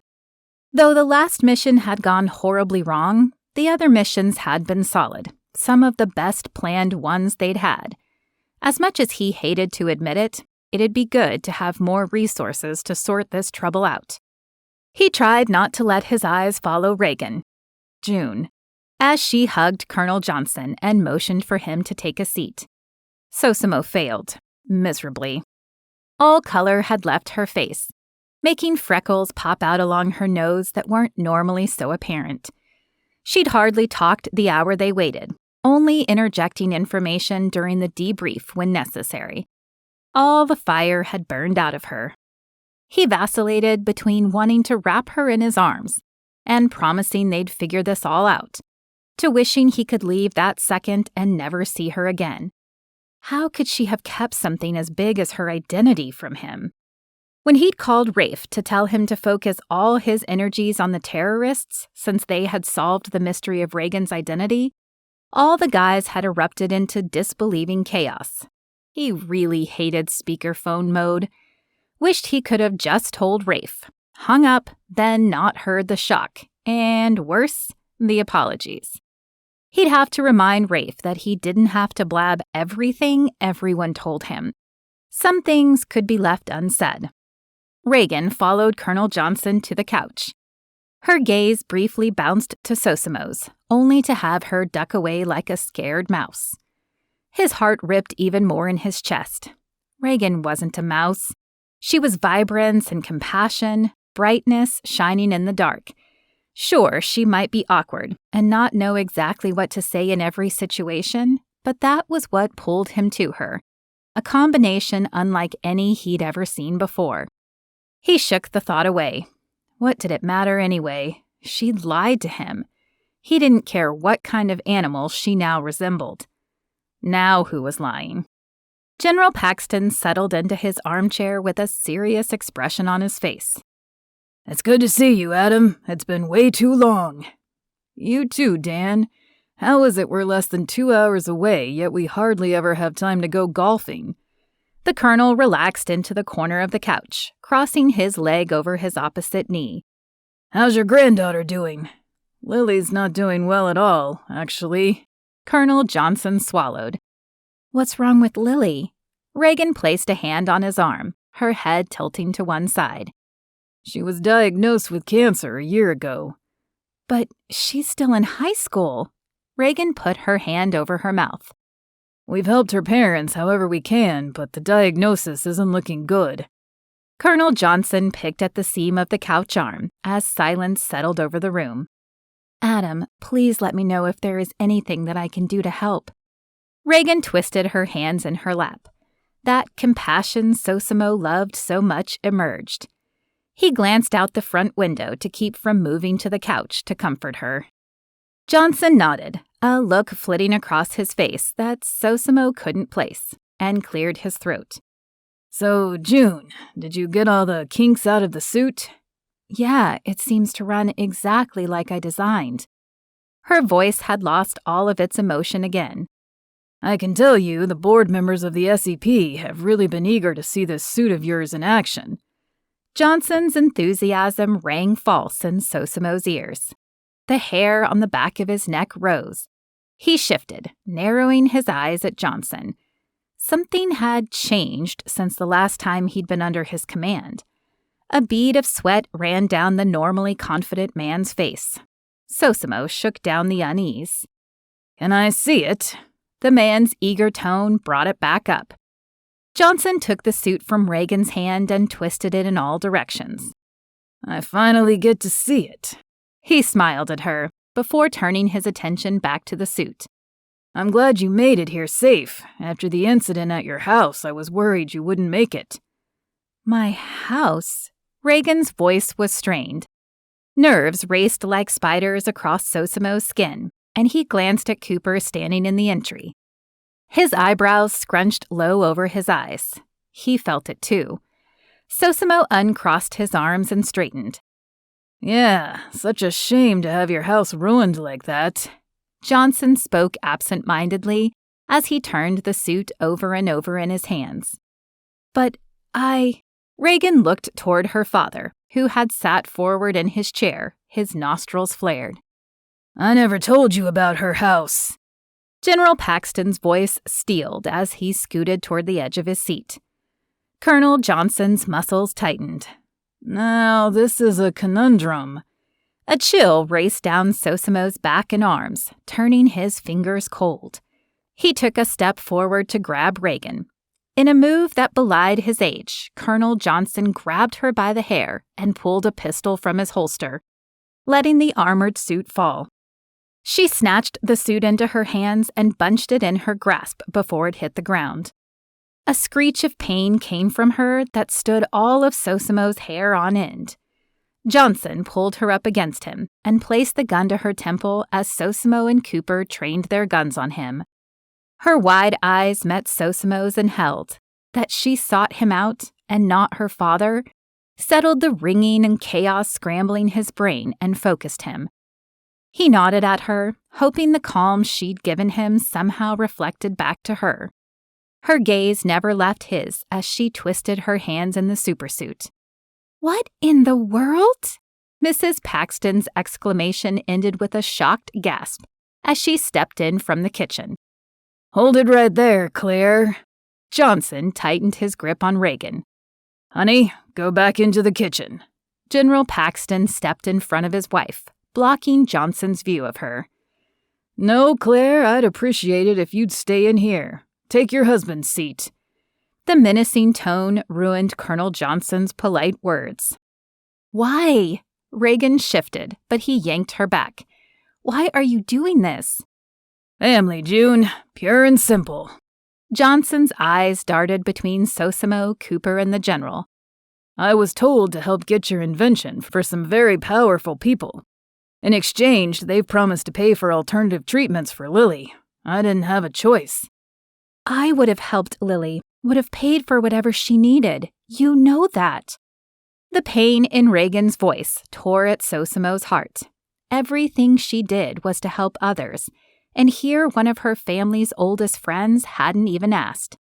"It's not just about Lily." Another bead of sweat traced down Johnson's face as he adjusted his grip on the gun. "They'll kill Nancy if I don't. I can't lose my wife and my granddaughter."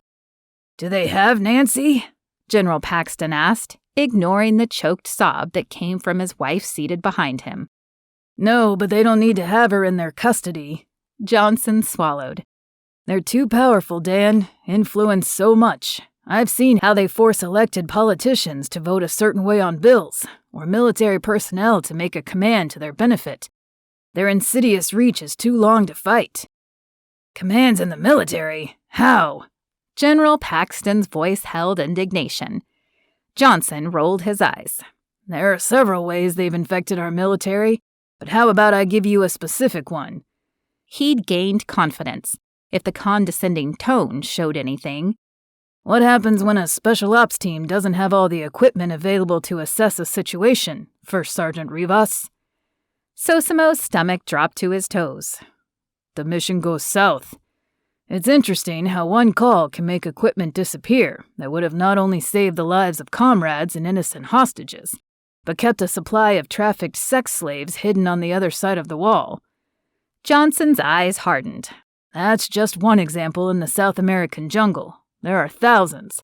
There's no going against these people. Sosimo's heart pounded loud in his ears as images of that last mission flashed through his mind. Hadn't Sosimo and his team questioned where the Superman device had gone? He blinked away his clouded vision, connecting with Reagan's gaze. The pain and anger he felt was mirrored in her eyes. She jerked her head a fraction and mouthed, "Ready?" No, not at all, especially for some half-cocked plan that would get her shot. He answered with a quick shake of his head. She rolled her eyes, and the corners of her lips lifted in a slight knowing smile. Enough! General Paxton's voice came out sharp. What do you want? The suit, Johnson answered. And unfortunately, I'll need June. How could you? Mrs. Paxton's voice shook. Sosimo didn't dare take his eyes off of Reagan. She started mouthing a countdown, and he steeled himself. He'd never had anxiety threaten to choke him. Then again, he'd never had the woman he loved trapped in the hands of a desperate man. He pushed the stifling fear down and focused all his energy on getting Reagan safe. 3, 2, 1. She jerked her head back, cracking her skull against Johnson's nose and twisted. As she fell, she reached for the gun. Sosimo roared as he jumped across the space. He tackled Johnson as a shot blasted in his ear. Reagan screamed, but Johnson's punch to Sosimo's ear had him fighting to suppress the enraged older man. Cooper swung, his gun smashing against the colonel's face and knocking him out cold. Silence settled on the room like a wet blanket. Sosimo turned to Reagan, who knelt on the floor, her fingers tangled in the suit and pressed against her gut. No, she couldn't be shot. He scrambled, not able to get to her fast enough, and knelt in front of her. With shaking hands, he reached toward her. She opened her fingers, spreading the fabric wide, and dropped a bullet on the floor. His breath whooshed out in a sharp exhale. He pushed the hair from her face. You okay? The words barely passed his lips. She nodded, but before he could pull her to him, her mother dissolved into sobs and rushed to Reagan. It was better that way. He still wasn't sure what to do about him and Reagan. When all the trauma of today finished, the massive wall of mistrust would still be there. He stood, willing his shaking knees to straighten and not buckle. He looked at Adam Johnson, who lay out cold on the floor, the man's words tumbling through Sosimo's brain. Hadn't they always felt that there was more to that mission? Deception had ripped Ethan Stryker from their lives, had forever changed Jake when the bullet tore through his femoral artery and shattered his femur. Veiled truths had caused so much havoc in his life. Could he have a relationship with someone who built their career on a lie? He shook his head. That was something he wasn't sure he could do.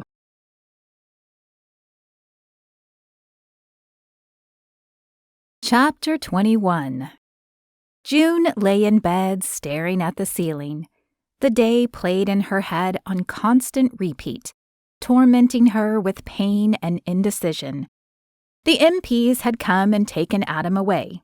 The torment and tears that had streamed down his face as he'd apologized gripped her heart tightly. In the morning, she'd set up a fund for whatever Lily needed for treatment. June rubbed her eyes that were dry and scratchy. She'd have to contact her banker, make sure only Lily could use the account.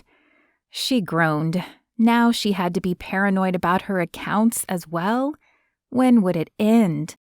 She yanked the blankets off and got out of bed. She needed a cup of tea. Maybe her mom had a secret stash of Valium or something hidden behind the spices. June grabbed the sweater her mom had lent her and shook her head. She'd never take the drugs, even if she found some. On silent feet, she descended the stairs. She paused as she entered the kitchen, and her gaze caught a figure on the porch. Her throat closed while she scanned the kitchen for a weapon. The figure shifted, and the moonlight highlighted Sosimo's profile. Her knees gave out as the tension rushed from her, causing her to lean against the door jamb for support. Then, just as quickly, her heart picked back up, and her palms slicked with sweat. He'd avoided her the rest of the day. Granted, there had been a lot to take care of with Adam being arrested and their statements being taken. She'd just wanted to step into his arms and feel the strength of them around her. Keeping her gaze trained on him during the afternoon's fiasco had been the only thing holding her together. She'd seen love shining from his eyes toward her. She knew it. Now it was like she had the plague. She pushed the doubt aside and crossed the kitchen to the sliding door. He stiffened when she stepped outside, but didn't turn to her. She swallowed, her throat suddenly a desert. "Sosimo?" Her words were barely audible to her ears. A slight breeze rustled the bare branches, the only sound as she waited for his answer. Time stretched as she leaned toward him, willing him to speak. "June?" He spoke her name in a short tone of indifference. Icy fingers of dread slid down her spine. She wrapped the sweater tighter around her, fully aware that the only arms holding her were her own. She took a tentative step forward and cleared her throat. "I've been wanting to talk to you." "Cooper will stay on with you." He spoke at the same time. "Wait, what?" She stumbled toward him. "You no longer need two of us, especially if you stay here until you deliver the suit." His tone came out efficient, matter-of-fact, and drove a spike through her heart. "Why don't you?" She hated how her voice shook. "Can't." "Won't" was more like it. I'm sorry I didn't tell you." She curled her toes against the cold wooden deck and inhaled the autumn night air to calm the nausea threatening her throat. "It's just, I've protected myself for so long." His jaw clenched in the moonlight. What could she say that didn't add more insult to the wound? She should have told him long ago when her heart first started whispering its desire to be free from the lies. In everything but her name, she'd been more real with him than she had ever been with anyone else, even herself. Besides, she was Reagan, on some levels at least. She squared her shoulders and took a step closer. "We have something special between us. You know it. Please don't leave." Her voice cracked at the end, ruining her strong words. His shoulders slumped and his head bowed, throwing his face into complete darkness. Hurt radiated off him, tightening her muscles in response. "Oh God, please." "You're right, but you lied." He looked over at her then, his eyes filled with pain. "I don't even know you." She shook her head as heat bloomed up her chest. "I didn't lie. I just didn't tell you everything." "And there's a difference?" His laugh came out harsh. "Reagan is my name now, has been for years." She pointed at herself, trying desperately to control the anger surfacing. She didn't want to yell. She wanted him to see the truth. "And you want to know why? Because people only ever indulged me when my name was June because my father was the general." She fisted her hands in her sleeves and peered into the dark forest that lined her parents' backyard. Her first proposal for her Superman invention came to mind. How the injustice of the day had set her on a course to her new life. "When I was 18, I got the chance to propose my Eyes Beyond invention to the Defense Advanced Research Projects Agency. The project was still in its infancy, but I'd isolated enough of the problems to make it more than plausible." She did a quick shake of her head, not wanting to relive the next part. "I had paused outside the door trying to collect myself when I overheard the two men I was presenting to. One asked why they were indulging a pampered teen girl in the first place, what a waste of his time it was. The other reminded the man that if they sat through this meeting and nodded their heads, the general would put all his support and weight behind a new product they wanted to push out to the troops.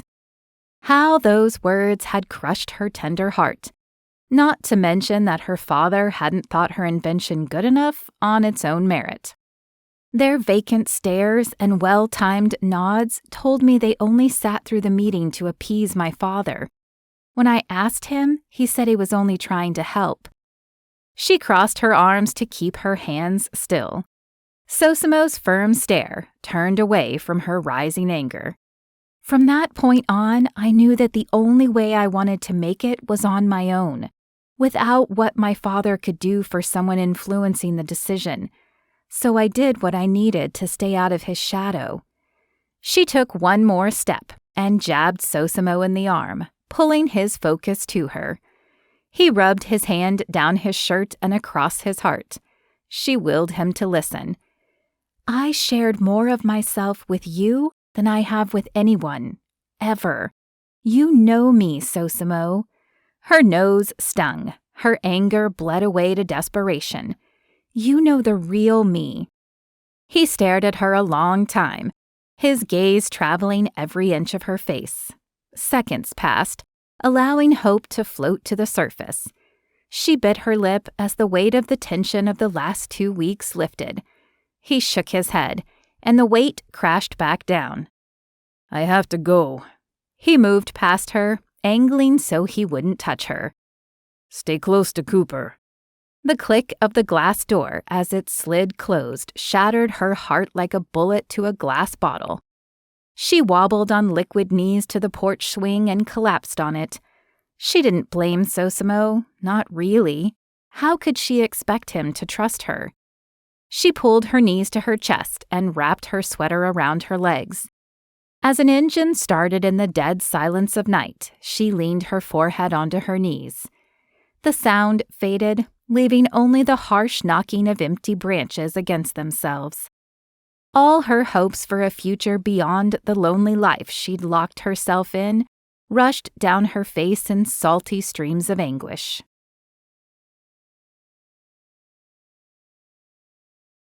Chapter 22. Sosimo leaned on the railing to the dock as the sun faded in the sky, reflecting off the Potomac from pale pink to dark purple. Lights from neighboring cottages blinked on up and down the river. Soon the sky would be dark, just like his mood.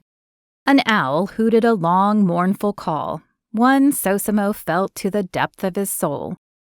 He was foolish to come back to the cottage June, Cooper, and he had rented that last night of their road trip. Foolish to spend every night of the last week staring over the black water. To sleep in the bed she had, imagining that the fruity smell of her candy still lingered.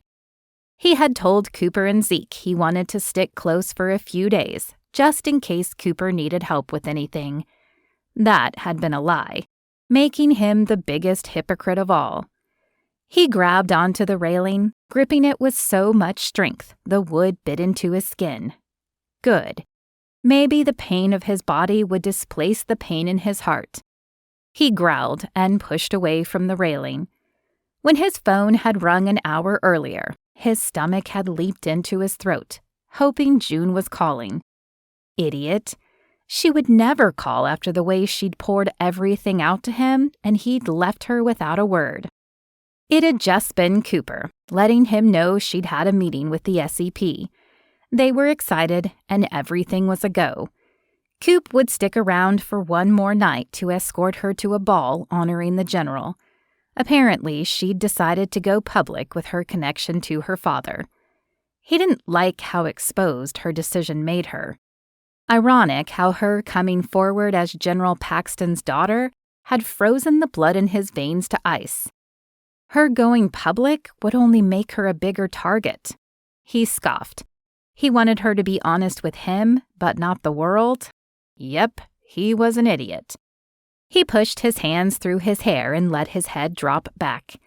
Staring blankly into the clouds that shifted over the moon, He thought back to that last night when he had closed his heart to her and walked away. The moonlight had highlighted all her yearnings she hadn't hidden from her expressions. He'd stared into her face, shining with such hope, almost stepping close to hold her. Then a cloud had blown across the moon and, for a second, shadowed her face and cloaked his heart in fear. Did he truly know her? He closed his eyelids shut, and she filled his brain. Her talking to person after person about supporting soldiers, while her palm trembled on his arm. How horrified she was when she'd put Eva in danger. Her tears when she'd despaired at not being able to protect Jake and Ethan. He looked over the water with a huff. Other moments rushed to him every time he closed his eyes. He rubbed his hand across his chest. Man, he missed her. She was right, too. He knew her. She was more than a name. She was the woman who'd voiced deep yearnings of belonging when he'd described his rambunctious family. The desire to take her home to his madre swelled in his chest until he thought he'd suffocate. Sufficiente, he whispered to the ghosts. Enough, he voiced more strongly. Turning, he stomped back to the cottage. He'd already decided, foolish as it was. The decision bound him now, the consequences of his stupid pride. Chapter 23. Sosimo pulled away from the cottage, determined to put distance between him and his memories of June. He'd been indulgent to hang around and wallow in his grief. He just wanted to get home to Colorado and lick his wounds. Maybe some stressful jobs could help him forget the empty cavern where his heart had been. The more dangerous, the better. He pulled onto the highway on his way to the airport, his mouth parched with the thought of being so far away from her. Zeke had a plane waiting for him, and Sosimo couldn't get out of Virginia fast enough. The phone rang. He flinched with the intrusion. Not wanting to stop when he'd just started, he clicked the answer button on the steering wheel without taking his eyes off the road. Yeah? He flipped on his blinker to pass a slower car. Rivas, this is General Paxton. Sosimo swerved, nearly running into the car next to him. He waved as the car honked, accelerating to get around. His heart pounded in his throat. Sir, is June okay? Sosimo pulled onto the shoulder of the road and slammed on his brakes. No, soldier, she's not. The sharp words had Sosimo checking his side mirror to weave back into traffic and race to her. Of course she's not okay. Some imbecile broke her heart. Sosimo rested his head on the steering wheel as relief relaxed his muscles. She wasn't in danger. Then why did he still want to rush to her? My intel tells me you're not doing so hot either. He chuckled a humorless laugh and sat up. Intel, huh? Listen, son. The general's tone lost its bluster. I know what my Junebug did was wrong. She should have told you earlier that she'd changed her name. It's my fault, really. How's that, sir? Sosimo stared at the cars as they rushed by. Did she tell you about the young man who almost stole her eyes beyond invention? Yes.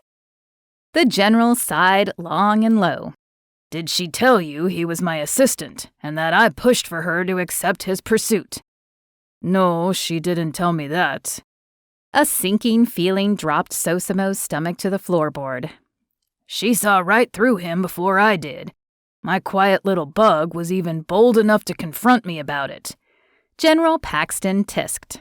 The thought of June as a quiet bug made Sosimo's neck hot. He clenched his teeth to keep from snapping at the general. June may get away with it, but years of respecting the chain of command held Sosimo's tongue. I brushed it off, told her she just needed to get out of the lab more often and learn how to socialize. The general paused. I can tell by your silence that you're upset. Sosimo squeezed his hands around the steering wheel. Yes, sir. June has more sense than anyone I know, and just because she's reserved doesn't mean she's quiet. She's passionate and caring, bright like the sun shining hope on others. Ay caray. Way to leave your heart out there, Rivas. The general chuckled low. You're right, son. She's all that. Problem is, men only ever saw her as an extension of me, and me, being the numbskull I am, never understood her. But I understand her now, and I think you do too. Sir, don't be a numbskull, Rivas. Sosimo sighed and knocked his head on the driver's seat. Hadn't he wanted to turn the vehicle around that night, the instant he put it in drive?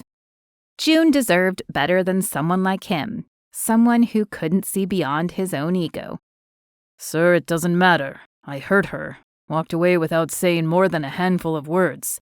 Even if she would take me back, I don't deserve her. That is the problem with you special ops boys. General Paxton sighed like Sosimo's madre did when one of her kids pushed her to her limit. We train you to be self-sacrificing, to give up your life for another, but too often that carries into your life where you don't need it. I'm sorry, sir, I don't think I'm following. Had what little intelligence Sosimo had left with his heart? Son, you're willing to sacrifice your happiness because you think she deserves better, when what she deserves is you.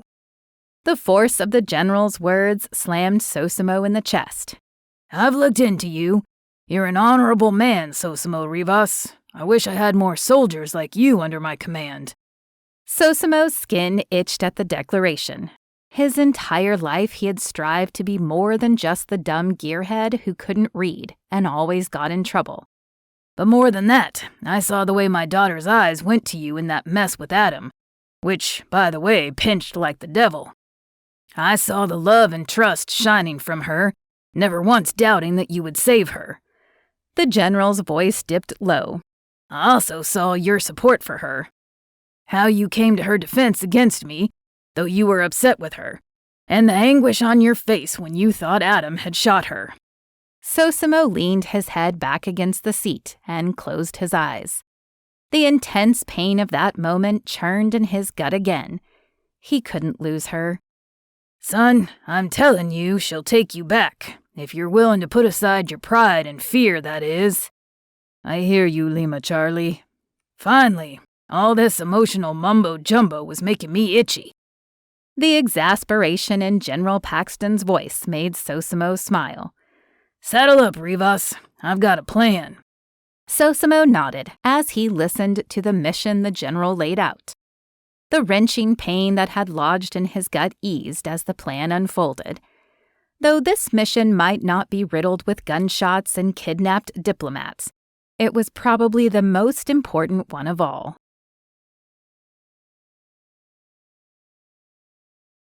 Chapter 24. June sat at the table assigned to them for the dinner as the musicians played beautifully and attendees waltzed across the dance floor.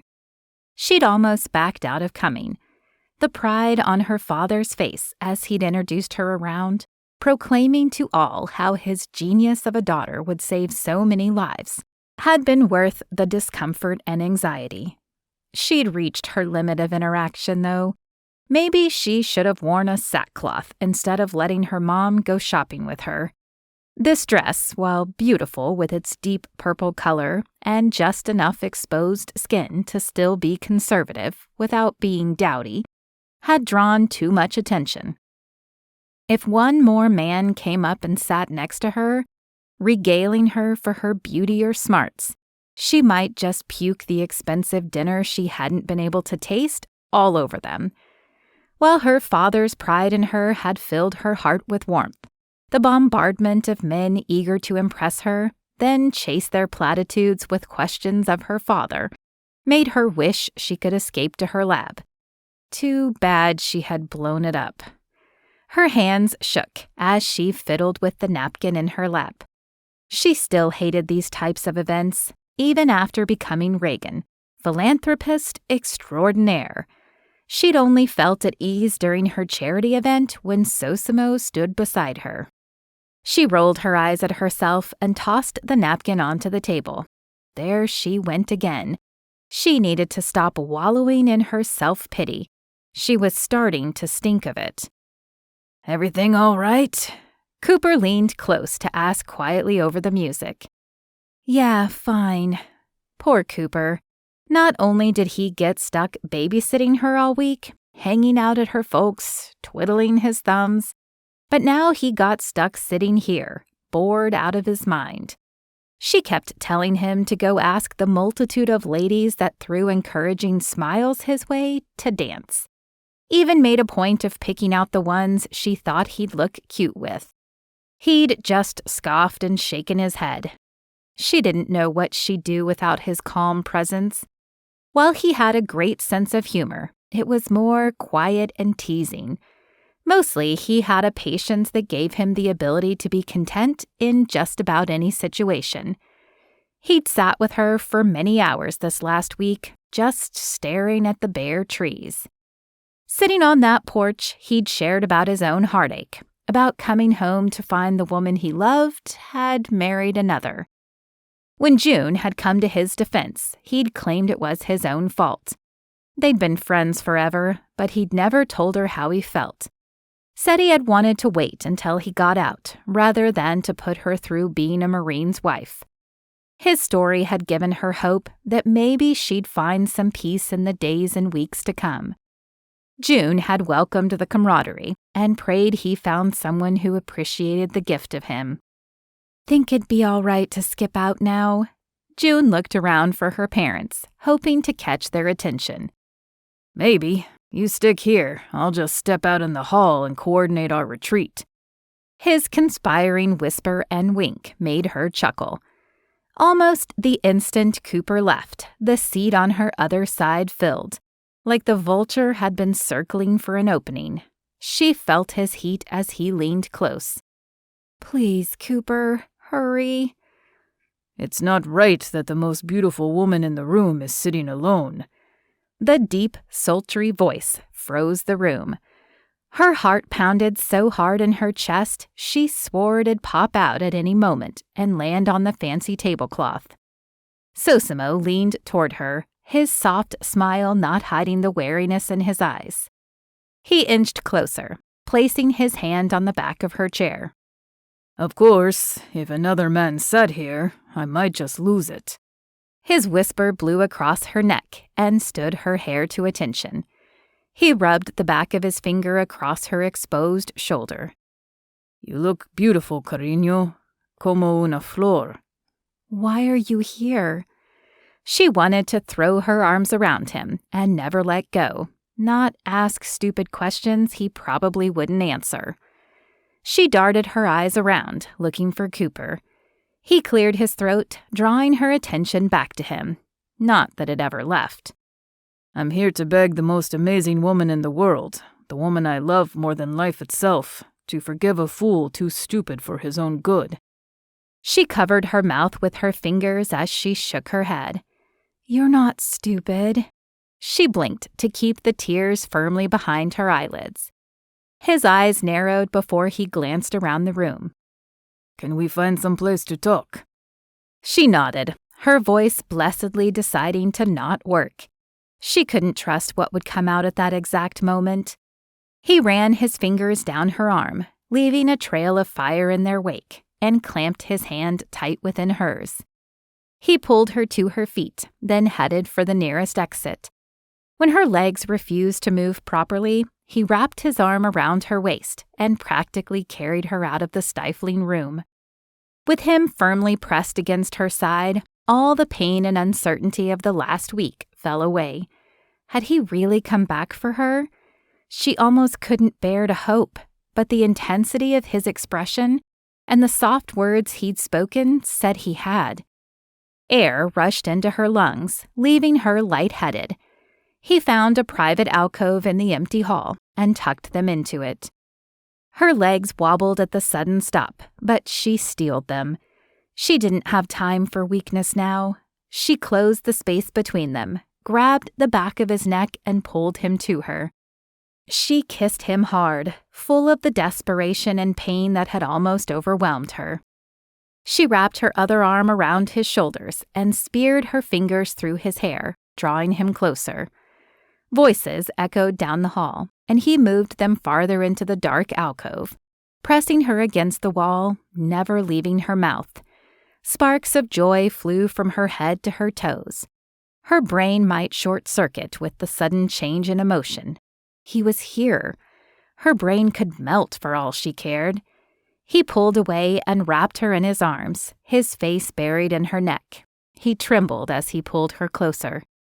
Please, tell me your kisses mean you forgive me. His voice shuddered under her ear. She loosened her death grip on his jacket and smoothed her hands up to his shoulders. Only if you forgive me for not telling you who I am. He cupped her cheek with his hand and rubbed his thumb along her jawline. I've always known who you are.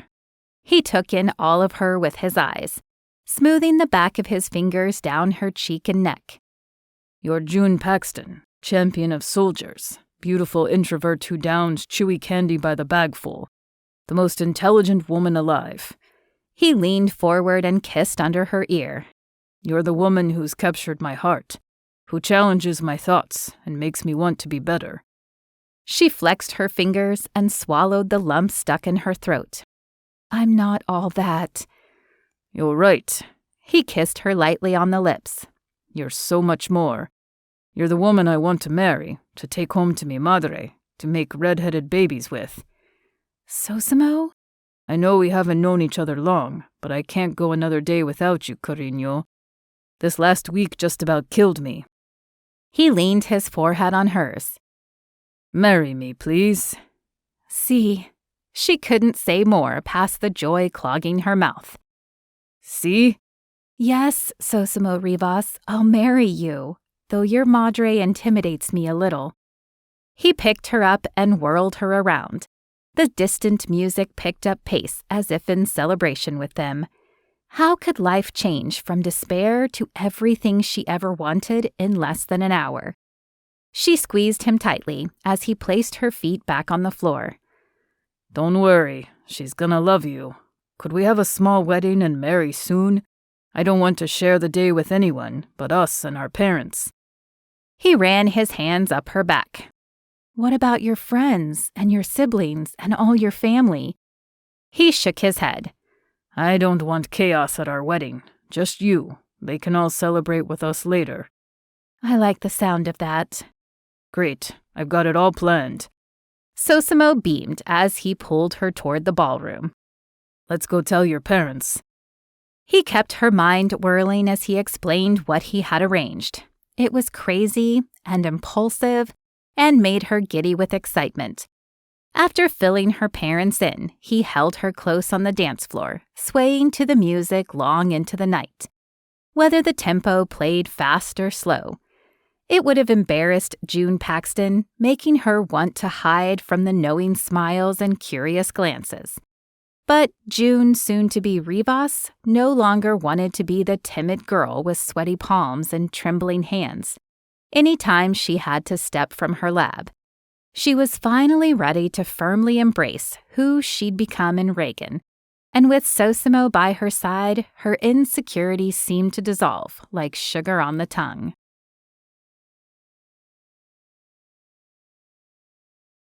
Chapter 25. Sosimo paced at the end of the dock while he waited impatiently for June to join him. He still couldn't believe he had pulled off organizing the wedding in 2 days. They could have had it at her parents' place, but since Virginia didn't have a waiting period, Virginia was where the wedding would be. He liked the fact that they would marry at sundown, overlooking the Potomac. He paced back to the other side of the dock. If she didn't hurry, the sunset would be over. Man, you pace anymore and the end of the dock will fall off. Cooper chuckled from where he leaned at the railing, calm like always. When Sosimo had found out that Cooper was a bona fide clergyman because of his baby sister wanting him to officiate at her wedding, Sosimo had thought God had been smiling down on him. Now he just wanted to push the infuriating man into the river. Since that would delay his wedding even longer, he contained the urge. Mijo, I'm so proud of you. His father, who had arrived with Sosimo's mother the night before, threw his arms around Sosimo's shoulders, stopping his pacing. You've done something special here for a special lady. I'm so glad to be a part of this. His dad motioned at the dock. Sosimo took it all in again. It had been a lot of work, transforming the humble dock into a place worthy of June's wedding, but it had been worth it. His father, General Paxton, and Cooper had all helped him while the moms had gotten June ready. He'd lined the walkway from the cottage with pots of fall flowers in varying reds, pinks, and oranges that reminded him of the many shades in June's hair. They'd strung twinkling lights up and down the length of the dock from tall poles they'd attached to the pillars, ending at an arc of lights they'd stand under to exchange vows. The hope was that she'd step out of the cottage when the sun displayed its best show across the sky, and the ceremony would end with the sky darkening and lights twinkling overhead. The real hope was that she wouldn't regret not having a bigger wedding. The cottage windows facing the river were covered with foil, so she couldn't peek. According to a text his madre had sent, they'd had to pull June through the cottage door off the drive, when her curiosity almost got the best of her. Now, if she would only hustle so he wouldn't ruin all this work by dragging her out here. The cottage door opened and shut just as quickly. His heart leaped into his throat. His madre rushed down the dock, a huge smile across her face. His heart settled back where it belonged. "She's ready. Get set, mijo." She kissed him quickly on the cheeks and shooed him to his spot. He stepped up to the arch, wiping his sweaty palms on his pants. Cooper smirked as he tucked his Bible under his arm. Sosimo straightened his tie and turned toward the cottage. His heart pounded in his throat as the door opened and June walked out. He could tell the moment she took everything in by the way her shoulders tightened and her mouth dropped open. Her parents stepped up to both sides of her, and they escorted June down the dock to him. Her gaze darted from one place to another until it zeroed in on him, never swaying the entire walk. The simple satin dress she'd bought that day perfectly draped over her and shimmered in the setting sun. She hadn't covered her hair with a veil. He loved the play of light in her wavy strands. She'd tucked some flowers from the vase he had left in the cottage around her head like a crown. She took his breath away. When she took his hand and stepped up next to him, tears sparkled in her eyes. "This is perfect." The ants tangoing in his stomach stopped when he threaded his fingers through hers. "I'm glad." Cooper started in with his, "Dearly beloved," and Sosimo stared into June's eyes. Her fingers didn't tremble, and her smile shone confidently at him, as songbirds and the passing river serenaded their ceremony, years filled with love reflected in June's teary gaze. Epilogue. 3 weeks later, June stared at the house as Sosimo pulled into the drive of his parents' house. She fanned her silk shirt, hoping her antiperspirant didn't fail her. She felt silly getting so dressed up with the beautiful top and calf-length skirt that flared when she spun. She'd hoped to make a good impression, but now was just uncomfortable. Her father's voice came over the speakers of the car. "Son, thanks for the names of people to look into for the force I'm putting together, to untangle this group Adam says controls the world or whatnot. Hopefully we'll be able to tear the organization down to dust. I'm glad I could help, General." Sosimo put the car in park and turned off the ignition. "Rivas, I've told you to stop calling me that." Sosimo laughed. "Sorry, sir. Old habit." "Right, I'll let you go. Tell your parents Claire and I say hello. Oh, and Junebug, keep that young man of yours in line." "I will, Dad. Love you." She bent forward and stared at the bright curtains hanging in the windows of the house. Is it too late to fly back to Zeke's Island for a while longer? She glanced at Sosimo, half hoping he'd say no. Their honeymoon had been amazing on the private island Zeke had inherited from his grandfather. No one but the food delivery guy from a neighboring island had been in that small piece of heaven.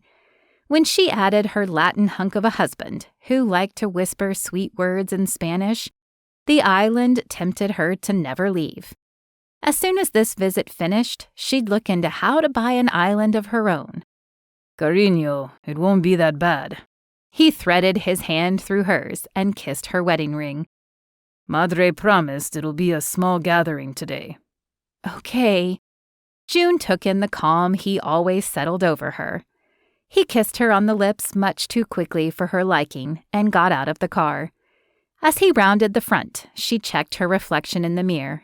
She rolled her eyes at the lipstick on her teeth and wiped it with a vengeance as Sosimo opened her door and reached for her hand.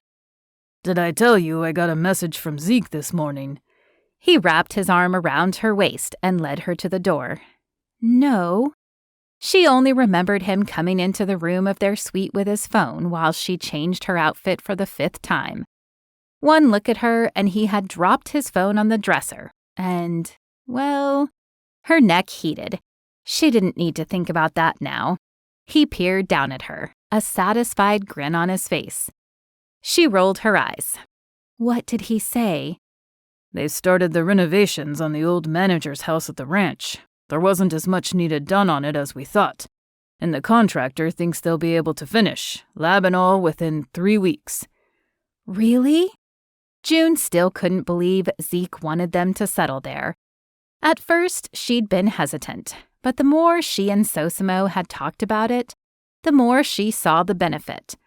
The lab would be more secure than if they found a place on their own, and he could still do the job he was made for, protecting those in need. While she'd never imagined herself married to a military man, she was humbled and proud of the man she called husband. Stop staring at me like that, or I may just drag you back to the hotel and disappoint mi madre. Sosimo pulled her tighter to his side and kissed her. Would that be so bad? She whispered on his lips. He growled low and kissed her hard, just as the door opened, and loud, rapid talking flooded the air. Mija, mijo! Sosimo's madre's voice pulled them apart. Ay, caray! She swatted Sosimo's arm while pushing him aside and threading her arm around June's waist. Let the poor woman breathe! June stifled a laugh as she smiled over Madre Rivas's head. Sosimo rolled his eyes and rubbed his arm. June squeezed her lips together to keep from snorting out a laugh. We just have a few of us here today. The rest will come for the party tomorrow. Madre Rivas patted June's side in a comforting move as they stepped through the door. Chaos erupted as more people than she could count crowded around to hug and kiss both her and Sosimo. More names and rapid Spanish flew her way than she knew what to do with. But the warmth and love enveloped her in a cocoon of happiness.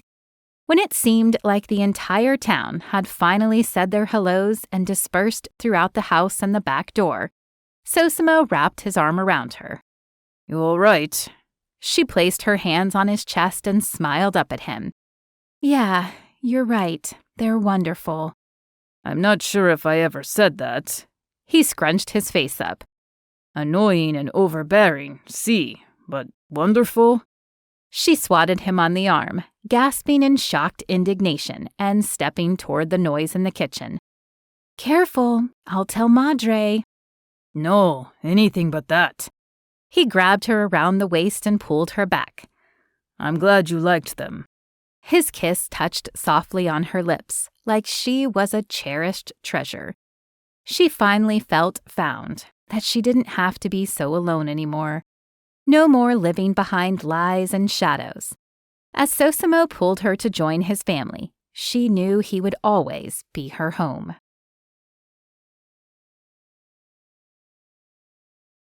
This has been Capturing Sosimo, a sweet romantic suspense, Stryker Security Force series. Written by Sara Blackard. Copyright 2020. Narrated by Lorana. Audio copyright 2021.